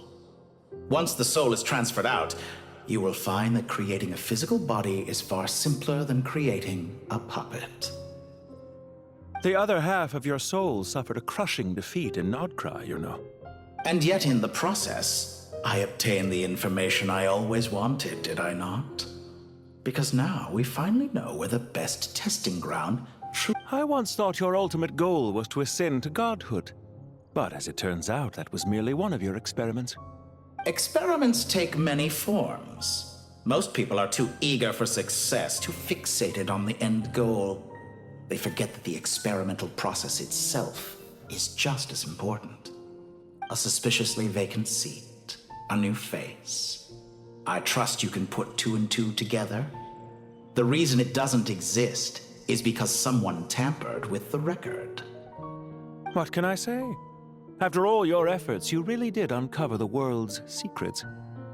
So, is the new world you promised a lie? No, it never was. I am glad to be able to control Irminsul from within. Now I shall attempt to create a new world inside the existing one. Almost everyone faces the prospect of death, but not a single person has ever been able to experiment unrestrained in the afterlife through sheer force of will. I am the only one to have overcome this enormous challenge. Would I not be letting the world down if I didn't make the most of the opportunity to experiment? Clearly, the dividing of your soul did not affect the magnitude of your ego. Out of all the versions of you that have ever existed, this you is the most insane and the most radical. Is that why you chose to work with me? Which was it then? My insanity? Or my radicalism? Could I call myself a venture capitalist without a suitably ambitious plan to invest in? Yours happened to fit the bill quite perfectly. Well then, I must say, while I am surprised enough that you showed up at all, what surprises me more is that you chose to present yourself as my former subordinate, and not as the banker Pantalone. Why make things harder than they need to be? Exposing my true identity in a situation like this would only serve to destroy diplomatic relations between Snezhnaya and Sumeru. I daren't imagine the consequences. Showing up in the name of the original antagonist gives you the recognition you rightly deserve, while also being sensitive to Snezhnaya's predicament. It was an easy win. As for why I'm here, if you're suggesting that your credit is in the negative, I won't argue with that. Many people say that about you. I'd argue that a significant factor in your willingness to cooperate is the fact that you have but a few years of life left after my death. Living and dying together has a way of binding two parties together rather closely. Is it not true that a relationship should be judged by both the positive and negative returns it yields? So some of what I said actually made it into your head after all. It's true that I hope you don't die too soon, but don't you find that a strange thing for me to say? After all, you've already had quite a long life, especially for a human being. Let's not pretend that you're any more innocent than I am. Are we not the same in this regard? We both despise the existing laws of this world, and neither of us enjoy being under anyone else's control. Is it really so greedy to want the world to operate by a new set of rules? Of course not, my dear friend. And as I've said before, mutual interest is the foundation for the most reliable of relationships. You can attest to that. I just hope there never comes a day when I have to work too hard to prove that. Regrader, sir. People have been spotted approaching Sumeru City. How strange. Despite your access to Irminsul's data, it appears the soldiers noticed before you did. They must have found a workaround. Well, Dottore, I trust you know what this means. The fact is... They're coming. They'll breach the city gates any moment now. But even so, I would say Irminsul is a wonderfully convenient thing on the whole.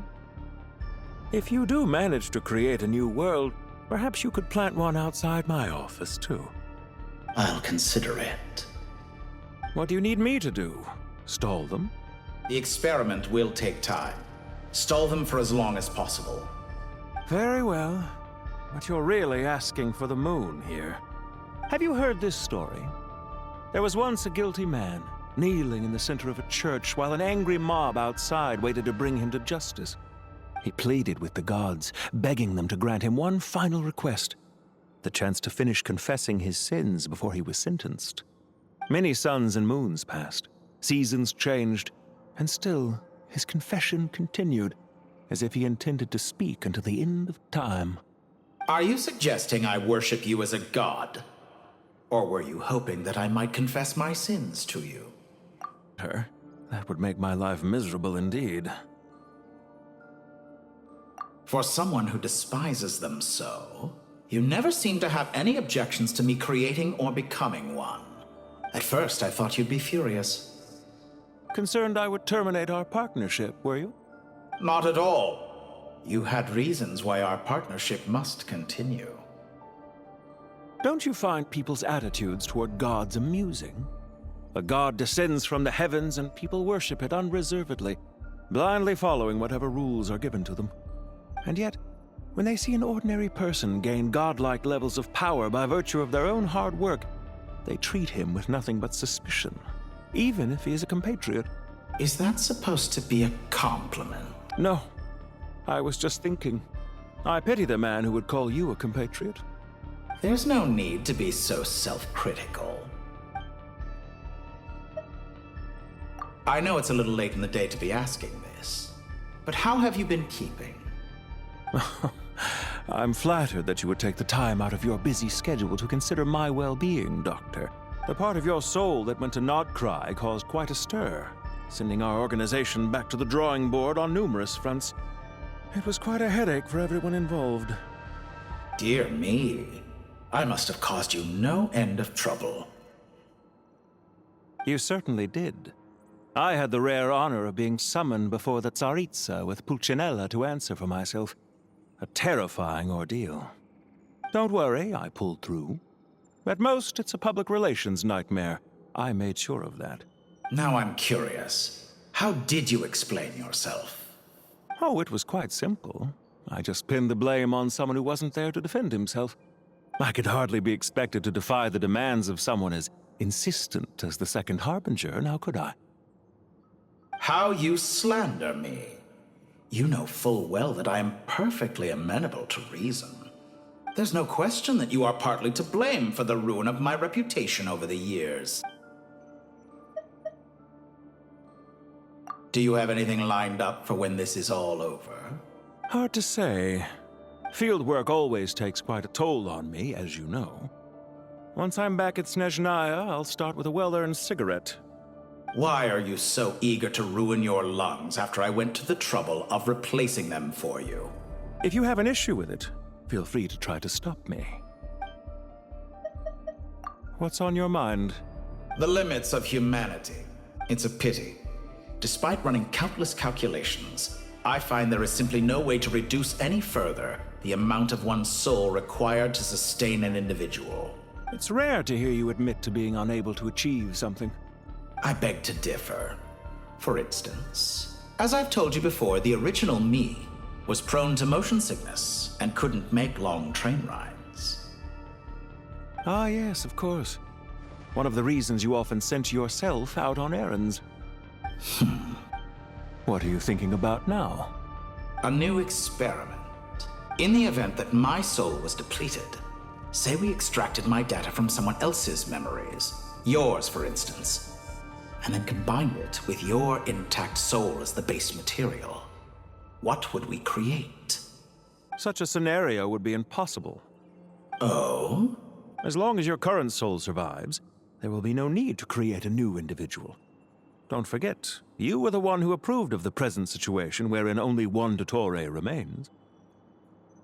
And if you ceased to exist, who would be capable of performing this experiment? Since the day I met you, you've always excelled at talking your way out of a quandary. Isn't it a little too early to be saying goodbye? Not that I wish to keep you from your business, of course. Very well. Let's leave the conversation there for now.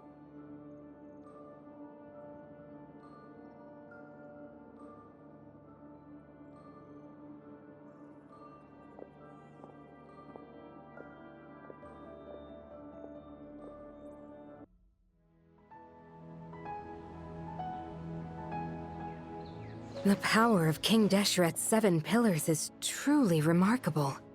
With just a chessboard, you can move an entire unit across the material plane. Yeah, sets us up for a much easier fight. Really makes my day. The last time we stormed the city, it involved a lot more running around. I wonder how many people can say they stormed the city I was just thinking that. I've definitely had more than my fair share of unusual experiences in my life. This is my first time here, actually. We never usually leave Gandharvaville. I hope this will be my last time. Does everyone have to chime in? Can't we just fight? What an amusing comment, my dear lady. Yet humans often alleviate tension via small talk, do they? Whoa! Why is Candace's shield... Because the image on her shield is one of me. And I, of course, can appear wherever I wish to. Well, la-dee-da. Isn't that fancy? You wish for your gauntlet to speak? Why, certainly. Ahem. I think you'll find that it is I whose image is carved hereupon. Thanks. Definitely feel stronger now. You're welcome, my lady. I am glad to lend you my power. Sino, what's the situation? There are troops stationed at every entrance. As we expected. A frontal assault will suffice. Everyone, stick to the plan. We'll take the main entrance. You head for the House of Dana's side door. Move out.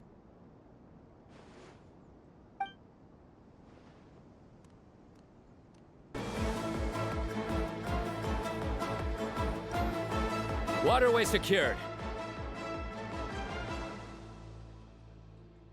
Brothers! Sisters! Perfect. Just in time. Welcome. Once we've linked up, we'll continue the advance. The team has arrived at the north entrance, as planned. Good. Press on.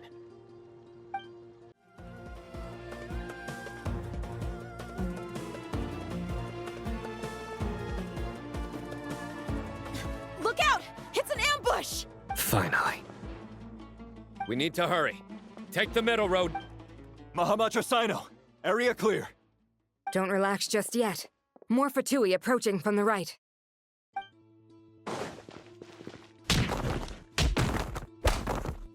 Irminsul cannot track our movements. If necessary, we could split up. Don't worry. We'll wipe them all out. As you can see, our people came raring to go. Good, good. How are things with the Traveler? Can Tainari keep her safe? Don't underestimate Tainari just because he's a forest watcher. He can handle it. All right. You know that's not what I meant.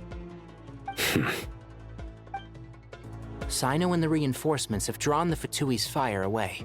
It's our turn. By using a cluster leaf of cultivation, we can pass through certain terrain silently. Good luck with that. We'll just fly up there. Huh? Oh, yeah. I forgot. Ready? Ready.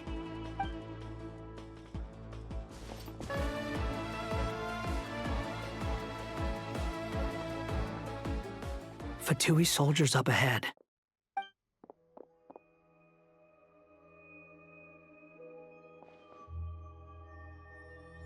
Careful. Prepare for battle. Hey! There's people over there. You have some nerve showing your faces here in the center of Sumeru City.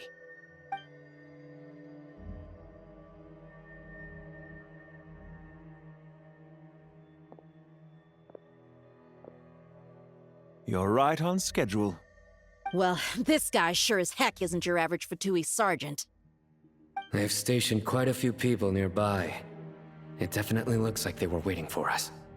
But something feels off.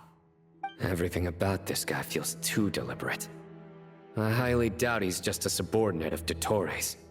And he's no mere sergeant. Whatever his rank is, it's high. Much higher than we thought. So you've been waiting for us.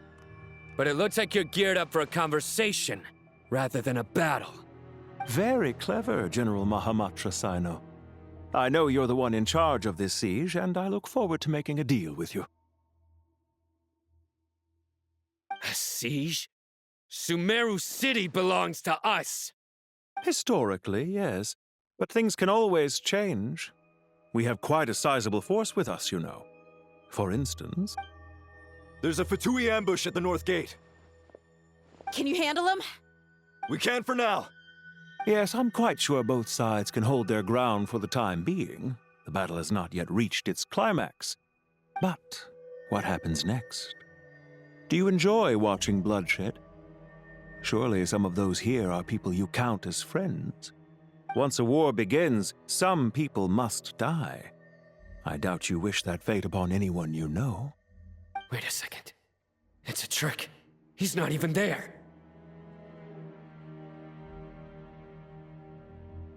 Silence! He disappeared. What was that? A ghost? Curses! He was never there to begin with. That was just a shadow projected there to lure us in. Enough talk. Attack! I apologize for being unable to accompany you at this crucial moment, but I am compelled to leave for reasons beyond my control. Please excuse me. Sumeru's General Mahamatra is quite ruthless. It's a good thing I wasn't there in person. Your illusion held them up for a time just fine. But now that they have seen through it, they will realize you were just a decoy.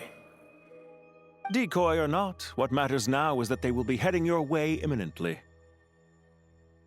Not imminently. They are already here. We made it! This is far enough. Tighnari, you go help Sino. Don't worry about us. We'll manage from here. Are you sure you don't need me to stand guard? No need. Once the connection is established, we'll disappear from the sanctuary of Surasthana. Go help the others. All right. Goodbye for now, then. Please.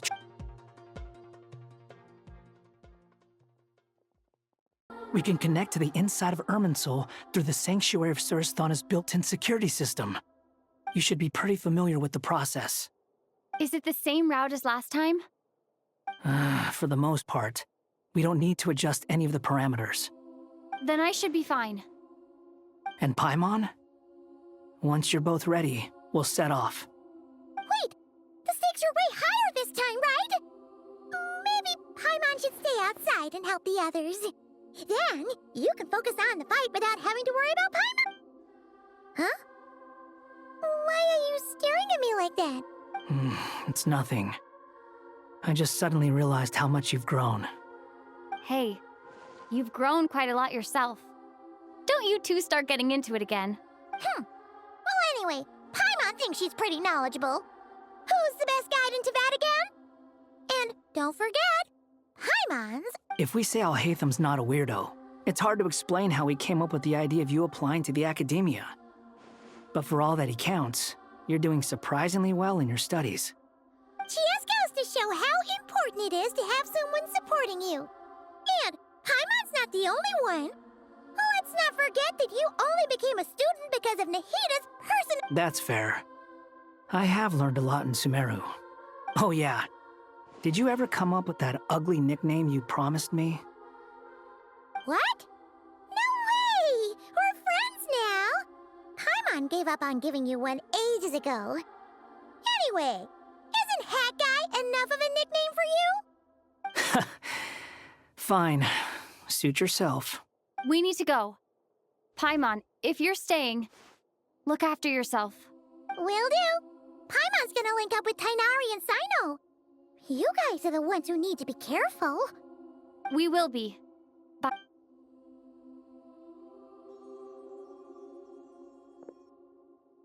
Initiating connection.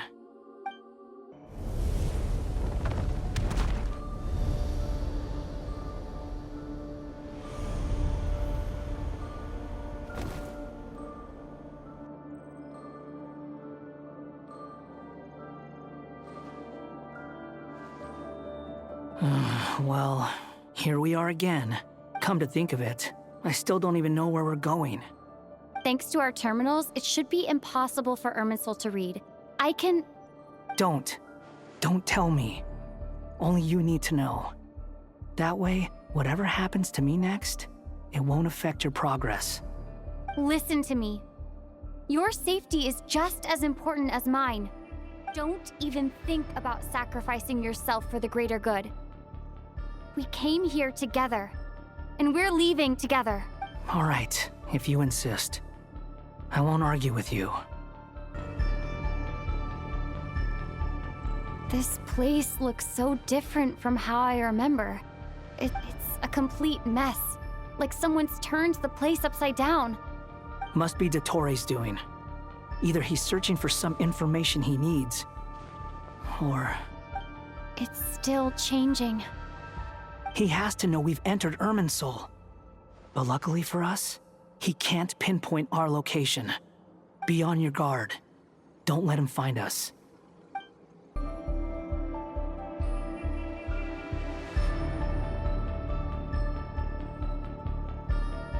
I'm trapped!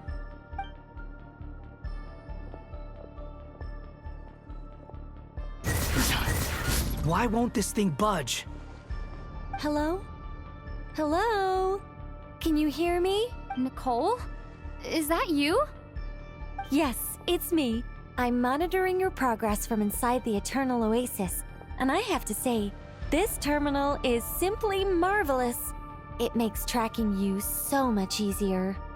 I couldn't see anything at first, but now that you two are inside, I can use your location with support from the terminals to get a partial view of the situation inside Irminsul. It's not the clearest image, but it's better than not being able to help at all. So, here I am. I can't intervene directly, but I can help to guide you out of the jam you're currently in. So please, just follow my lead. Dottore in his current form is a blight upon both Irminsul and the ley lines. Pay attention to your surroundings. There must be sources of his contamination nearby. The corrupted information... Is that one of them? Precisely. Take it out. Good work.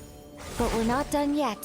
Stay close, and let's see if we can find any others like it nearby.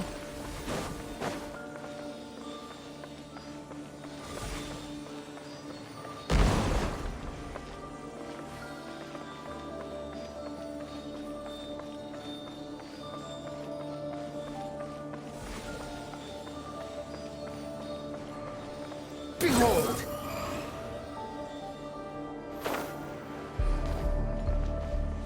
This must be another one.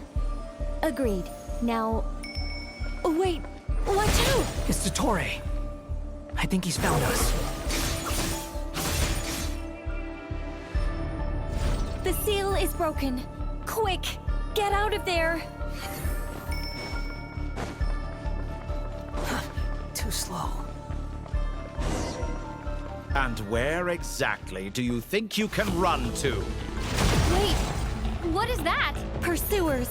That's gotta be it. Run! Don't let that thing touch you. Dodge that attack!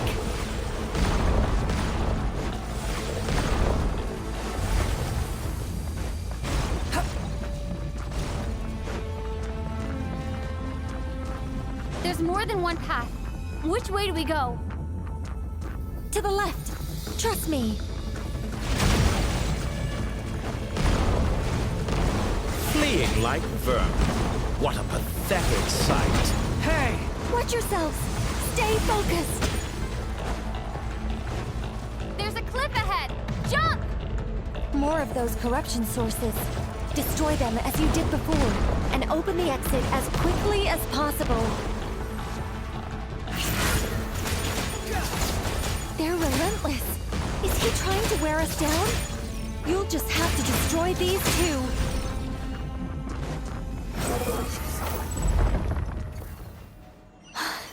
I think the pursuit is over. Hard to say. Stay alert.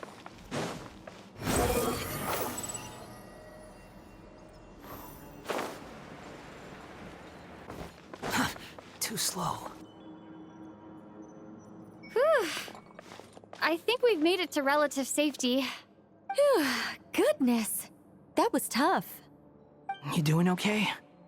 I'll be fine. Don't worry. Take a short rest, and then... Nicole? The connection's been cut. But that means... Look at you supporting one another. How very touching.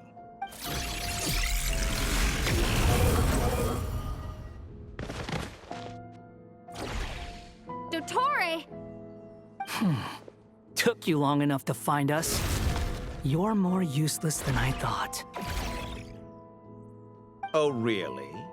I think I deserve a little more credit for my methods than that. Rather than hunting you down, I chose to let you roam free.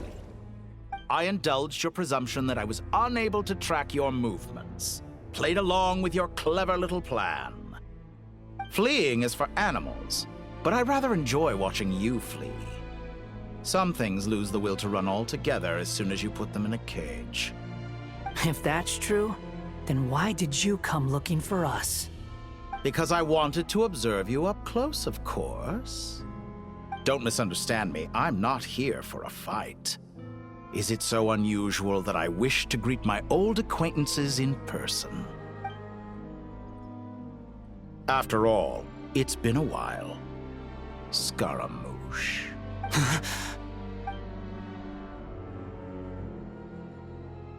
Why are you so afraid?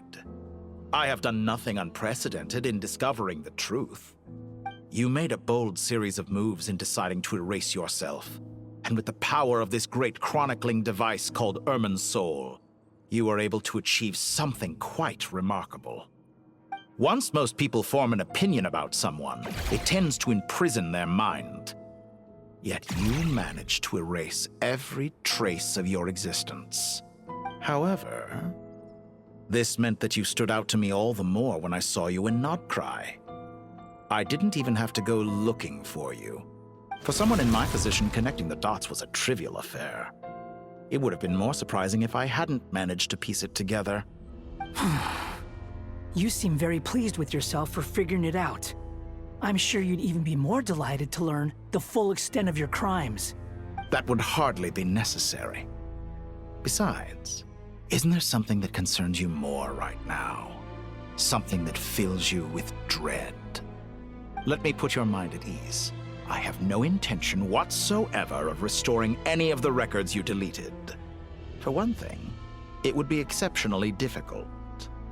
But more to the point, I doubt that the prospect of losing your current life is all that frightening to you. Because in your case, the cruelest twist of fate is that you'll never again have the chance to make up for any of your mistakes. Isn't it?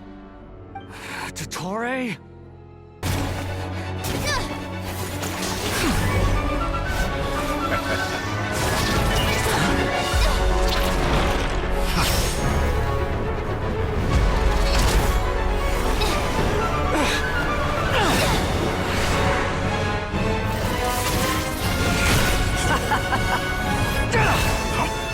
Does the prospect of death amuse you? I could ask you the same question! I'll distract Dottore. You focus on the mission. Got it.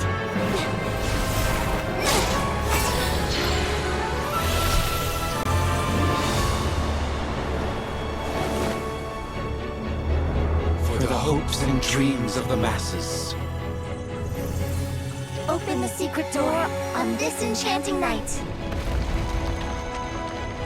May wisdom's light eradicate ignorance and darkness, and hereby fulfill our ancient vow. Commence data extraction.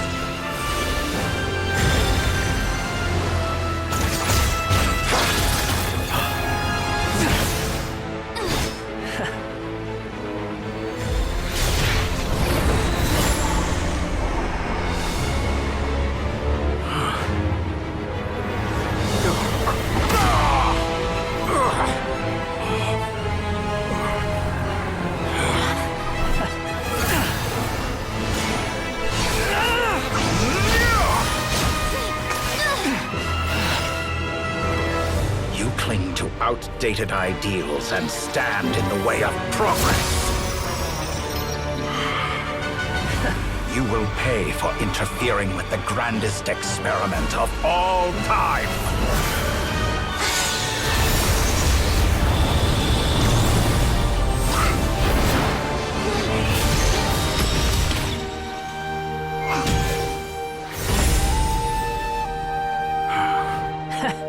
Good timing. Dottore, as clever as you are, you fail to understand wisdom. Wisdom takes many forms, but the path you have chosen eschews them all. Huh.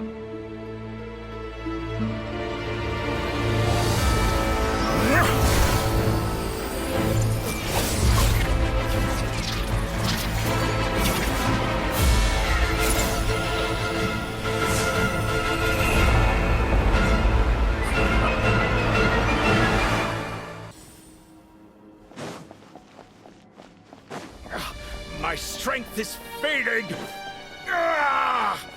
Since you are within Irminsul, it stands to reason that any power you wield comes from it. Extracting the information from Irminsul, just to strip me of my power. I will find his weakness. That's enough!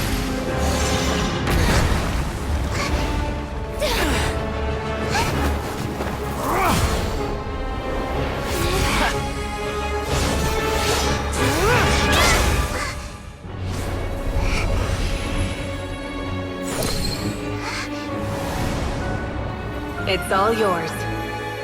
Do with it as you see fit.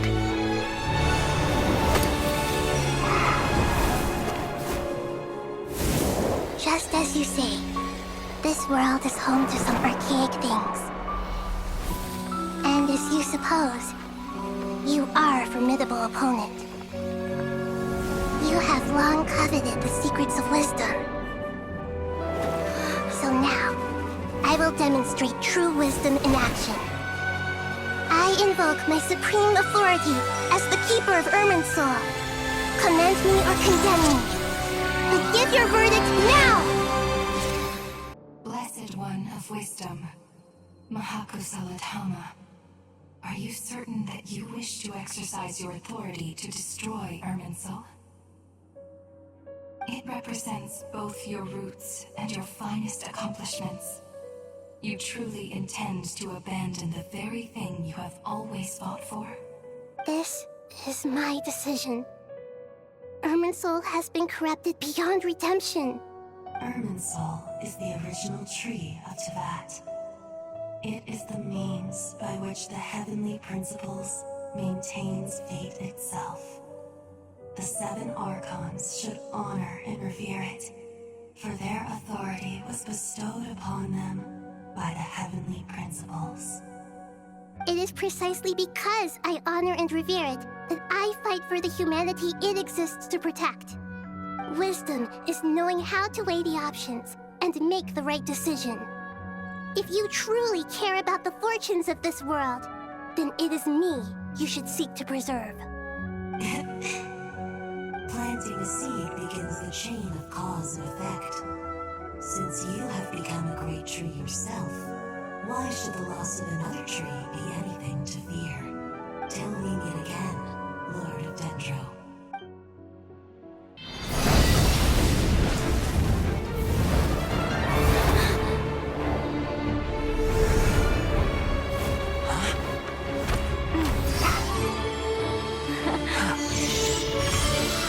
The first flame. The pure, cleansing fire.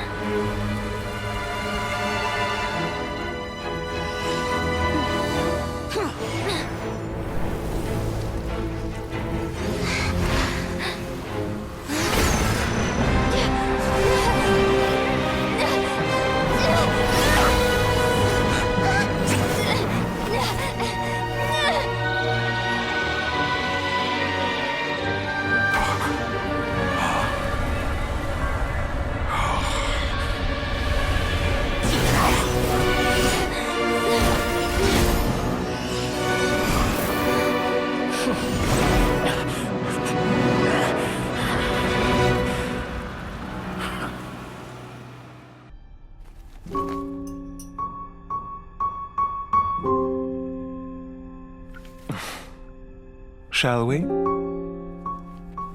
Where were we? I was suggesting that you needn't perform when signing a contract. You're only sitting here because your bank demanded an evaluation of the trustee. So you told a story about a young scholar from a merchant family in Sumeru? I told a compelling tale, didn't I? The post-expulsion story is far more captivating. The human experiments or the elixir of immortality? The part where you die. Ah, yes. My favorite part. The 35-year-old segment thought of himself as Dottore, reserving the name Zandik for the original specimen. Of all the segments, he was the most selfish. After his expulsion, Dottore searched for a new direction. He joined the Fatui, studied Elazar in great depth, secured resources. He was rather fortunate in his career. Zandik turned to Conrian technology and successfully created his segments. But this was not immortality. Even with backup segments, his body would still age. Still, thanks to Snezhnaya, Zandik found the ideal base for his experiments. Then a perfect partnership materialized at a crucial moment. The year that both parties realized they needed more time. Fortunately, Zandik succeeded. In a miraculous turn of events, he gained the extra time he needed. I seem to recall it differently. All right, it's true. No matter how much elixir he took, Zandik remained human and continued to age. Then, on the morning he turned 85... Help me up! Call for help! Surely he would be rescued, Zandik thought. But to his surprise, no one helped him. Zandik was too selfish for that. Don't forget, you're one of us. Yes, and we're all waiting. Waiting for me to die. Pantalone arrived for a meeting and happened to witness what followed. He found it unsettling. I never said that. But the Zandiks were unfazed. It was a rare opportunity for self-dissection.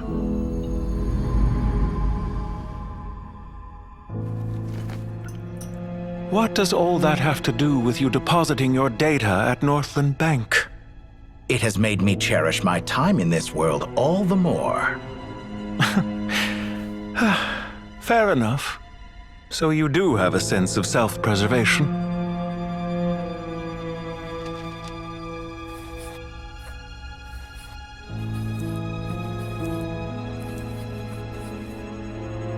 What do you mean? You're hardly normal, and you don't cherish life. You just don't want to admit defeat in the limited time you have. Even so, don't I deserve an interesting ending? I'm counting on it.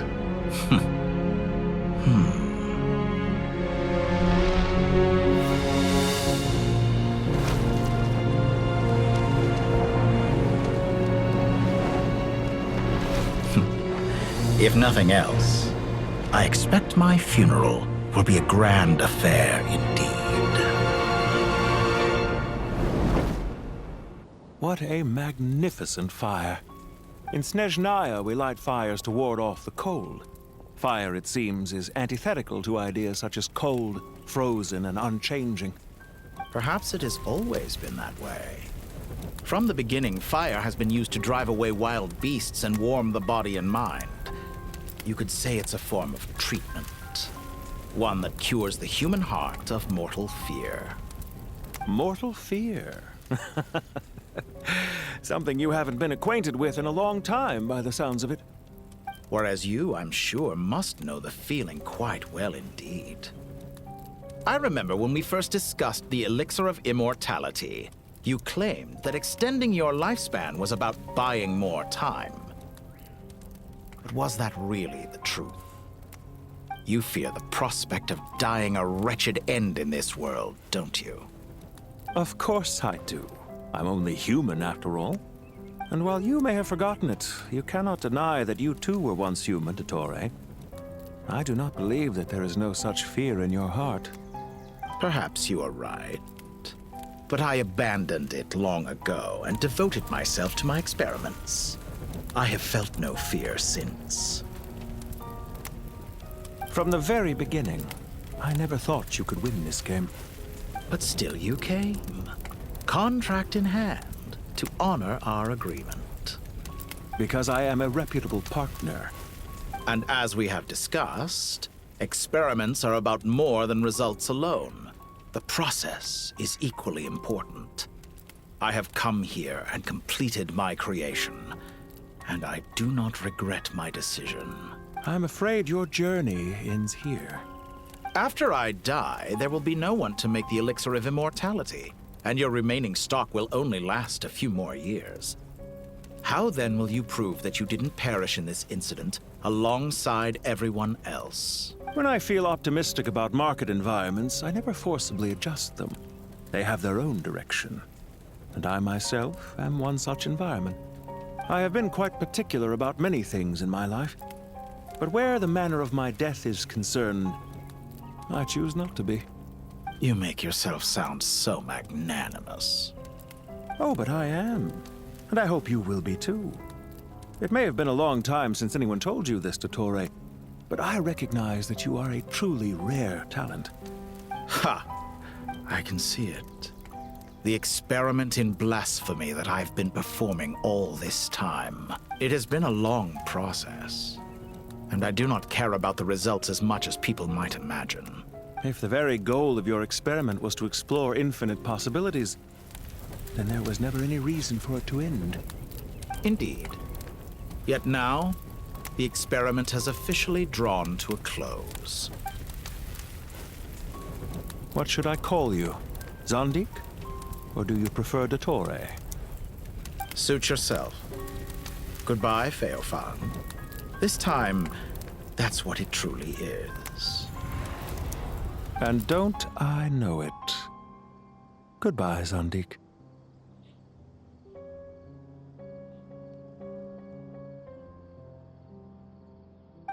I could have carried out many more experiments, but to me, Lord of Dendro, this outcome is certainly not the worst. I believe you. But unfortunately, this is where it all ends for you. This experiment does not belong to you, nor do any of the results. Experiment? It sounds like you're trying to outdo me in my own field. Wisdom is conveying information in terms that people can clearly understand. You know exactly what I mean. Indeed. I can see no further outcomes. Ha! You have a formidable mind, and you are braver than I thought. Setting fire to the very thing your survival depends on. Your previous threat was empty, but this time, it is real. When necessary, wisdom can be as fierce as an inferno. Some of the flames that incinerate you come from within yourself. Perhaps you are right. You see what lies at the bottom of the human heart, and that is your wisdom. Here is where your journey comes to an end. All that is yet unknown belongs to those of us who will carry on living. It seems I have unwittingly been your arch-enemy all along. But now, it's all over. I do not deny your intelligence. But what you refer to as experiments, I would never describe in those terms. They are events that take place in the real world, and they are so much more than mere data. Goodbye. We will never meet again. Well, that's the last of them. Everyone on the list is already back where they should be. It was a long, hard road, but we finally finished escorting everyone back. I just pray that we'll never need to leave again. I hope we can stay here forever in this peaceful paradise of our own choosing. Paradise. In the annals of the Temple of Silence, that word carries great significance. It represents the hopes and desires of the gods. Their longing for a place to rest. I wouldn't think gods need such a place. People always think they're the only ones who can lose their homes. They forget that gods too need a place to reside. As the Goat King once said, "A god without his people shall cease to exist." Gods need their believers every bit as much as their believers need them. Only we can truly understand how much the desert faith has faded over the centuries. But we still talk about the gods as though they're part of our lives. Given the myriad ways in which gods and humans interact, I'd say they really are. How else could Dunyarzad consider the Dendro Archon a friend? Well, that sounds about right to me. Describing them as friends sure makes us feel a whole lot. If you told me a few years back that I'd have this many friends, I'd have... Belief is a choice, just like friendship.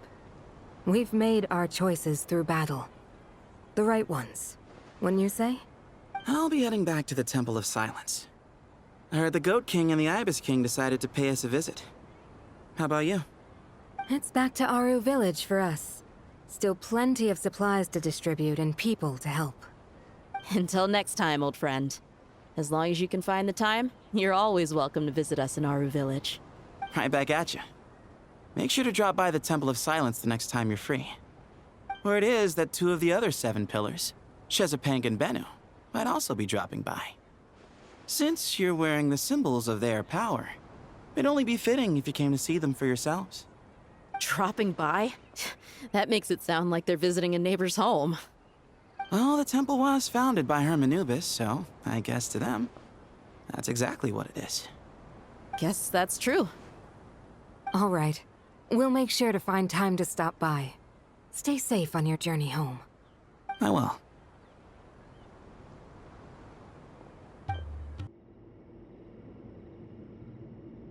You do have a point. See?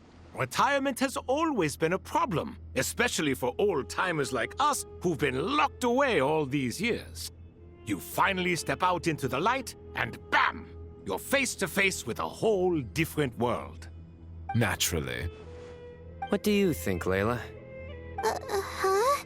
Why would you think to ask me? How could I possibly be qualified to decide where the servants of King Deshret should live? Sorry if my question was unclear. Do you think their statues will stand out too much if we place them here? Hey, I never agreed to this. How could we possibly allow our statues to be left in Hermanubis' home? That would be like breaking into someone's house, then pretending it belonged to you in the first place. Different beliefs can coexist. We still need to respect one another. By which you mean, you two plan to stay at the Temple of Silence, for a while at least, but you have no intention of relocating your statues here.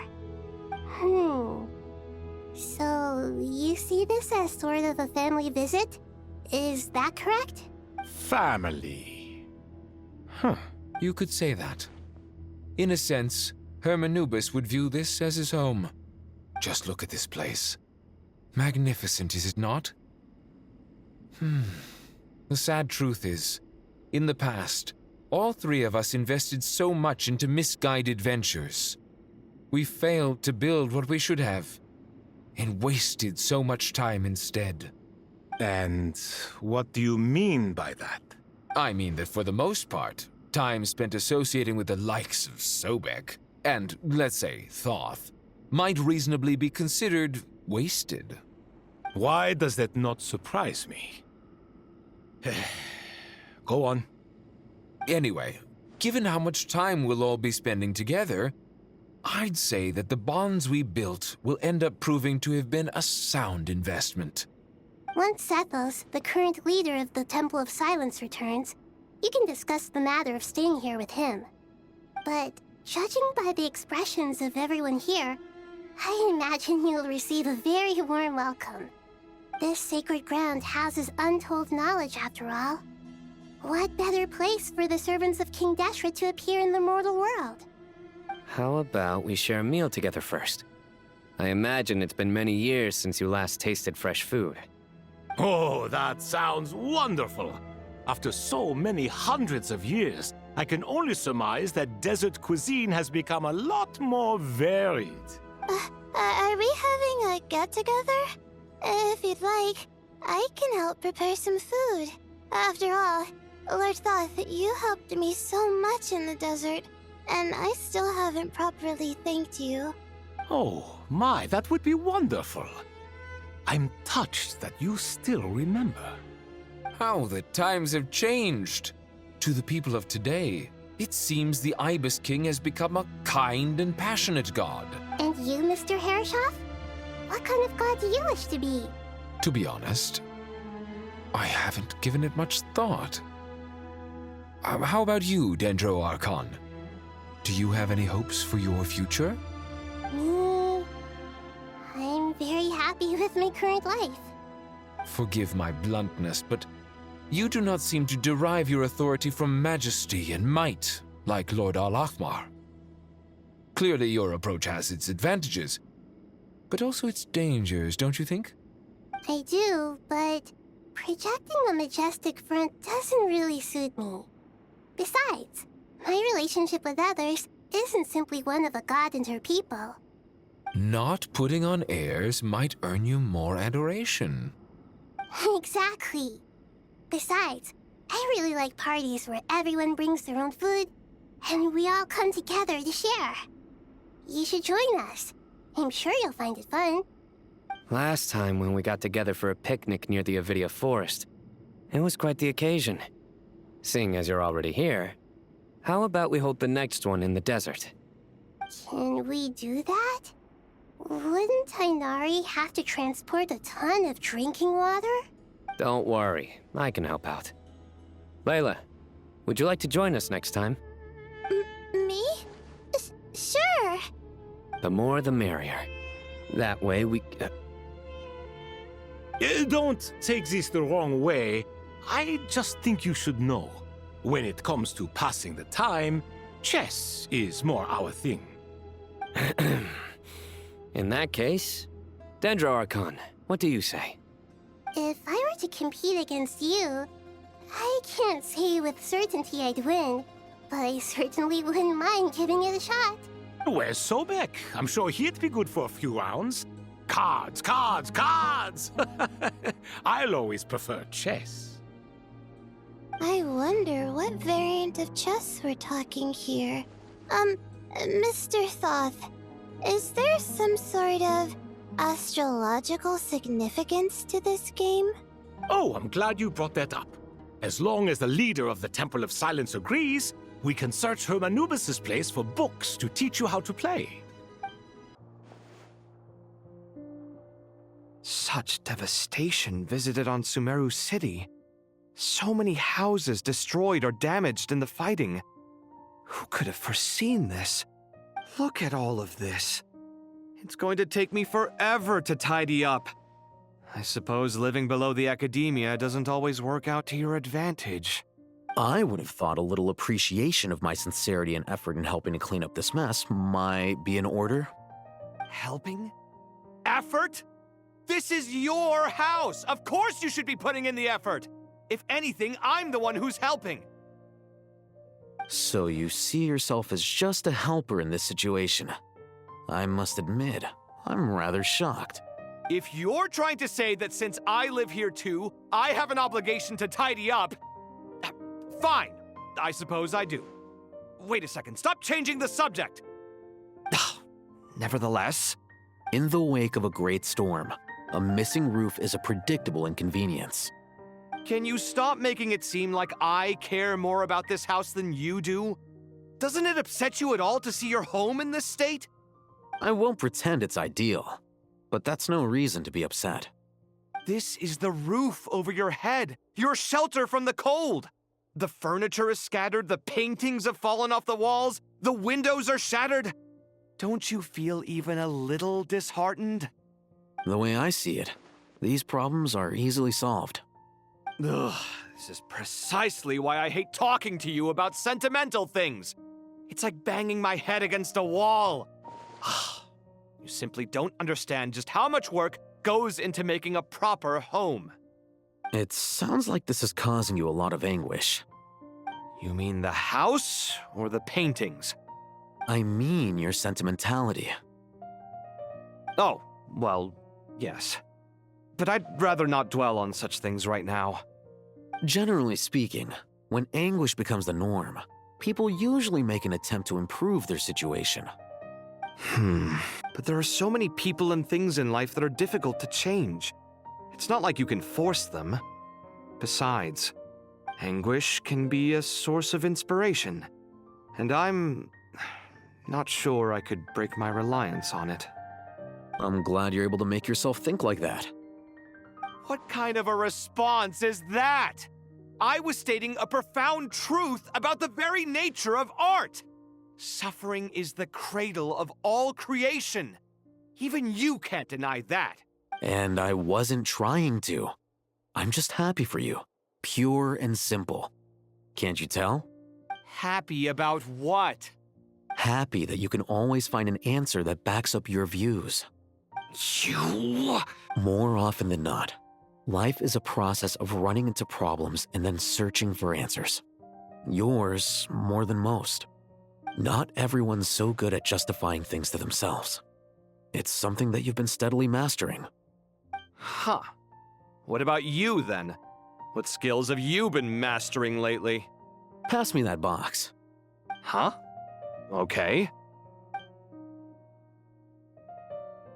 You may consider this my progress on the path to mastery. What? Wait a second.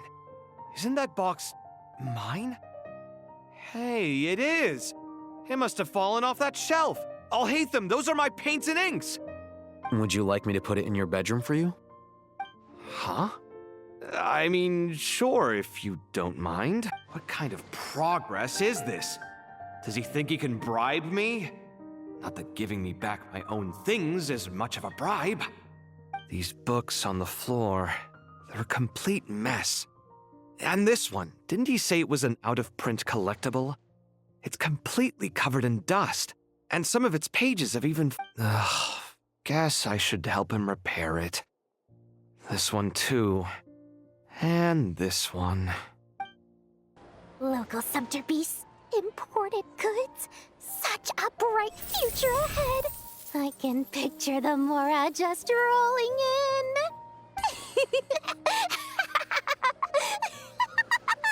You do realize you sound like a choking cow? It's called being imposing. Can't you feel it? Are you not intimidated? Oh, I'm positively shaking in my sandals. What commands do you have for me, oh mighty Lord Sangamabe? You've got a lot of nerve, Nefer. You went and told Candace and the others everything, didn't you? Seriously, do you have any idea how differently they see me now? Surely that's a good thing. I presume they're more disposed to actually like you now, maybe even view you as a friend. You traded my secret for sympathy! Thanks to you, I've lost every last shred of my mercantile majesty. How am I supposed to make anyone think I'm a big, scary investor now? The dark days of Lord Sangamabe are behind you. Why not take this chance to make a few honest friends? Speaking of friends, since when did the notorious Lady Nefer gain such an admiration for holier-than-thou types? A moon chanter here, an angel there? Who'd have thought it? A coming together of fates, nothing more.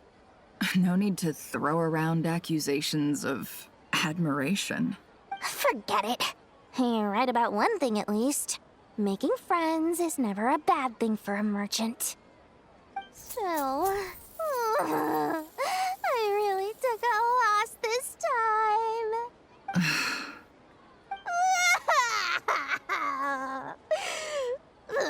What are you looking at?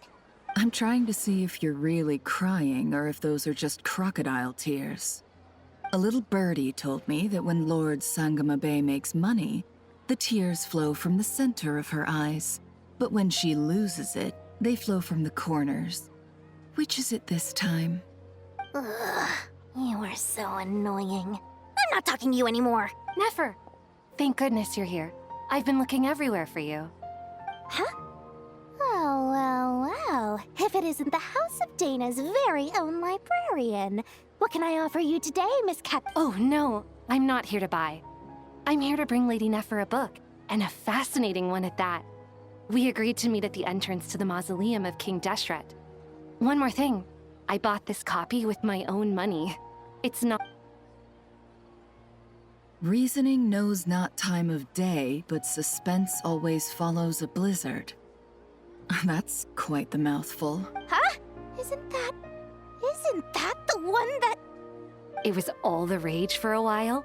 People throughout the city were clamoring to get their hands on a copy. The names inside were all circled. Everyone thought it was a riddle. Don't bring up that book in my presence. I don't even want to hear its name. That thing was nothing but a scam. Surprisingly enough, I've actually heard of this book, though it doesn't seem of much consequence. So, what truth lies behind it? You're from the Vahumana and you're asking me what the truth is? I'd say the actual truth was about the least important part of the whole episode. I brought you this book because it probably has the most interesting backstory of any in the House of Dana's collection, at least in recent years. As for its quality, well, you can judge that for yourself.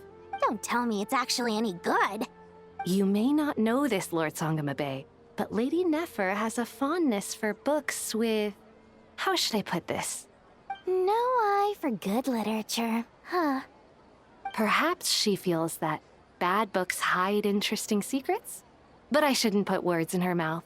It's probably fair to say she prefers the conversations that books can spark over the substance of the books themselves. Suits my style as an intel broker, wouldn't you say? Very interesting, thank you. I'll return it to you once I'm done reading. And as it happens, I have something for you, too. Incense? I imagine you've already used up the incense I gave you last time. Here's some more. This batch is from Nodcry, so the scent won't be quite the same. Well, actually, I've been saving the incense you gave me. I couldn't bring myself to waste it without a special occasion. But I'll gladly accept this, too. And I promise I'll use it this time. Katayun, you haven't changed a bit.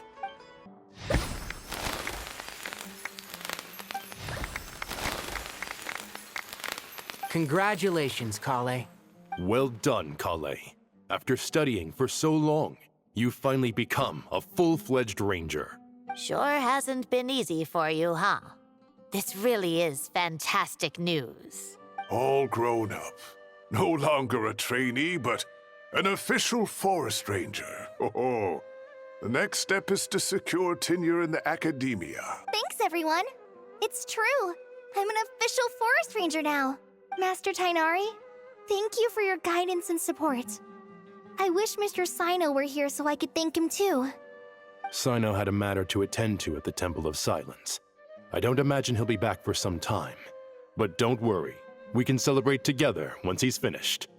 I'm afraid the party will have to wait.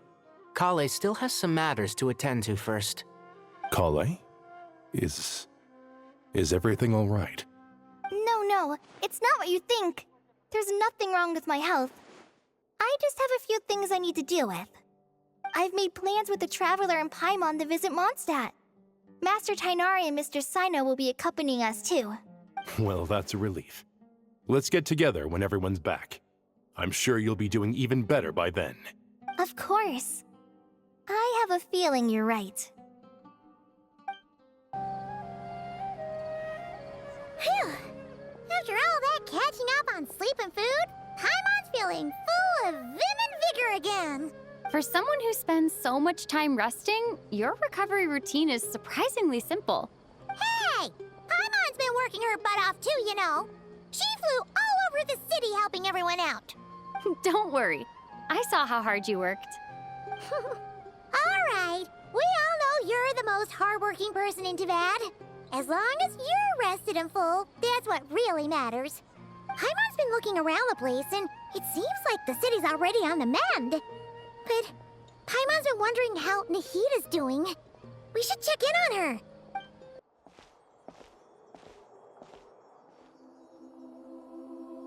Hey, Nahida! And Hat Guy's here too!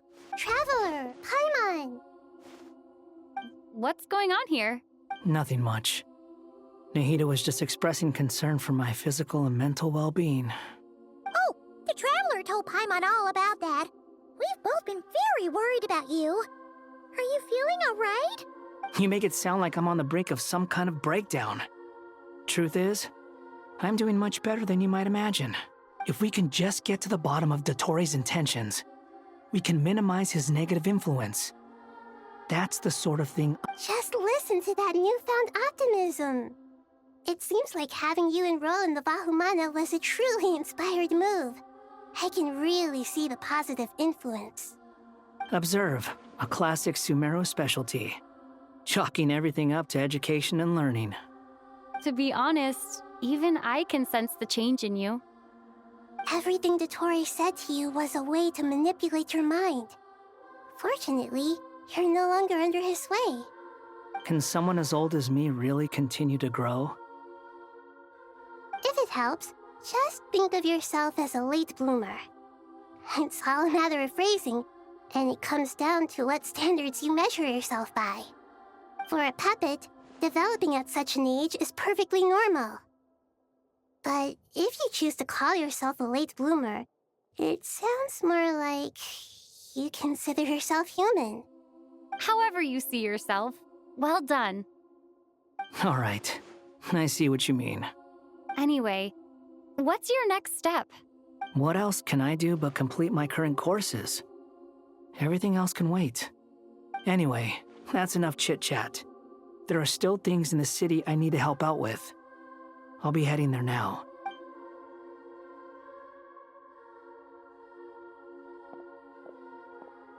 I'm so happy that Hat Guy is doing better than we thought. But what about you, Nahida? How are you holding up? The pyronosis burned down the corrupted Irminsul. The flames blazed for 7 days and 7 nights before they finally subsided. All that was left were the parts underground. Now, Aru shoulders the responsibilities that once belonged to Irminsul. The situation was contained before it got out of hand, so Tevat's most vital information has largely been preserved. Irminsul has a strong influence over you, doesn't it? How will you cope now that it's gone? There is no need to worry. Thanks to Nicole's extraordinary talents, my connection to Irminsul has been severed and transposed onto Aru. Angels can do things like that? They can. Such abilities are precisely what makes them so powerful. The goddess of flowers, Nabu Malikata, once claimed that she too could perform feats beyond the reach of mere mortals. In my eyes, much of what she went on to achieve reached such transcendent levels. Her and Nicole really are both fascinating and magnificent. So, does that mean your situation is stable now? Correct. Just imagine that Aru has become the new Irminsul, and the essence of my existence has been bound to it. The wisdom of Sumeru has ultimately converged into a single, unified entity. Should we ascribe this all to fate, or is it merely fortune? Whatever it is, the important thing is that you're okay, Nahida. Dendro Archon, Lesser Lord Kusanali. Oh, thank goodness you're here. Greetings, Traveler and Paimon. Sir Nevis, do you have something urgent to say? Yes, there's something I need to report. We've received a message from Snezhnaya.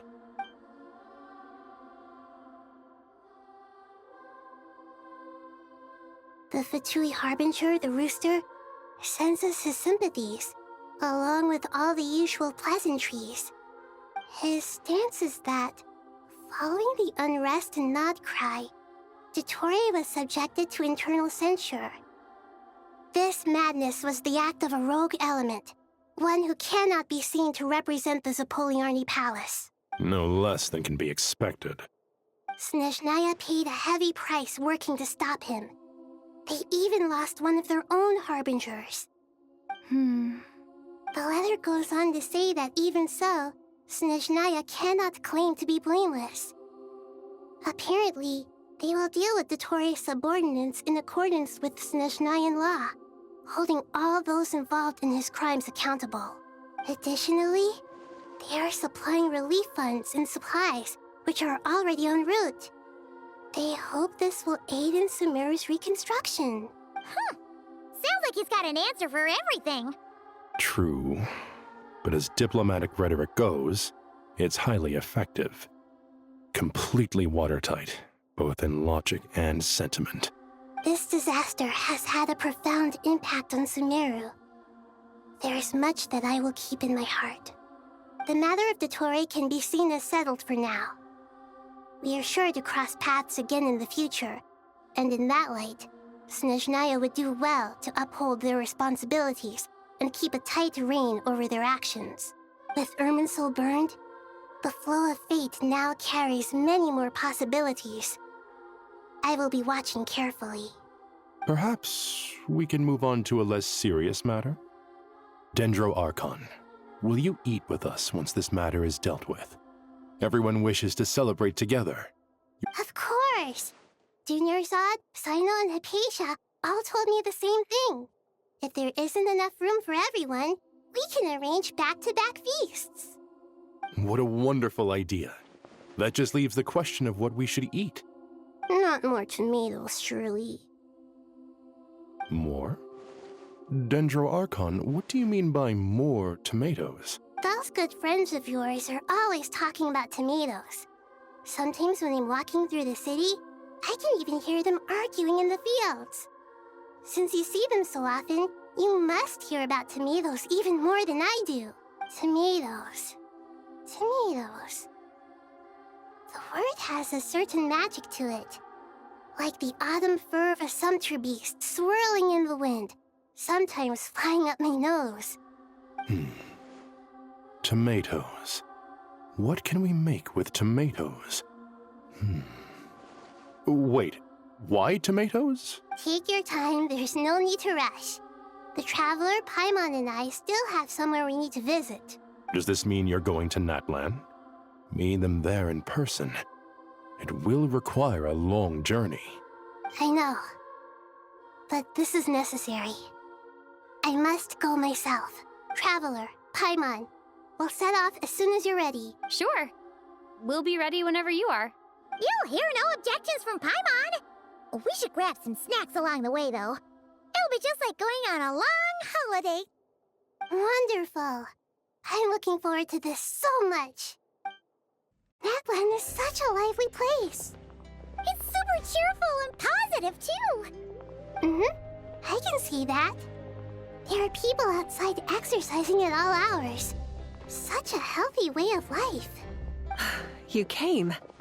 Welcome, welcome. You must be hungry from your journey. Would you like something to eat? Oh, thanks, but no thanks. We've been eating the whole way here. We had a mushroom platter, Sap's meat stew, butter braised chicken, hot sour pudding. All right. No need for all that detail. I'm starting to get hungry myself. Maybe later then. We can wait till everyone's got an appetite. Then I'll head out for a meal together. Sounds like a plan. Let's find somewhere to sit down. I should tell you, I already have some sense of why you've come. Why's that, Malika? To say thank you. Your senses are spot on. But on top of that, we also feel guilty. Because the pyronosis has vanished? I sensed its loss. Despite scouring through the remnants of Irminsul, we couldn't find any sign of the pyronosis. Not even any trace of it burning to ash. That's certainly unusual. Still, the potential fallout from Irminsul's loss is significant, to say the least. Perhaps the pyronosis's disappearance is simply a knock-on effect of the impact it's had on a certain strand of fate. There's no need to feel guilty. We were clear that this time, there was to be no returning, only giving. Pure and simple. Thank you really is a fascinating phrase. We use it to express gratitude for the smallest of things. Yet, when faced with a kindness too immense to describe, we use exactly the same words. It's not that we lack other means of expression. It's that when we truly need to express our feelings, the simplest and purest words are always the most powerful. You're right. In Natlan, we prefer simple expressions too. Companionship, friendship, support. They might not sound fancy, but the sentiment behind them is sincere. That's wonderful to hear. Sincere feelings are often a vehicle for the deepest wisdom of all. Irminsul's destruction doesn't seem to have done you much harm. I'm glad to see you're doing well. There's still a lot of work to do, but before we begin, we felt it was important to come here and speak with you. Partly to express our gratitude, but also because we felt that seeing you, in a sense, is like basking in warm sunlight. That's a nice way of putting it. I like that. To tell you the truth, though, I'm not a fan of somber meetings. So, since there's nothing more to say, why don't we go bask in some actual sunlight? What a great idea! Paimon's gonna lie back and soak up some rays!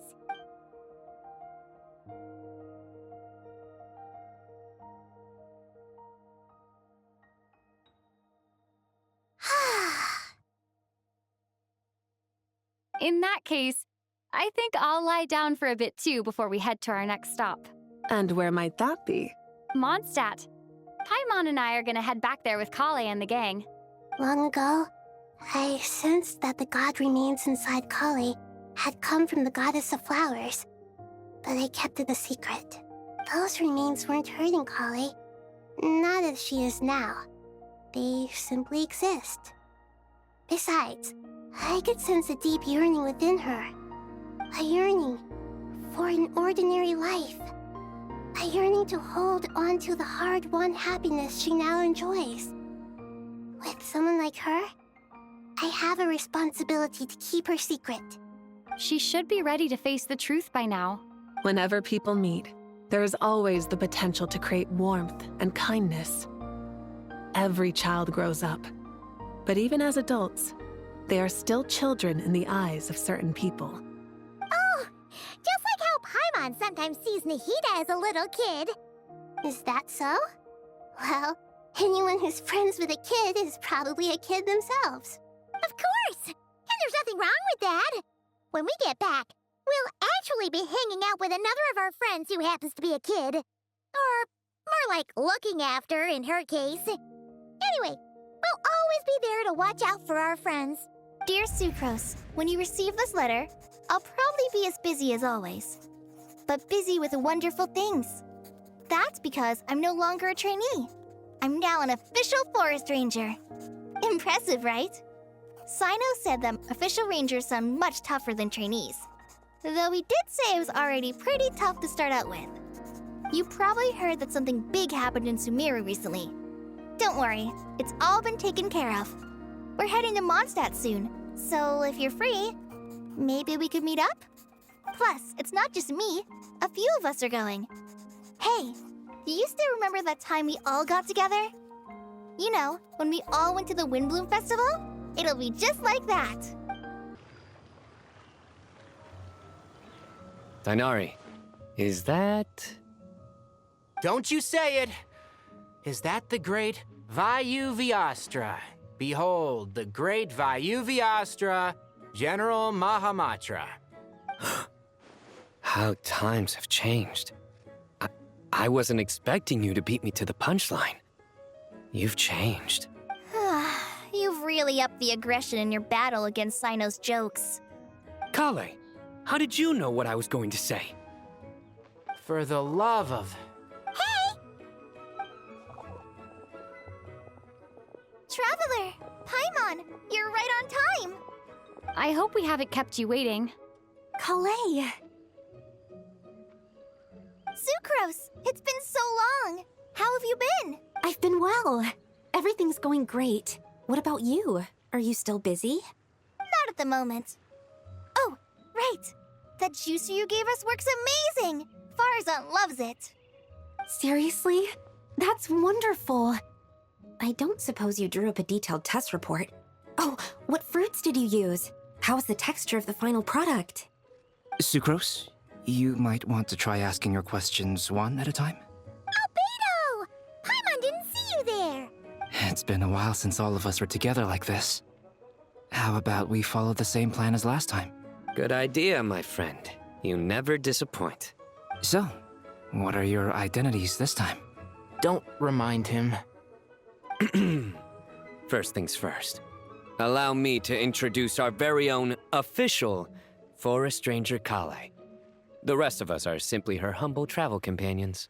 This sounds like one of those mushy stories that gets people hooked on some corny, heartwarming premise. Oh, is our story not heartwarming? If I recall correctly, there was even a scene like this in King of Invocations. Besides being heartwarming, our story's also about tough, impressive-sounding job titles. At least that's what I think.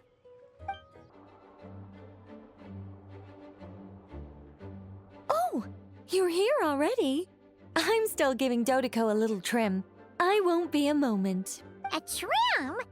Does Dottore need haircuts too? Of course. It's important to know how to take loving care of the apples of your eye. All of these trivial matters get left to me. It's because I'm an angel, and angels are, in a way, the guardians of all Teyvat. Oh, right! Well, that's definitely an impressive-sounding job title. What are you writing? I'm just brainstorming some cool-sounding lines. Oh, write them on these card backs.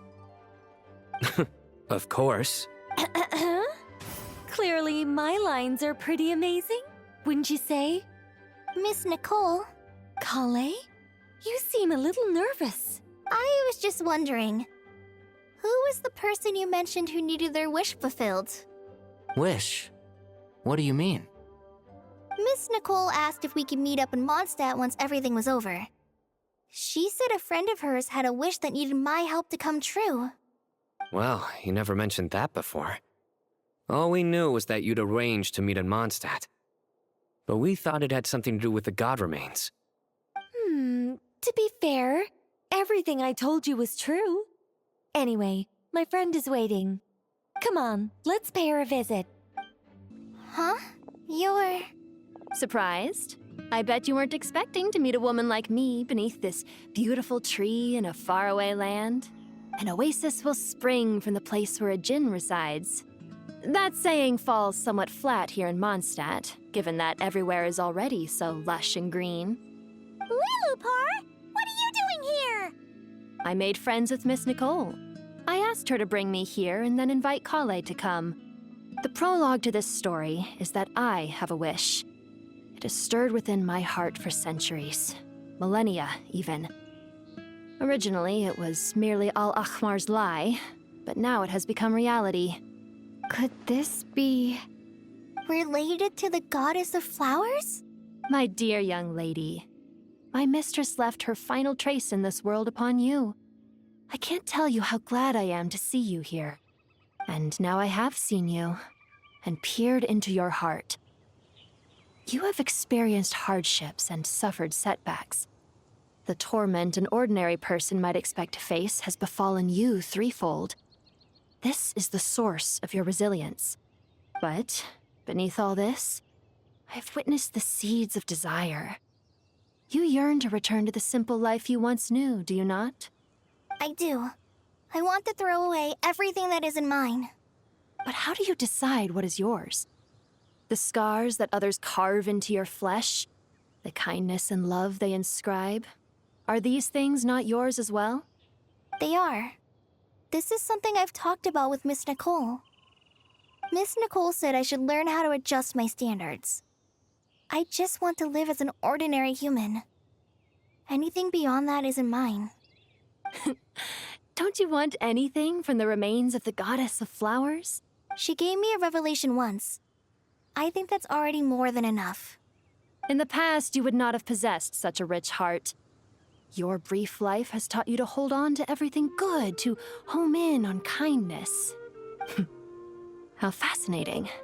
You're nothing like Nabu Malikata, and you're certainly not her. Of course not. I'm not some great and powerful being, Miss Liloupar. Yet I am a djinn. We exist because of the Lord of Flowers. We revere and love her. My wish is to see her one last time, to give everything for her. Kale, can you do this for me? But her remains won't be easy to remove. Are you sure this is what you want? That's beside the point. First, I need to know. Are you willing to do something for the soul of this lonely, wandering woman? I'm willing. But look, you know nothing about me. Even if you have heard the stories about me, all you would know is that I was rightly punished for the many evil deeds I committed. Ah, so you do know. Your lips are quivering, your eyes trembling, and still you're willing to do something for me. Life has been cruel to you, and yet you've learned to be kind. My dear young lady, to repay your kindness, I too must play my part. Are you sure about this, Liloupar? I yearn to see my mistress. For this moment, the world can burn to ashes, the universe be engulfed in flame. I care about nothing else. And you, Kale, I can give you a gift. You'll become just another ordinary human. But Miss Liloupar, what will happen to you? My wish will be fulfilled, and I can die happy. Why would you wish for that? A long, unending life might seem desirable for one who has never possessed it, yet it brings torment to one who has. My remains are scattered across the yellow sands, but my soul can find no peace. Since you've promised to grant my wish, give me that release. Allow the dying to die, and let the dead rest in peace. You have my thanks. Kale, there's no pressure on you. What she said, it's all true. A wish is a genuine desire, after all. It's as if you want to use the last of your life to give me a better future. Nothing's so selfless. We'll be using our futures to fulfill each other's wishes. This is a noble act, a beautiful and secret transaction between two women. I understand. Close your eyes, Kale. Then open your soul. From there, I will embrace my mistress. The downpour of flowers is your touch. Like returning to the very beginning. Like surrendering to your grace, my mistress. People say that devotion is beautiful, yet filled with pain. How foolish of them. For me, devotion is beautiful, pure and painless. Devotion is my love. Thank you.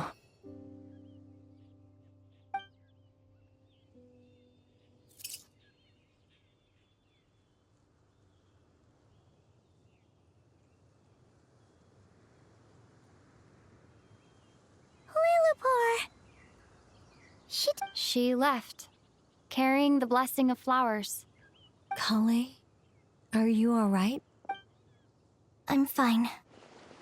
Now that the remains are gone, I don't actually feel any different at all. Those remains weren't hurting Kale. Not as she is now. They simply exist. Besides, I could sense a deep yearning within her. Kale must have already received what she was yearning for. I'm doing fine. I feel relaxed. There's really no need to worry. Then my wish has come true, too. To become ordinary? That's just one of my wishes. Actually, I have a few more. For instance, I want to protect the people I meet and help them find happiness. That sort of thing. So between Miss Liloupar and me, you fulfilled 2 wishes already. And protected 2 people. Wonderful, isn't it? I feel so fantastically happy. I guess that settles things here. So what's next? What do you want to do when we get back to town? Kale, look who I've brought to see you. Hey, Kale! I heard you guys were holding some kind of secret event. How come you started without me? Huh? Oh no, it's nothing like that. We were just saying goodbye to an old friend. Really? Who? Me. The old me. So that's what this is all about. Did you come all the way to Mondstadt for that? Because we knew the old you so we could witness the change? Exactly. The old me is gone. I puffed her into the air, and she became a fluffy pink cloud, floating into the sky, before disappearing forever. Do you think, maybe up in the sky, she has friends waiting for her with test tubes, flasks, and bows? Oh, when you put it like that, it doesn't sound so bad after all. What do you think, Miss Nicole? I think maybe that's right. At least, if it were up to me, I'd consider that a happy ending. Dear Sucrose, even though my childhood ended long ago, these past few days have really felt like growing up again. I've become stronger, and I feel like I can finally accomplish things by myself. Surely someone as mysterious as you will find a friend like this fascinating? Always growing, always thriving like a plant. I came to say goodbye to my old self. I know that after this, she'll be gone. Thinking about it makes me feel a little lonely. I know the weakness that kept me company, but somewhere in my heart, I feel a great sense of joy. It feels like I've always wanted to take this step.